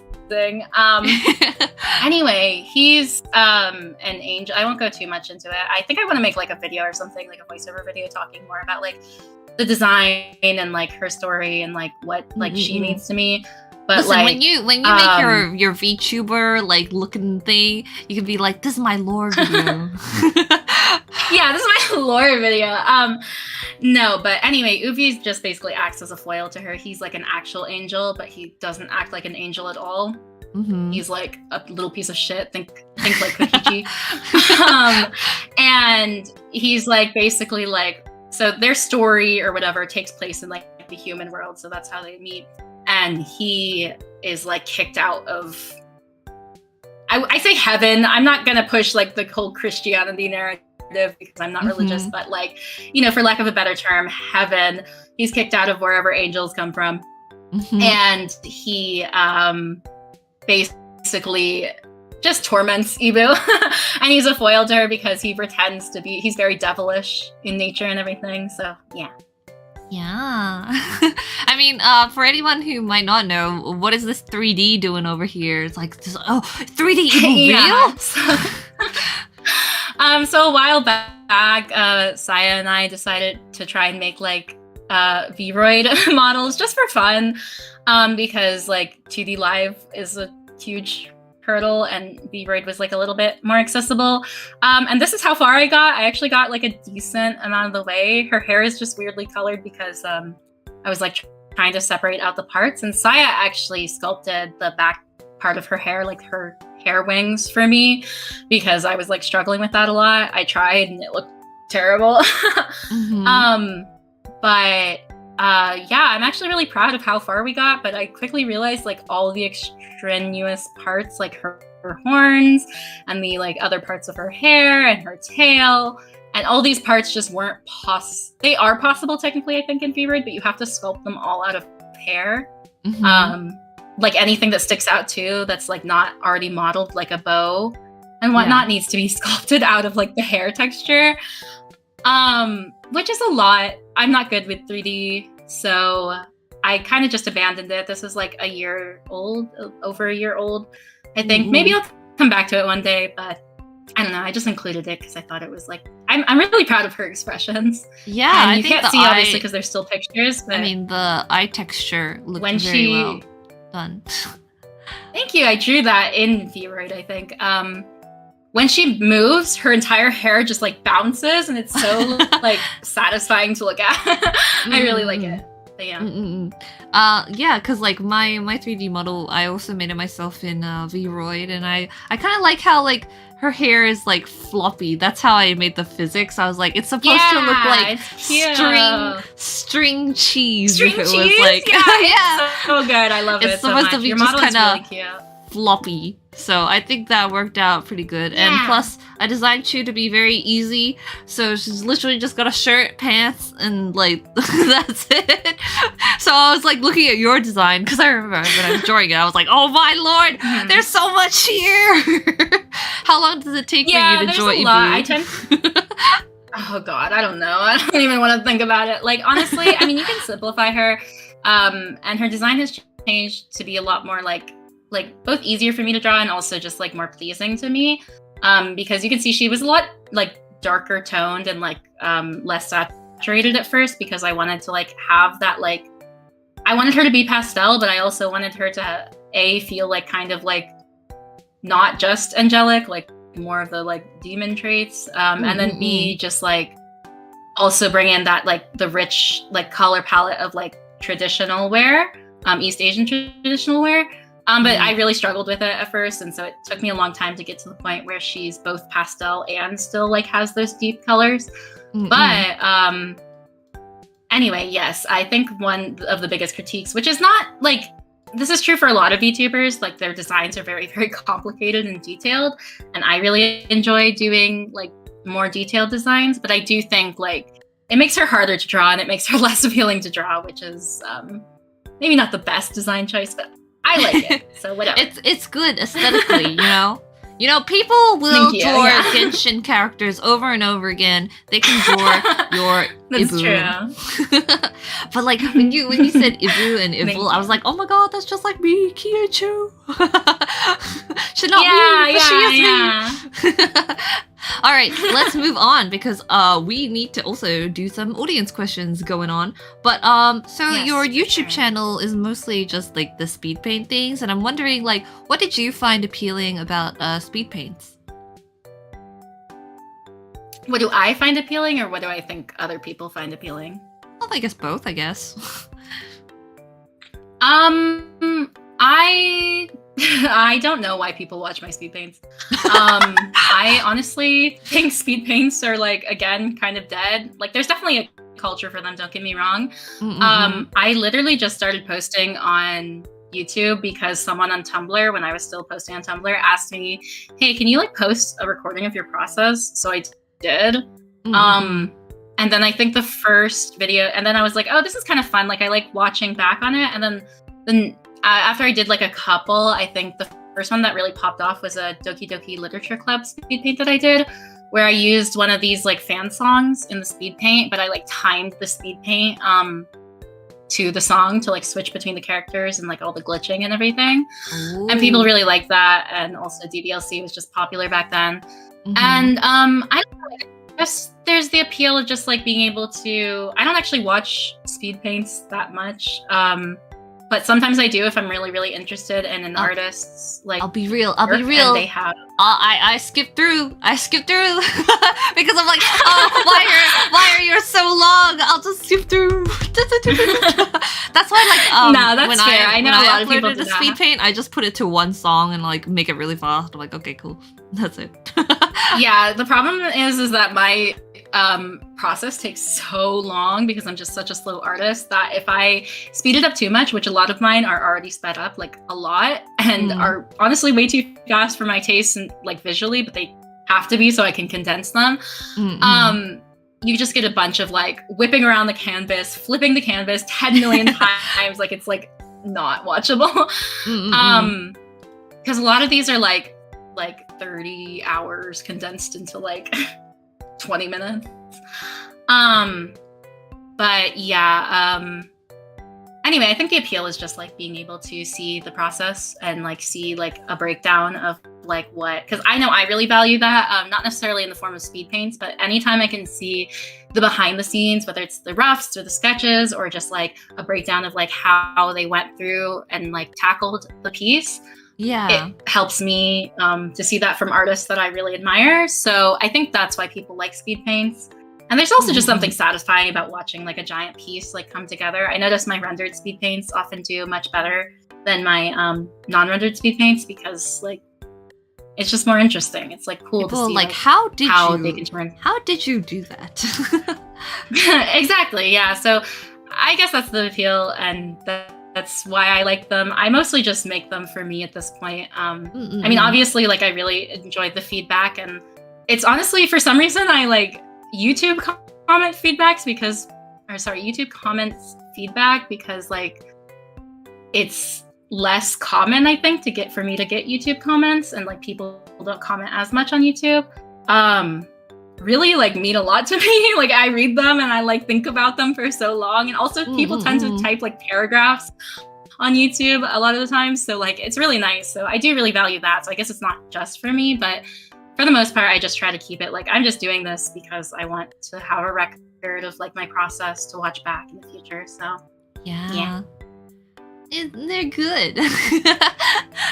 Like I don't know, because like I'm also like well, that's the thing. You record your whole screen because I don't think Side 2 has like a time lapse feature. But like, I don't It know. I doesn't, no. guess because it is a screen recording, it's a bit more engaging because the canvas does move around. Because like, I just do a time lapse, Yeah. right, and that's like stationary. So like, you feel like less is going on because your eyes aren't being like bounced around everywhere. Is that just like an attention span kind of thing? I don't know. But I think that's true. There's like pros and cons to like both. I just feel like when I do a screen recording, I'm like, oh my lord, this is gonna take so many gigabytes on my computer. No, it does. It takes a lot of memory. I have a separate hard drive for all of my like video recordings. I see. Sorry, I will be right back. No I'll be worries. so quick. It's been 4 hours. I have to pee. Go. Oh wait. All right. Don't worry. I have the image. I prepared this. Wait, everybody! Don't you worry! Yeah! I was prepared! Guys, I have the world's strongest bladder, actually. I have the ultimate bladder. That's actually my talent. But we are approaching 4 hours, and we're wrapping up actually. There's only maybe like one tiny question I have left for Ibble, and then we'll be moving on to the guest. Well, actually, first the audience questions, and then we'll go on to Rice's question from the previous stream. But hello, thank you everyone for being here for such a long time. I remember last time this happened when Circus had to go to the toilet. I did like a whole roleplay and everything. But I don't know if I can roleplay Ibble. Like, oh, Ibble's back. Roleplay? No. Okay. I'm gonna be an Ibble kin. Actually, all right. I'll get rid of the go piss girl. I used it. Girl. Thank you. Yeah, I'm glad I had it prepared. Thank you. Yeah. All right. Well, last question from me. Do you have any goals or dream projects, streaming or art or let's play wise, for the near future? Well, like I said, I would like to do, or to have like a VTuber model eventually. It's not really like something I'm working on currently, just because it's like a huge investment upfront, just in terms of time and money. But that's like a thing that I'd want to do in terms of streaming. Art in general, I'd really like to do more art for like Vocaloid producers or for like utaite or utaites. Those are like the projects, like long-term, like commission projects are really the only types of commissions I'm like interested in these days. Because I really, really enjoyed working with Circus and Rice. I want to finish my animatic ideas. I want to do an animatic. I'm honestly so impressed by your ability to do, and like, to be fair, you are a storyboard artist, so I guess that's where that like perseverance comes from. But I can't. I like rough out all the frames of my like animatic ideas, and I have like these amazing ideas and everything, and then I like draw the first 3 frames, and I'm like, Okay, listen. And I know like the point of like a I haven't touched my Sayaka animatic since last year, and her birthday is coming up, and I'm like, oh dear, I haven't touched it in a year. No, you can do it. You can do it. Oh my god, I believe in you. Anyway. Yeah, but that's like a huge thing on my list. Is like, I really want to finish at least one animatic. I mean, I'd like to do all of them, but try something small first, and then try a bigger one, because otherwise, burnout. I know, I'm trying. I'm like getting smaller and smaller with my goals. I'm like, okay, I'm gonna do this 2-second long clip. Yeah, exactly. I don't know. For some reason, working on an illustration and spending like I don't know, 30 hours on an illustration feels like not easier necessarily, but just like I'm able to commit to it more, and like it works better with my brain than like. Yeah, exactly. Well, with animating / animatics, it just feels like, oh my god, this is endless. But it's something I'm working towards. Well, thank Yeah, you. I would say that's my biggest goal right now. Thank you. Mhm. We are going to go right into the audience questions first. So let's go for that. Ta-da! Oh goodness. Why did the screen? Oh, there it goes. Okay, so the first question is by Shrugmoji. Hello. What inspired you to make your poppy and bright art style? By the way, your art is so cute and amazing. Thank you, Shrug. Thank you for the question. I think I don't know why. I started out like doing more pastel art just because I liked like pastel like aesthetics.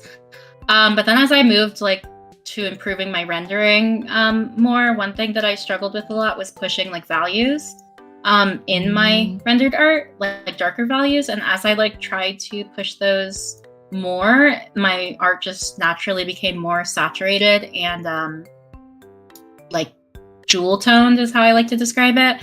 And I still really like pastels. That's why my flatter art is more pastel. But in terms of brightness, it's just what I like. I like really bright, colorful things. And I like cute things that are mixed with a bit of like creepiness or like messed up things, you know? Like Danganronpa. I see. All right, thank you. The next character. The next question is from what fandom? It's okay. It's been 4 hours. We're barely hanging on. What fandom had a big impact on your art style? I really adore your art style and your characters. I too adore Danganronpa, Omori, and Genshin Impact. Kudo Shitsuji, obviously. Hanako-kun, despite the fact that I still am not caught up with the manga, I did read it, and I just adore that the mangaka style. I'm really excited for the anime remake. Danganronpa, which is kind of funny because I feel like my style is not really like Danganronpa. Again, you're like Kokichi mine now. Yeah, Kokichi mine. Yeah. I don't know. It's mostly other artists that have. Yeah, it's mostly other artists, to be honest. What group of colors are your favorite? Do you have a favorite color? Oh, yeah, pink. Yeah, I can tell from your design. But like group of colors, it would be pink, blue, and white, which just happen to be the trans flag. I'm not trans, but I just think that combination of colors is so pretty. It's beautiful. I love it. Thank you for your question. Next is from James. Who's your favorite Your Turn to Die character, and why is it Gin? Now, do you say Gin or Jin? Gin, right? Gin. Yeah. Yeah. Yeah. In the Japanese pronunciation, it would be like ga. Oh yeah. Otherwise, right? Yeah. So, it's not Gin. I'm sorry. I do love Gin though. It's KG and his boobs. Next question. It's KG, So, and Sarah and Joe. I know that's 4, but don't worry about it. Okay, next question. Thank you. Next question is from Sir Pedal. What's one thing you struggle with most when drawing? Can be from the past or current. Surprisingly, like faces and head shapes, which feels like such a like quote unquote amateur thing to struggle with. But I think at a certain point, like you don't really like. I don't know. I know a lot of artists who are like are considered professionals, but still struggle with like quote unquote basic things. It's not so much that I can't draw them. It's just that I get way too caught up in them and like in perfecting them and wanting them to look exactly right because they're so like important. So oftentimes like I'll draw an entire face and then like I usually draw the face before like I do hair, and then I'll do the hair, and then for some reason the hair will throw off the entire like structure of the face and the head shape, and so I'll like adjust it. That's something I really struggle with continuously. I see. For me, I guess it's probably backgrounds. I just don't do backgrounds. Anyway. I mean, that too, yeah, but I'm trying to learn how to do backgrounds. At least a cool visual. Anyway, thank you for your question. You've already answered this, but thank you, Core Dero Monkey for your question, V3.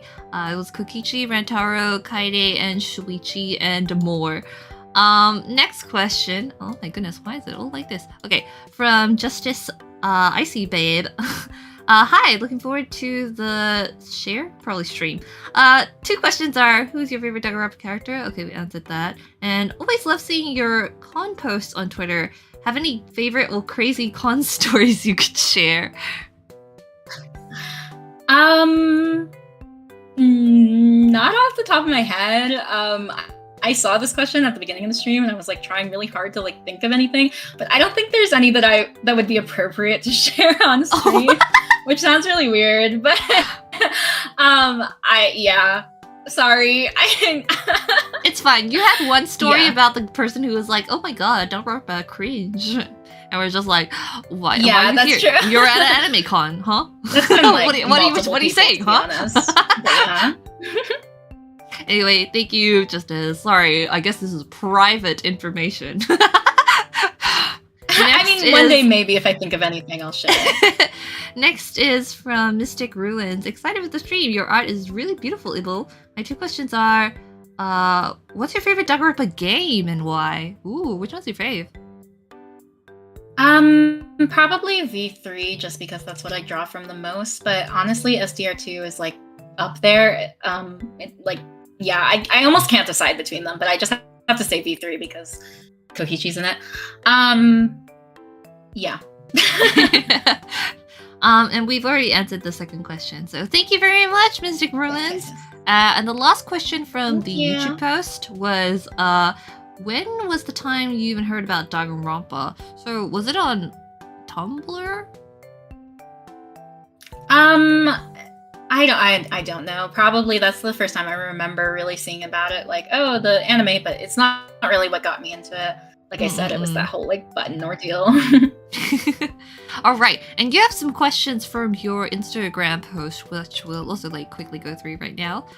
So this is by Fishy Shoo Shoo. I always wondered if you struggle to decide what you want as a background in your art. I love you. Heart emoji. Yes, obviously. I struggle with backgrounds. It's something I've been working on in my art since 2020, and I think I've gotten a lot better. Honestly, I struggle more with them when I don't have when I come up with an illustration idea that has a background in it. Usually it's like part of the original idea. And one thing I've really worked on after like actively attempting to get better at backgrounds is like developing the background in like the sketch and planning it out and doing it as I go, not just finishing the whole character and then doing the background, because oftentimes that just makes it look like awkward and like the character doesn't mesh with the background. But that's like kind of how I used to do it. But usually if I have like a full illustration idea, the background is like part of that idea and the character is like interacting with the background. So that's made it a little bit easier to like, I don't really have to decide what the background is because the background's part of the idea. But if I'm just sketching and doodling, I still struggle to figure out like what the background should be. I'm like, I don't want to think about this. So yeah, of course, I struggle with backgrounds.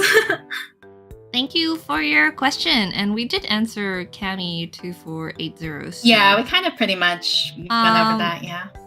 I guess, did you study for any major in the end? I did not. No, I did not go to college. I could go super in depth about this, but I won't because we should wrap this up. But yeah, we're at the, we can do the pets question. We know you have a cat who has that's important. Who has chomped off some fingers. Yeah. If I had chosen a major and I had the money, I probably would have gone into animation. But because I started the shop when I was still in high school, I just did that as my career, and I've been doing that ever since, which is kind of crazy. But yeah, pets. Yeah, I have a cat named Mochi. She's a Siamese ragdoll mix, and she's evil and fucked up, and she murdered my Kokichi figure. And then I have a Shiba Inu named Taromaru.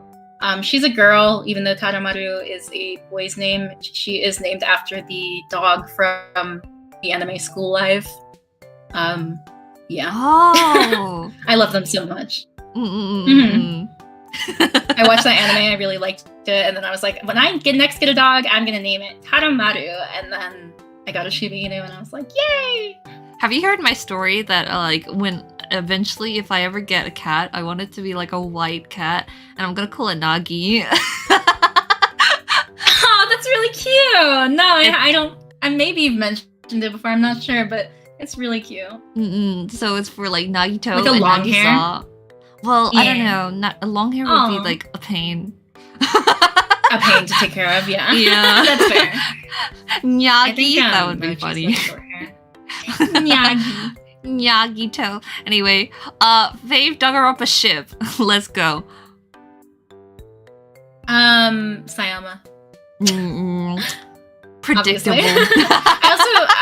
I really like the OT3 of I don't know what their name is, like the ship name is, but Chiaki, Nagito, and Hajime. Well, Hajime is like the hinge.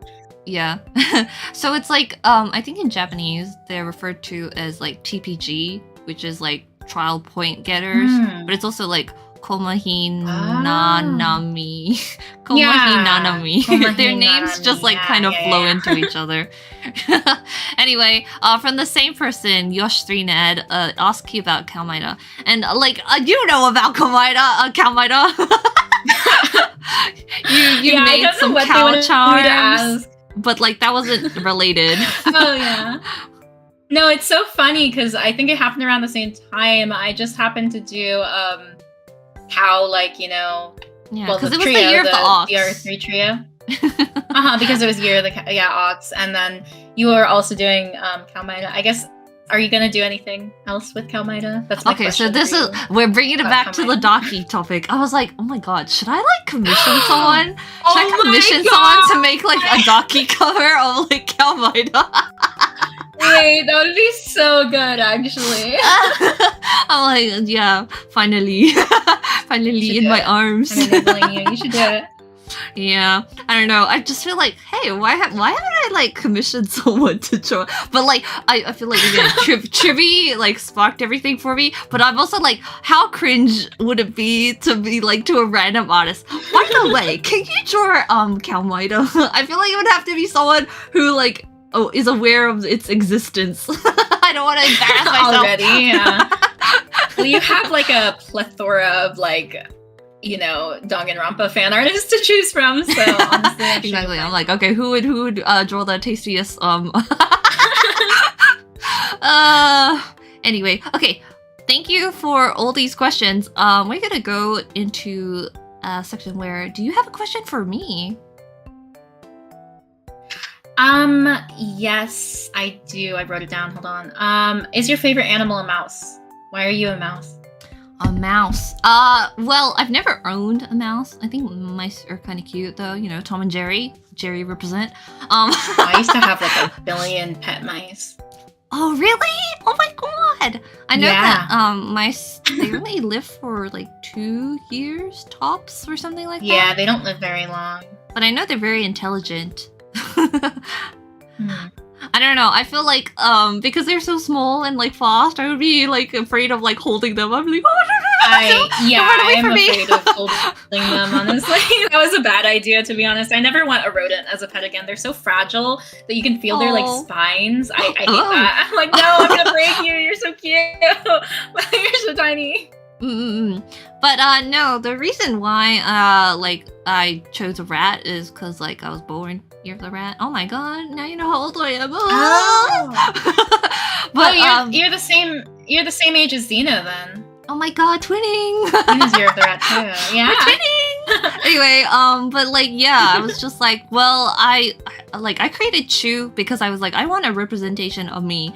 And what's more cringe than like a rat? Like, that's fair. rat no, digging through the trash, really well. So but yeah, like that's why I'm rat. But like rat, mouse, it's like kind of interchangeable. I don't really mind what people like one. I just think it's funny because Okay, again, like we talked about this like little fan name for your community. Like obviously it's khmeidling, right? But I'm like, should kind of rebrand from that maybe, but because like not everyone even cares about khmeidling. But I'm like, you are forced to become a khmeidling. Cute though. if you're a for fan, the safer work hours. The rule. Degenerate for the horny jail. And I love that so much. Degenerate. It's so cute. I think it's cute. We'll move on now because we have a question. Well, two questions from Rice, which you already watched the interview, so you know the questions. So I'll just read them out right now. Yeah, I'll read them out now. So Ibble does apparel. A lot of their art is like flat art, so line art and stuff, but they also have crazy good rendering. So I'm curious if they approached it in different ways, like if they know they're going into it with flat colors or rendered style. Like for example, the CMYK EPs are all flat colors, but the Flat album was fully rendered. Do you pay more attention to the line art if you only flat color? Because if you render, maybe the lines get covered up or are less important. Because both styles slap super hard. So how do you approach that? Before I answer, I just want to say, Rice, you're so cool. I don't know if Rice is here anymore, but Rice, you're so fucking cool. I watched your live, and you're so cool. Okay. Secondly, I do approach them a little bit different. Overall, the process is pretty much the same because for my rendered art, I still do like full line art, but there's definitely some like leniency in if I know something is going to be rendered. And usually at the beginning, I have a feel for it. Sometimes I'm like not sure, like if I want, like usually for my like doodle pieces, I'm like, should I render this? Should I like flat color? I don't know. But I am a bit more careful with the line art, especially if I know it's going to be printed, and I have to like consider that from the get-go. But if it's rendered, I'll kind of let myself be a little bit lazy with parts, especially background elements, or I'll just be like, yeah, I'll fix that in post. Cut to me furiously rendering over like a hand or a face or something. I actually did it with the album art for CMYK. I ended up changing her face because I really didn't like it from the lines, and I was like, I'll just render over it. And I did. Well, thank you. And the second question, which is like just a paragraph. So Rice says Rice went to school for STEM, so not art related, and also not in an art career, so also really admires people who make art their full time. Rice says, I'm very envious and just think that it's really amazing because maybe the parents were not supportive of art careers because of insecurity of jobs and stuff like that. So Rice thinks that full-time artists are very strong. You're very strong, Ibble. Sorry, this is a really long question. So I want to ask if you ever had those fears of like, oh, maybe art won't be enough as a real job, or if you ever regret doing art as a full-time job, but also like, what's the most rewarding part of doing art full-time, which you've kind of already like covered a little bit, but I just want to commend you for having the courage. Also, I don't want to be condescending to be like, oh, you're so brave, but I considered it brave because when you don't do art as a hobby, I think it's brave. Is it fun to do what you do as a living, the rough times and the rewards to reap, or the burnout, all of that? I just want to hear your thoughts on that. And I guess you've kind of covered that, and Rice like just rambled on, and I was like, Rice, how do I make this? I heard when I was watching, and I really appreciate that question. I think it's a really good question. When I was watching back, like I said, I didn't expect there to be I didn't know that's what you did at the end of your interviews, because that was the first one I watched. So I was like, oh my god. Anyways, so I really like that question. I did kind of cover it, and there's a lot more that I could actually say about that, but obviously we're pressed for time. But yeah, short answer is like, yeah, it is like hard sometimes, and it is a struggle, and it was very, very, very scary when I first started it because I was a child and I didn't know what to do, and my mom wasn't not supportive, I won't say, but I definitely faced some of the same pressures of like, oh, you know, art isn't like possible to do full time, or there are better jobs, et cetera, especially from my like indirect family as well. So I can definitely relate to that. I was just fortunate enough to stumble into the career from an early age and to have parents that were at least somewhat understanding of it and not like, super adamant about me for sure. But like the fact that I didn't go to college though, because I was definitely quote unquote supposed to or going to go to college. That was the plan and that was always the plan. And I literally thought that my mom would disown me for telling her, like I was afraid to tell her that I didn't want to go to college at all because I wanted to focus on doing art. Obviously she didn't. We have a great relationship. I love you, Mom. But yeah, so it is scary, and I don't know. I just appreciate your words. I could say a lot more about this, but I think the main thing I want to say is that like whenever people, not that this is what Rice is asking, but whenever people ask me like, oh, how can I like do what you're doing? How do I start? I always feel bad because I never know how to answer them, because for me this is really something that it felt like I had to do it. As dramatic as that sounds, and I don't mean to say that I was forced into it or that I don't enjoy it, but it felt really like the only option for me, because that period of my life was a really bad period of my life. I was not doing well, and so this really felt like the only path, and so I'm really, really thankful. And like every day, I think this is so dramatic. I'm sorry, but every day I think about it. Like I wake up and I'm like, I'm so glad that it is working out and that it has worked out the way that it has, and I'm so thankful for that. So yeah, thank you, Rice. You're so cool. Like, cause again, like I feel that same way, but like, at least for my background is because like, my mom has like a background in art related stuff, so I feel like I had it kind of easier to like ease into that, like I like art, let me pursue that. So my parents were both kind of like, okay, it's not like something unreasonable, even though like of course they like when you hear your like cousins or whatever, your distant cousins, like it's like, oh, they're a doctor. I'm like, all right, I'm sorry. Sorry, I'm not smart, like my bad. But like, no, my I don't aunt know. literally told me.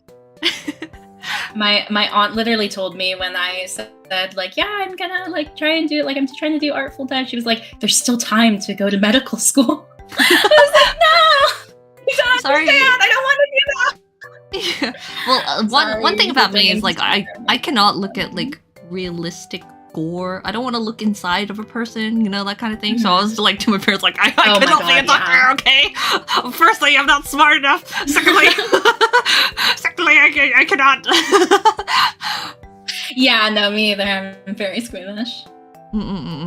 But like, yeah. So I don't know. I definitely get it, and like I also feel like even if you are really passionate about art, doesn't necessarily mean you have to make it your career. It's nice, for sure. like especially if it's like an industry kind of thing. Maybe you don't want to work for someone else when it comes to art. Maybe you just want to make it your own thing. So I don't know. Of course, it's nice to be supported by your family for whatever pursuits you want to do, but sometimes maybe you should just go for it. Maybe you should just go for it. But yeah, like thank you, Rice, for all those questions. And thank you, Ibble, for being here with me today. We are now going to reveal the next guest for the next Cheese to Meet You, which I'm very excited for because can I get a drum roll, please, Ibble? Oh god, this might like reverberate into my mic. So sorry. Is that too loud? That was pretty good. I feel like last time Rice was like destroying the table. But yeah, the next guest to reveal is ta-da! It's gonna be Mickey Robbins P! Which, if you guys do not know who that is, Mickey Robbins P is also a Vocaloid producer who is most well known for their Danganronpa fan songs. For example, like cookie cheese, cause I'm a liar, and all of that stuff. Oh my God, I love that. Which is very exciting, cause yeah, obviously I listen to them, and like again, we're bringing in the That's Vocaloid. really We're bringing in the Vocaloid. My biggest things in my brain. Aren't they doing a Nagito song? Am I wrong? Yeah, they are. Oh, see, like again, song like, right now. Yeah. Okay, listen. In the Circus Feet interview, like Circus had to take a little break, and I was like, okay, well, let's do a little role playing, and then I said to Circus, I was like, oh, so Circus, what are you gonna do any fan songs? And I was like, oh. Yeah, actually, I'm talking about fan song, and I was like, "Oh my God, no way! Oh, what character?" And then my I'm God, like, yeah, like it's gonna be a Kumaida. I was like, "Ah!" And then like when Circus came back, I was like, "Oh!" And I was like, and Circus was like, "Oh my God, did you like reveal my Kumaida fan song?" It was just very funny. But yeah, Vicky Robin P is actually gonna make a Kumaida fan song, and I'm very excited for it. I saw them post about it. I was really like hyped for it. I'm very excited to be talking to Vicky Robbins next month. So it is your turn, Ibble, to give them a question. What would you like to say? Yeah, I guess I have like 2 questions ish. Honestly, these might come up in the interview anyway, but I was thinking about asking something about like which part of the songs they like figure out first. Do they do original songs? I mostly know them for their Danganronpa songs, which I really like. Yeah, which are original. But whether it's original, yeah, but I mean like not fan inspired. Like both for like non-fan inspired songs and then like fan inspired songs. Which part of the song they figure out first? Because I imagine maybe it would be different. Maybe not. But like, how do they come up with like the melody or like the lyrics or like where in general their inspiration for that comes from? Because I don't know anything about making music, and I find it like really cool and like inspiring that when people can write music. So I'm curious about that. And then the second question I have is just, what would you recommend to like a complete beginner, like a complete novice, trying to get into making music? Because that's always something I'm curious about. Like just programs or like, tips, like what to start with, anything like that. Yeah, that's a great question.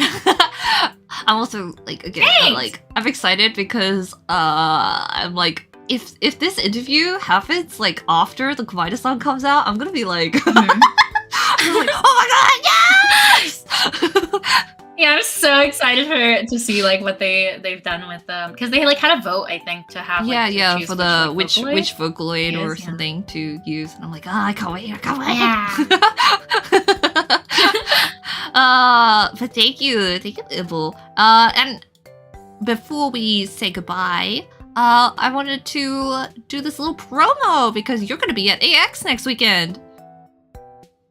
Yes, I am. I'm going to be at Anime Expo in Los Angeles. We're going to be in the Artist Alley, A79, and also in the Exhibit Hall, 425. We have 2 tables because they're in different rooms. And we're also doing like a little stamp rally if you visit both tables, where you can collect the stamps and get a freebie. So if you're going to be at Anime Expo, please feel free to stop by. We will have lots of wares. We are in Con Crunch right now. I also wanted to promo the scene that I'm a part of. Technically, this person says AX is already next weekend. Damn, yeah, I know. It's like it crept up on me. I'm so stressed. We have to drive across the country. The other thing I wanted to promo is this scene that I am a part of. They haven't released the contributor list yet. It's a bit early, and the zine won't be coming out for a while, but I asked them if I could promo it because it's just a project I'm working on now. I'm going to be the cover artist for the Kaide zine. And I am actually working on the cover right now. I've already sketched it all out. I'm very, very happy with how it's turning out. I'm really proud of it. Obviously, I can't share it. But yeah, please look forward to that. Follow them. Stay tuned for updates on that. There's a bunch of amazing artists and writers in that project. And then the last thing is just like check out my Let's Plays if you like to watch, people game or people like ad-lib characters and like, a group of friends having fun.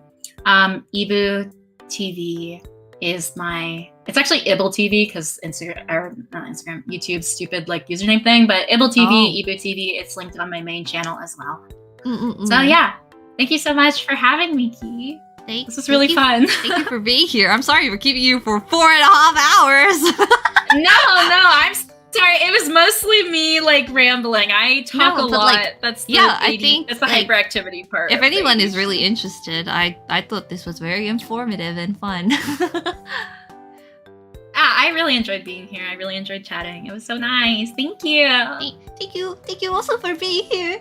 I'm really glad that you agreed to like talk to me about it, because like technically I guess you're like, I gotta check my playlist now. I'm like, you're one of the Danganronpa artists that I've known for longer, that I've like first reached out to, because I was like, well, you like make videos, so I feel like it's appropriate if I ask you if you want to appear in a stream. Yeah, for sure. And we've like briefly mentioned before like doing collabs and stuff, which we should definitely like collab again. If you're down, like do like a drawing stream together. Or, I would like to. Again, if you're comfortable with live streaming.